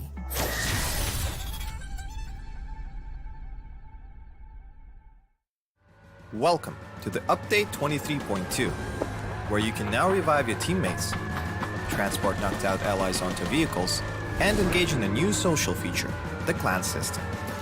Let's dive right in. First on the menu is the brand new revival system. To reduce frustration during squad play and promote diverse strategies in normal matches, you will now be able to revive your fallen teammates. Just retrieve the blue chip from their death boxes and register it at one of the transmission towers scattered across the map, or through a wireless transmitter item obtained through farming. They can then rejoin the match via a respawn plane that flies once per phase. Note that this feature is available only in normal and custom matches on Erangel, Miramar, and Destiny. Next, we're introducing a new DBNO feature, allowing you to carry knocked out teammates and place them inside vehicles. This addition provides players with an alternative way to evade danger without having to only abandon or revive your teammates. We are also finally ready to unveil our new clan system. Create or join a clan, play matches, and earn XP to level up your clan. As your clan levels up, you will be able to upgrade your clan tags. Not only that, but you can also earn a BP boost by playing with your clanmates. Definitely worth. And as always, make sure to check out the patch notes for all the details. Update 23.2 has plenty more in store this month, including a DBNO rebalance, general lobby UX UI improvements, a slight buff to the Ace-32, and more. Starting with this update, prepare to become your team's hero, transport teammates to safety, and establish your own PUBG Battlegrounds clan for double the excitement. and we'll see you on the Battlegrounds.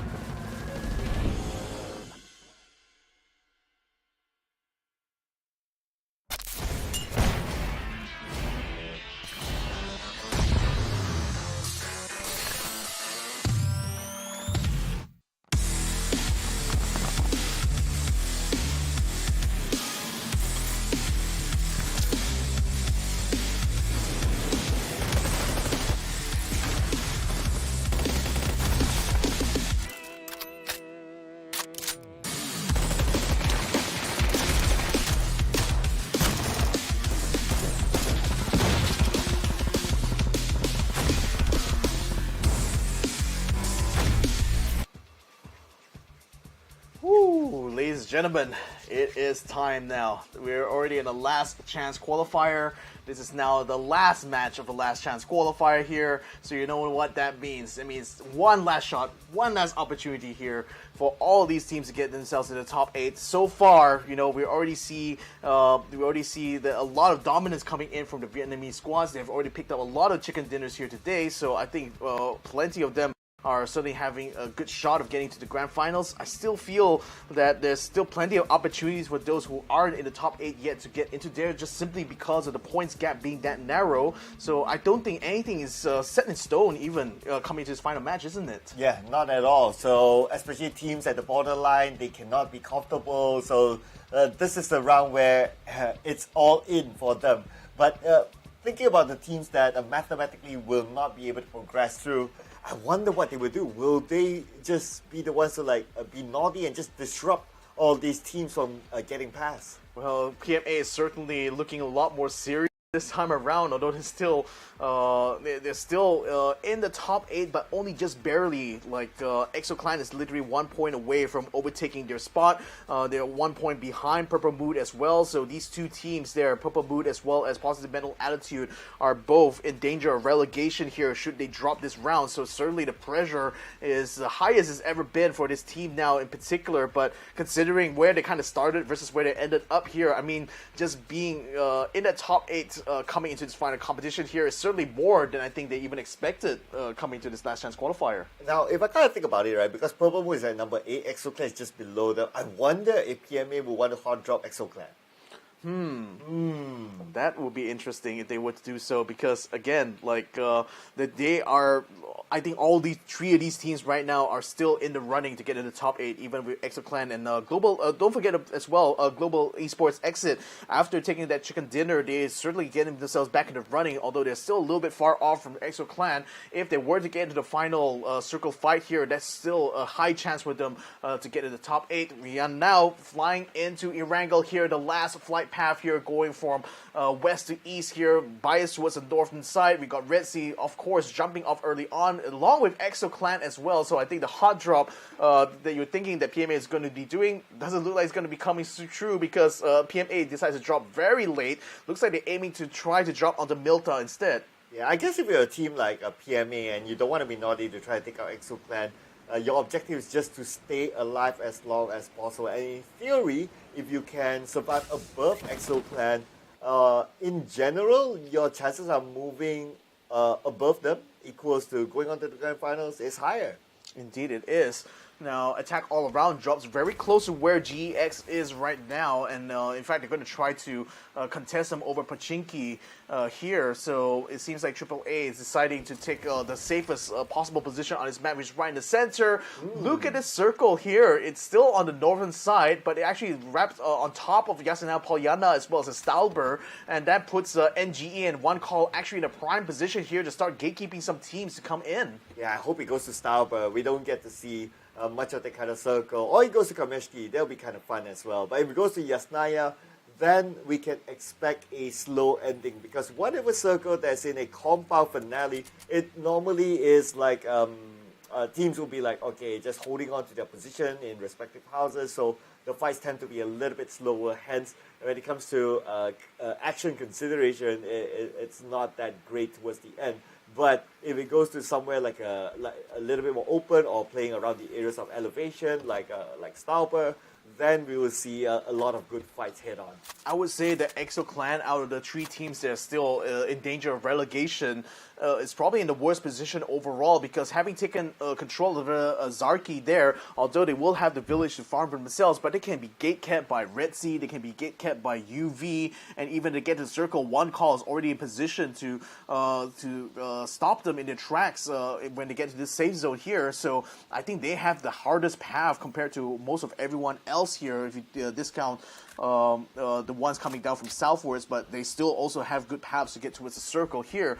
SSD covertly, you know, if they conversely, if they just hang along the coastline there, they should meet very little resistance coming to this next safe zone here. So certainly things are not very equal amongst these teams here, and they just really have to make the best of the situation now. Frankly, I'm slightly surprised that even in the last game, it's kind of calm at the start, because normally in PUBG, if the last game when some of these teams, to them, the points don't matter anymore, they would just hard drop, or they would just rush into another team's drop spot and just try to have fun. So it seems that everyone's still maintaining the discipline in this last game. And speaking about Stauber, one of my favorite areas for the final circle to be at, we already have one team there, and that's going to be UV. But UV, we can safely say that they are onto the grand finals. Well, yeah, pretty much so, but then they also have the potential to try to gatekeep other teams from being able to get into the top 8 anyway, so it makes sense for them to want to control this next circle here. And with them having dropped on Severny, they actually were in a prime position to move in, so Sylphie has already gone to try to take control of Stauber early on. That's could provide a good base for them if they ever get into the fight with one call, who are just hanging down south of Stauber itself. Newhouse Esports is on the move, so is E36. They might actually encounter each other as they enter this next circle here, although for now they're still a little bit spread out, not going to be within visual range of each other, although they can still hear the sounds coming from the engines though, and I think Sylphia might be hearing that coming around the line there, so they might know that another team is also moving along with them towards this next safe zone. Yeah, moving together, going up from the north, and I think that is a strategy that is, to me, that is a good strategy, because again, coming up from the north to the south is a little bit easier than from the south going up north.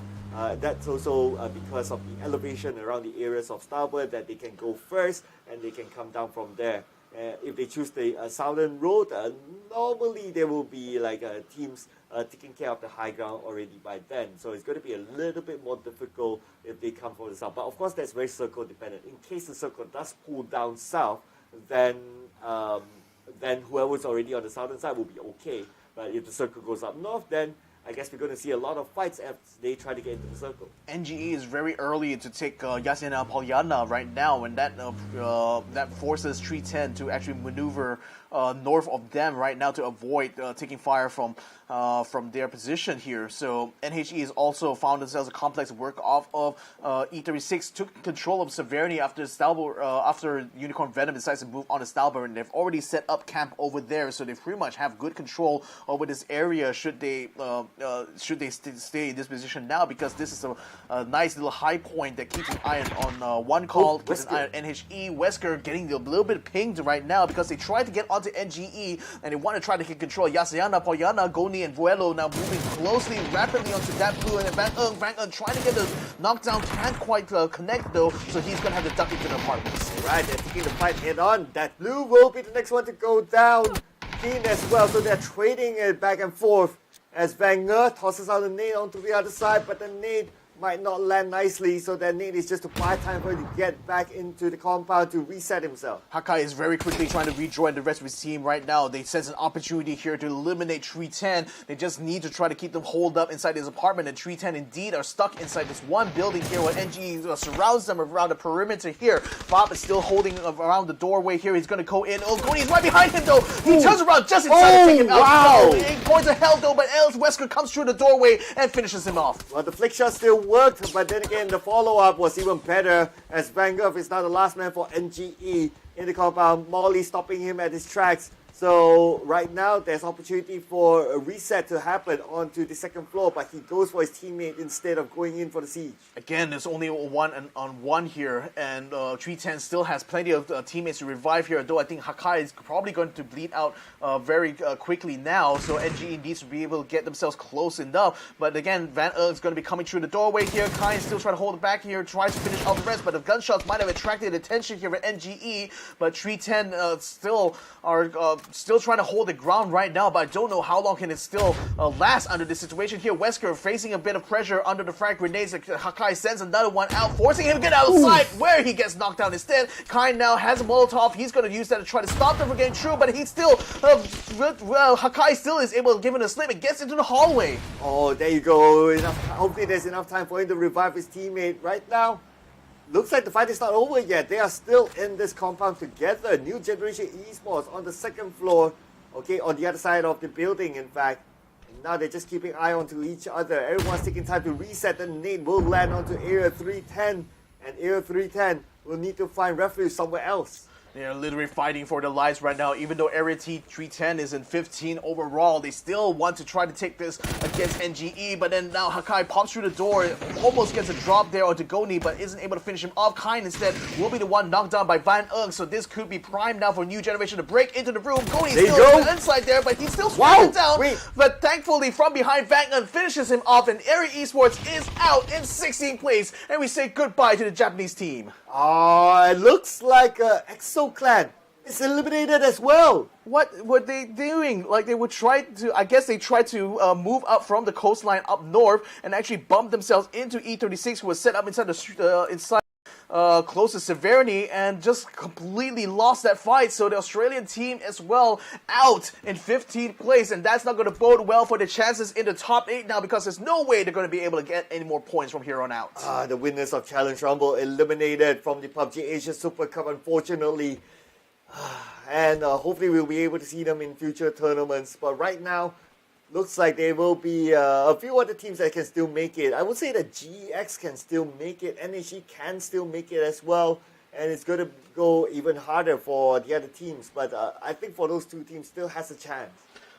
Right now, teams are starting to corral into the circle here. PMA is moving out for the south side, trying to give Gex a slip, and actually successful in that regard. So they should have a clear path towards the mansion now, but a bit of a three-way fight might be forming here between SST, Purple Mood, as well as team number 1. So that's something they have to watch out for. Red Sea as well has just made their way into the circle too. Mr. Flank, Dean, Papa Zayed are already in position, but unfortunately they can't quite find a complex to work out of, because NHE has already taken 1, so has E36 as well. This next circle goes a little bit more southwards, landing on top of SSC and PLM as well as number 1, and that's also perfect for PMA, who has just gotten to the mansion. And T5 took the Kameshki rotation from the right side coastline into the circle unchallenged, and that is a good move taken by them there. Don't need to worry about the teams coming down from Starburg.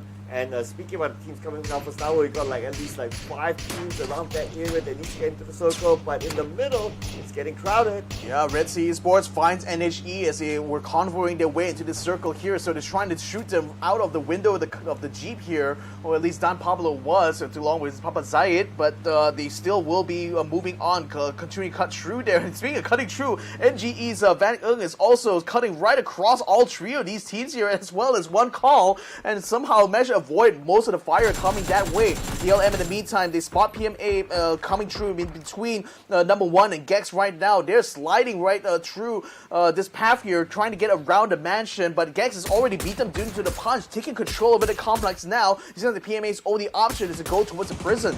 Yeah, PMA, one of those teams who can't afford to drop out early, if not they risk going out. So right now they are at 53 points. GS can still catch up to them with 3 points difference. So it's something they need to be aware of. They cannot take too much of the risk. But now NHE met up with T5. Shots fired by T5 onto NHE. Yep, T5 now keeping the pressure going. Long case running across with the buggy there. He was attempting to try to get the job of Rossitan, but Rossitan unabated takes him out completely. no. The rest of the T5 now not looking too good inside the building. His whole on takes down Hasawat. Tanadol now getting himself into the building, crashes That's the party there, and eliminates NHE, Newhouse Esports, in 14th place. After getting the chicken dinner earlier today, unfortunately, Newhouse Esports couldn't maintain their momentum, and now they have been eliminated. Hopefully, we'll be able to see them in the future as well. Enough for NGE going up against T5. T5 has a high ground against Hakai. Hakai knocked out by Rosidet, and he will be finished off by him as well. Yeah, there's still one more member. NGE still around. He is all the way up. No, Van Ung is actually under fire from the deadly strike right now. So hopefully he'll be able to hold his own. In the meantime, I think PLM and the others are still getting some scraps in the middle here, out in the open, out away from the complexes here. They actually found Red Sea Esports on the other side. Deadly Strike now, I think they also spotted NGE's last member there. They're going to try to flush him out. Batman has a frag grenade, tosses one out, almost catches Lucky J in the face there, but he's able to get away.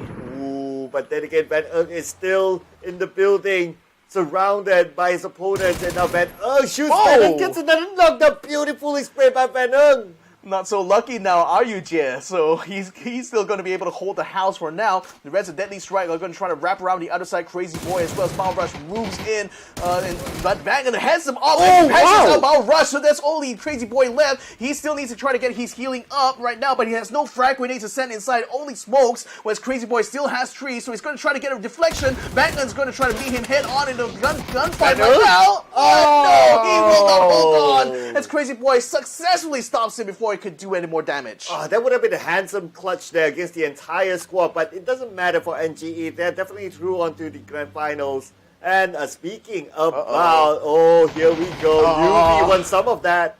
Yeah, that was so unfortunate. But though Crazy Boy still managed to get a frag grenade, the knockdown, but unfortunately one shot from Unicorn Venom, and I mean, they had 4 members just crowding onto that complex there. So there's no way he was getting out, especially not enough time for him to even get a revive though. So Unicorn Venom, a very easy kill point for themselves there, and now they should be able to move on to the next safe area. Yeah, it should be alright for them. Anyway, for UV, it's not going to be an issue because they're confirmed onto the next stage.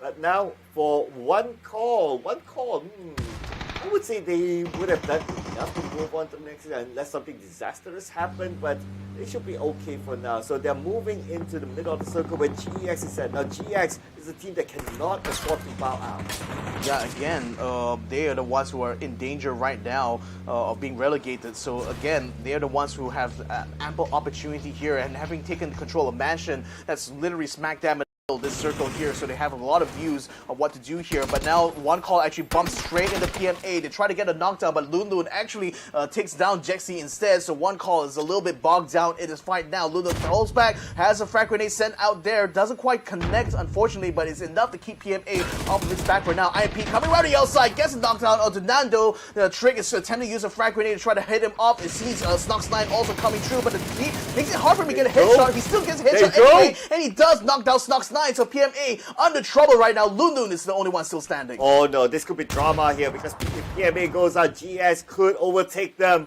Right now, they gotta pray that one call actually wins this fight. Now PMA has Lun still, and we know the capability of Lun and how he clutched it the other day. Lun down to 31 health. Lun needs to win the fight, but PMA is eliminated. That means GX has an opportunity to overtake them, but GX still needs to collect the points. Yeah, there was Leo who actually picked up the last kill there, so that's perfect now for GX because there's no more resistance for them to deal with other than Jedi over there. One call gets caught out as well as PMA and E36 pours fire onto that compound and catches out both members that were still remaining, so that's one call already out in 10th place. UV in the meantime stuck in the tracks right now. Dean lining up a shot, gets a headshot, should be able to finish him off as well. There's nowhere for Sapao to run around. He's just struggling around like a cockroach, and unfortunately who has to succumb to his fate. And that is Dean taking him out, though Sapao is now out. But anyway, it's not going to impact UV that much considering that they have collected enough points at this moment.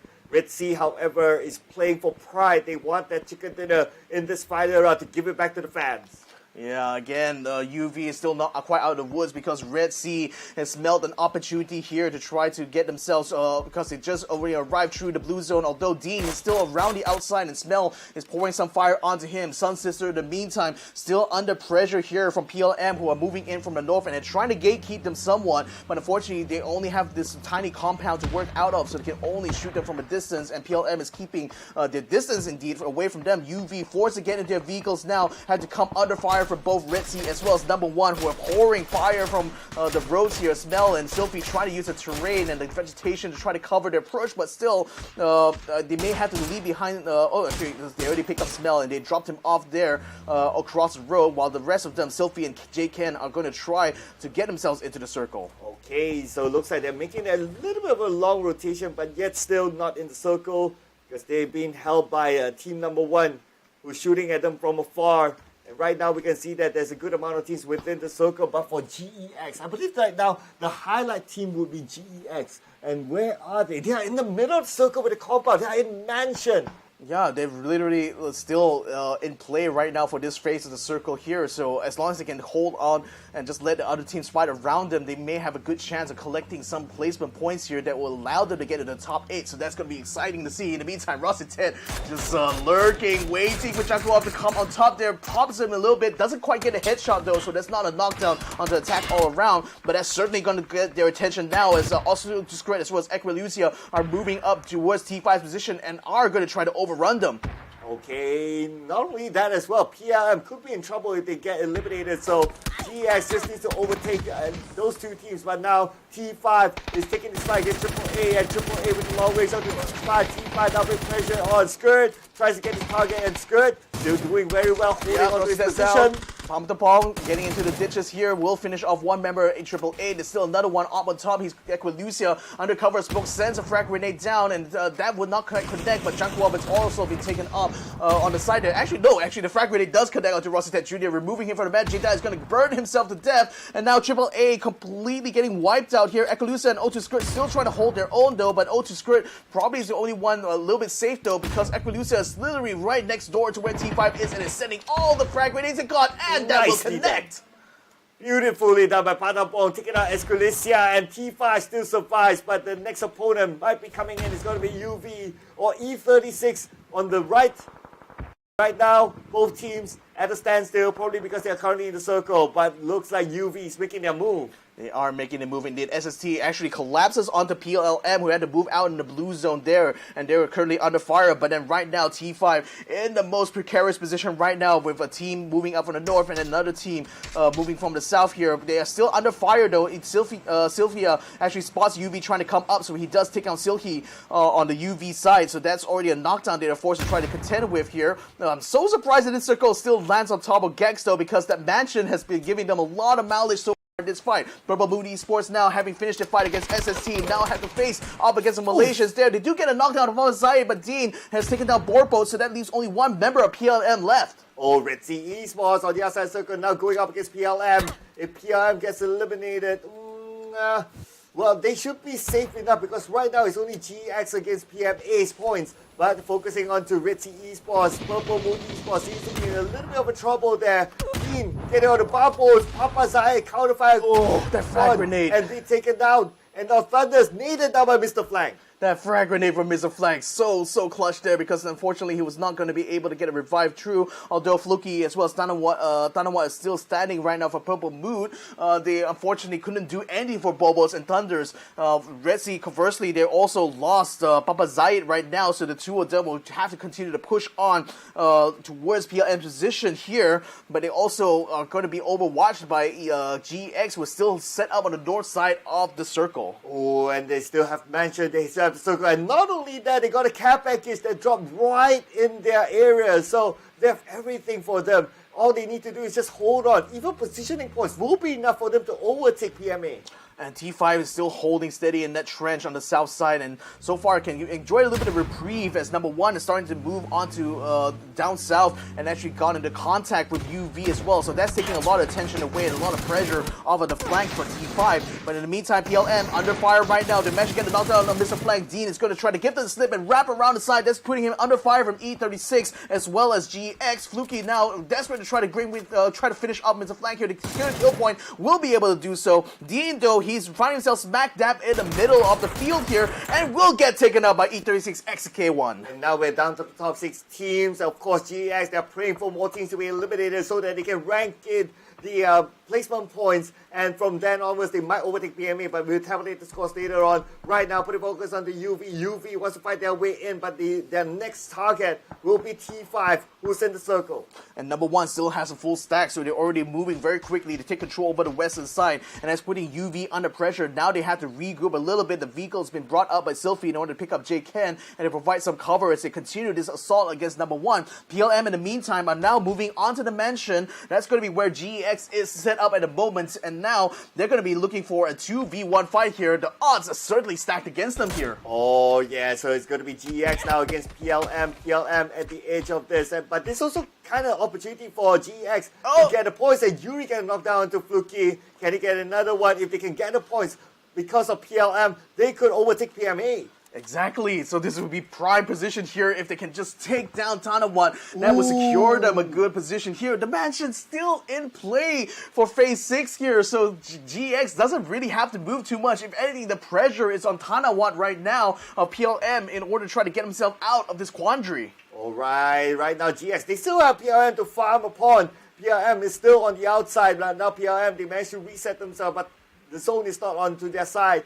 At the same time, we can see that E36 is on the right, needs to get in, and on the southern side, we have T5 needs to get in as well, but UV will be waiting for these two teams. Tanawan is down. Tanawan is down, taken out by Leo. He will finish him off as well, so Fluky is the last remaining member here from the Purple Mood. Number one, and E36 is just standing by, although Star-Lord is starting to put some fire onto Yuri's position here, so letting GX know that their path into the circle may not be that secure. And the whole time, T5's Pantapong as well as Tanadol has just been hiding inside the trenches there. Seems like E36 has not forced the issue onto them so far. Only now have they started to get into a firefight right now down south, while Global Esports still scanning around, still spotting whether or not they can try to get the jump onto Star-Lord here. UV in the meantime has already moved up to the circle here. In the meantime, let's have a look over the trenches here. Oh my goodness, the frag grenades come true from Sylphia, takes out Patapong, and another shot takes out Tanadol, so T5 is out in 6th place. And the happiest team at this moment will be GX, because the points are coming in, the placement points are coming in, and Enter Force 36, right now they'll move into the circle. Their next target will be on the UV. They're playing with a disadvantage with 3 players only still alive. Fluky, the last man standing for PLM. If GS can eliminate him, it's not only about getting the kill point, but getting more placement points. Exactly. Again, they're in the prime spot right now to try to take this fight away from PLM. Fluky is already extremely low right now. I don't know how many health kits he still has left, but it doesn't look too good for him in terms of positioning here, because the blue zone's already up against his back here and is really much in danger of finishing things off. Now E36 taking control over the south side now, trying to move in here to join the fight against UV versus number one, and J Ken is immense amount of pressure here from both ends. He tries to run away, but will still get knocked out by Sylphie anyway. UV under trouble now. Spell is the only one left, and now he's confronted by E36. And look at this. Look at the life standings. GX is now on number 8, so they have done enough.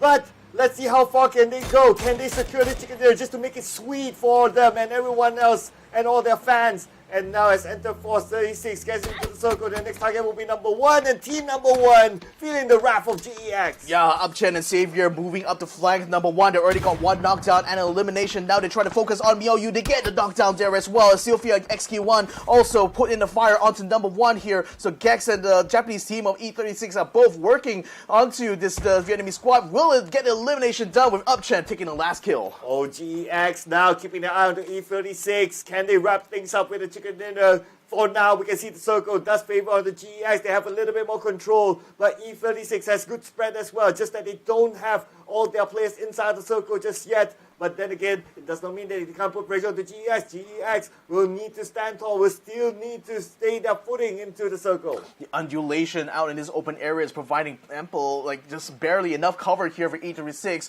As long as they don't pop their head above the dunes, they should be okay.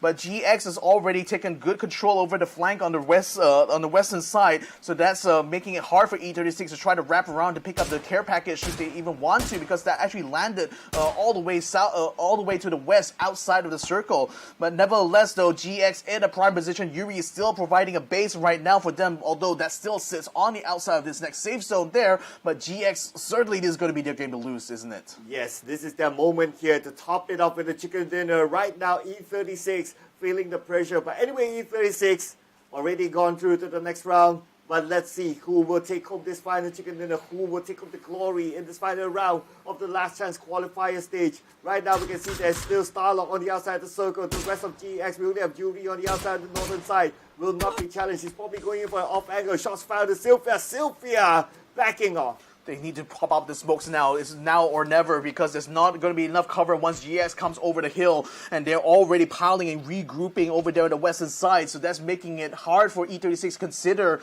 which direction they want to try to attack from. And even though Leo does have the P90, the high rate of fire should be enough to deal with some of the armor that GX has. But again, GX still has a lot more, a much better position here to try to head off E36 should they try to go for an eastern flank maneuver. Okay, here we go. I guess we'll need to wait for the next circle shift until we see this all-out fight between these two teams. Right now, the circle is about to show itself, and I'm trying to find a target, but nobody seems to be able to see anyone.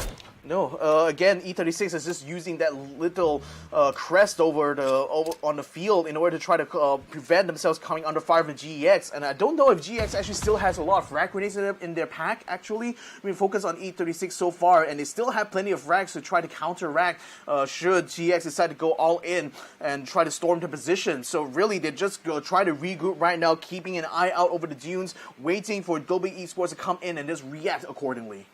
Here we go, the circle shrunk, and now GX still has majority of their players inside the circle, whereas for E36, they're still playing by the rim of it, just slightly on the outside, and the moment they move forward, GX can shoot them down because GX has all the angles covered. And Yuri is still hanging back there, and he's ready to snipe anyone, maybe Starlord or Deva, should they try to move eastwards. So that's perfect positioning now for GEX to keep E36 suppressed and keep them within the edge of the blue zone. And that's going to be crucial now, because none of E36 is able to dip their toes even into this next safe zone here, and that's making it very hard for them to actually mount an assault position onto GEX. And especially with them being spread out like that, GEX certainly have this entire circle on lock. So now they're going to be popping off the smokes here into the middle, hoping to try to cover the approach, while in the meantime Leo is going to try to come around the side there. He almost got spotted by XK as well as Starlord, but then again, if he can cover off that eastern flank, I think it might just be all over for E36. Well, E36 says it's not over yet as they try to get into the headshots by Leo. He managed to get one. Can he get a second one? Here we go, Leo. Leo switches to SLR. Leo gets two knockdowns back to back. That's two knockdowns, but I think that might be enough. E36 under massive trouble right now. Our Starlord trying to hold his own, but Gex, Savior, as well as Upchan, they're just going ahead and pouring everything they have. Starlord is going to get pinked off with a headshot. Chicken dinner here for GEX Global Esports exit. And because of that chicken dinner, they are surely they have booked their tickets onto the grand finals. Congratulations to Global Esports Exit. This is the perfect ending to the LCQ for them. Yeah, I also kind of like didn't consider this as well. Enter Force 36 is also still in the top 8, and they may also still maintain their position there. Nevertheless, even though they lost out this chicken dinner, so I think it's still a fantastic news for the Japanese squad here. But the teams that's certainly going to be in danger is certainly Exoclan is definitely going to be out of the way now. PMA as well didn't quite perform as well as we expected. I mean, again, once we get to the overall leaderboard here, I mean, I think it's going to be a bit of a bloodbath for anyone who is like below that 60-point marker. Alright, let's check out the highlights from our final round in the LCQ stage.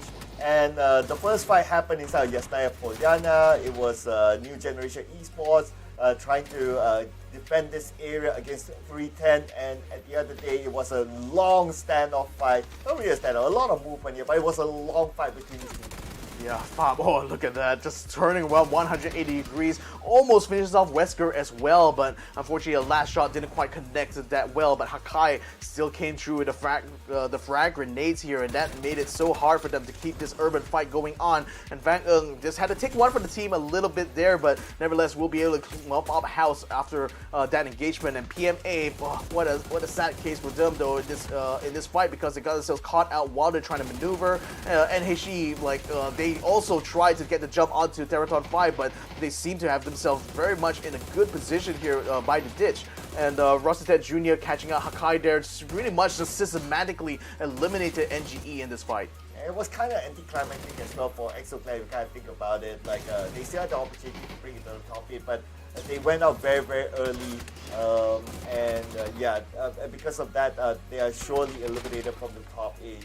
So we hope that we'll be able to see them in future tournaments. Yeah, PMA tried to collide onto one call here, and Trick, being the spoiler, actually popped off Snox 29 when he tried to go for the flank, and that worked out well. Dean had a perfect shot here to take out Sapawa, and I think that opened up the floodgates for UV to get overwhelmed by Red Sea later on in that fight. And Terraton 5 did well to try to suppress AAA, although that fight ended up being a lot worse for them because 2 people got eliminated in this engagement here, and that put T5 in a bad rather in a disadvantaged position that didn't allow them to control the fights in the circle. Yeah, and speaking about the circle, this was one of the few final moments whereby it's between GEX as well as E36. And E36, they had no room. Their only way was to get the circle was just to drive in, but they all landed on the crosshairs of GEX, and that's how GEX wrapped up the game with a chicken dinner and also their ticket into the grand final. Yeah, but nothing is definite yet until the official results come out, mind you. So, my God, we're still going to be waiting with bated breath right now to see who will be the 8 teams that will join the other top 8 going to the grand finals. So, mind you, like, it's been like a crazy 5 days of PUBG here, my man. So, wow, I mean, there's going to be a lot to analyze, a lot of data to swift through here, especially if you're one of the teams that are going to be going to the grand finals. There's certainly a lot of analysis to be done now because we've basically only got like 4 days of reprieve before the grand final starts again. So, a very quick turnaround, I will feel for this tournament. If you think this is crazy, imagine what will happen inside the grand finals when you put the best of the best against each other. It will be insane. It was insane indeed. I mean, it was 5 days straight of more action going on there between the top 16 overall in this PUBG Asia Super Cup. So, I mean, wow, with the whole journey having now starting to come to a close a little bit, have you kind of any thoughts, that you'd like to share, or rather things that kind of stood out to you so far in the entirety of this tournament here? I think we saw a lot of good quality gameplays, whether it's individual gameplays or whether it's team gameplays. Like I think a lot of notable ones like Lun Lun and all that had very great individual gameplays, and it surprised all of us. But I also appreciate the fact that all these teams, they are well coordinated with each other. Like they know how to like open up and play as a squad. And when you say playing as a squad, it's not like all climbing up with each other and just run and take fights. No, they know how to like, okay, you position here, here, here, and here, and then we just enclose from there. So I appreciate the fact that tactical-wise, a lot of them are on point. Look at that, ladies and gentlemen. GEX as well as E36 are both tied in points here, surprisingly, because E36 actually netted themselves more kills compared to GEX, which is fair enough. They themselves got through quite a few scraps before they got to the final phase anyway, so kudos to them, even though they only got 6 placing points, that 13 they got in kills is enough to keep them, I think, in the running for the top 8 here. T5 has only been able to make it to number 3 right now with 10 points. Now let's see further down the board here. We got Unicorn Venom in 7th place with 6 points, tying it up together with team number 1. Red Sea Esports gets themselves on the first page, but still only 5 points. So in the grand scheme of things, that's not gonna move the needle too much with them. And GE has been learning a thing or two from Purple Moody Sports, only taking in kill points and not having a care for placement points. So there's going to be 7 for them, putting them onto number 5 in this match leaderboard series. But on the other end, of course, is ExoClan, who went out early, so no points at all for them in this round. This could mean that they are eliminated, but we will get the official total scores very, very soon. Other than that, teams like PMA only managed to get 3 kill points and no placement points at all. But we just got a queue for the overall results, and this is where it all matters. So drum roll, people! Here we go, ladies and gentlemen. Let's go find out who will be the top 8 to get into the grand finals, to join with the top 8 from the group stage. Who Pubg Esports just barely made it, ladies and gentlemen. 62 points, enough to stay ahead of PMA as well as ExoClan, and that means that the PLM attack all around also drew into the top 8 here, ladies and gentlemen, and it's satisfying to see that the Thai teams are still able to hang in there. Who needs placement points if you're PLM? You only depend on... Okay, so they're like, what, 50 kill points, and 50 kill points, only like 2 teams they're above them. So in terms of kill points, so I mean PLM, they know how to play this game. They know how to play the other route of this game, I must say. Oh, it just feels so bad for PMA though, because they missed out on getting to the grand finals by like what 6 points in total. I mean, if they found 6 points somewhere else, perhaps it would be in a different compensation. The ExoClan, I feel, is like has been the most unlucky so far in this tournament, because they've never been in the top 8 in the overall leaderboards as far as I could remember, and this was like the closest they've ever come to actually securing a slot to the grand finals. Just wasn't meant to be, with them getting bowed out from the get-go in this final match here, so it's such a big shame. One call as well, they dropped quite heavily actually in the grand scheme of things, but not enough to knock them out in this tournament here. Although if AAA and PLM continued to get that rise, and if PMA had a much better round, maybe even a chicken dinner here, maybe they might have been able to knock One Call off. But you know, One Call had a brilliant run in the first day of the last chance qualifiers, so that effort was more than enough to keep them in the running. E36 as well as Global Esports Exit also makes their way into the top 8. In fact, E36 made their way to a top scoreline of 84 here, so they're actually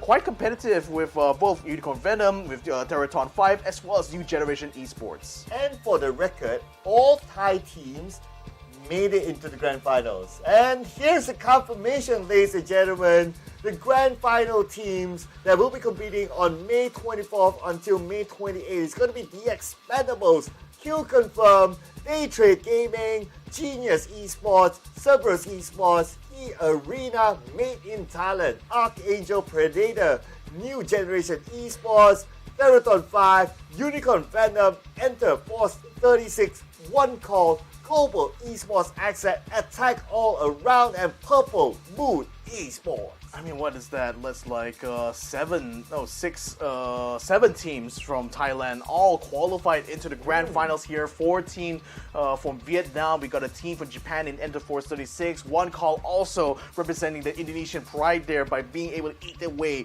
into the main events. Global Esports Exit probably didn't expect that the journey to get to the grand finals would be this hard, but they still made it anyway. Archangel Predator, of course, were the ones who successfully made them run throughout the group stage and also secured the slot. So I'd say this is a healthy competition we have over here, although still stark to actually see that so many of these Thai teams are actually qualified as grand finals here. Oh man, this is scary now. So in the grand finals we have so many Thais, in fact all of them qualified. This just shows that the Thai dominance in this tournament. But then again, in the grand finals, there can only be one winner at the other day. Could it be the Thais? Could it be the Japanese? Could it be the Indonesians or the Vietnamese? We won't know until next week. Yeah, that's going to be one for you guys to watch out for. But for our part, we'd like to thank all of you for joining us along with this journey here, and also on behalf of everyone involved in making this stream happen for you guys, for the team that's been working hard behind the scenes to get a production done. We apologize for all the inconveniences caused throughout the broadcast here. I know it's been a bit of a struggle, but nevertheless, I still feel glad that we managed to still pull through. We still got to witness a lot of amazing plays and amazing games, and just all around like great performances from these teams here regardless of that. And we hope that you guys will be able to forgive us for any sort of mistakes that happen on our part. Yes, and whatever it is, we appreciate you joining us for this broadcast. We hope to see you again next week, so make sure you mark your calendars correctly, because by the end of next week, we will crown the champions of PUBG Asia Super Cup. Yeah. So I guess that's all for us for today. My name is Sir Cloud, together with the amazing Victor. We'll be seeing you next week. Bye-bye, and don't forget to love our tappers. Tappies. Tappiers, Yeah, tappiers, there you go. yeah. Tappiers are very fun, very cute.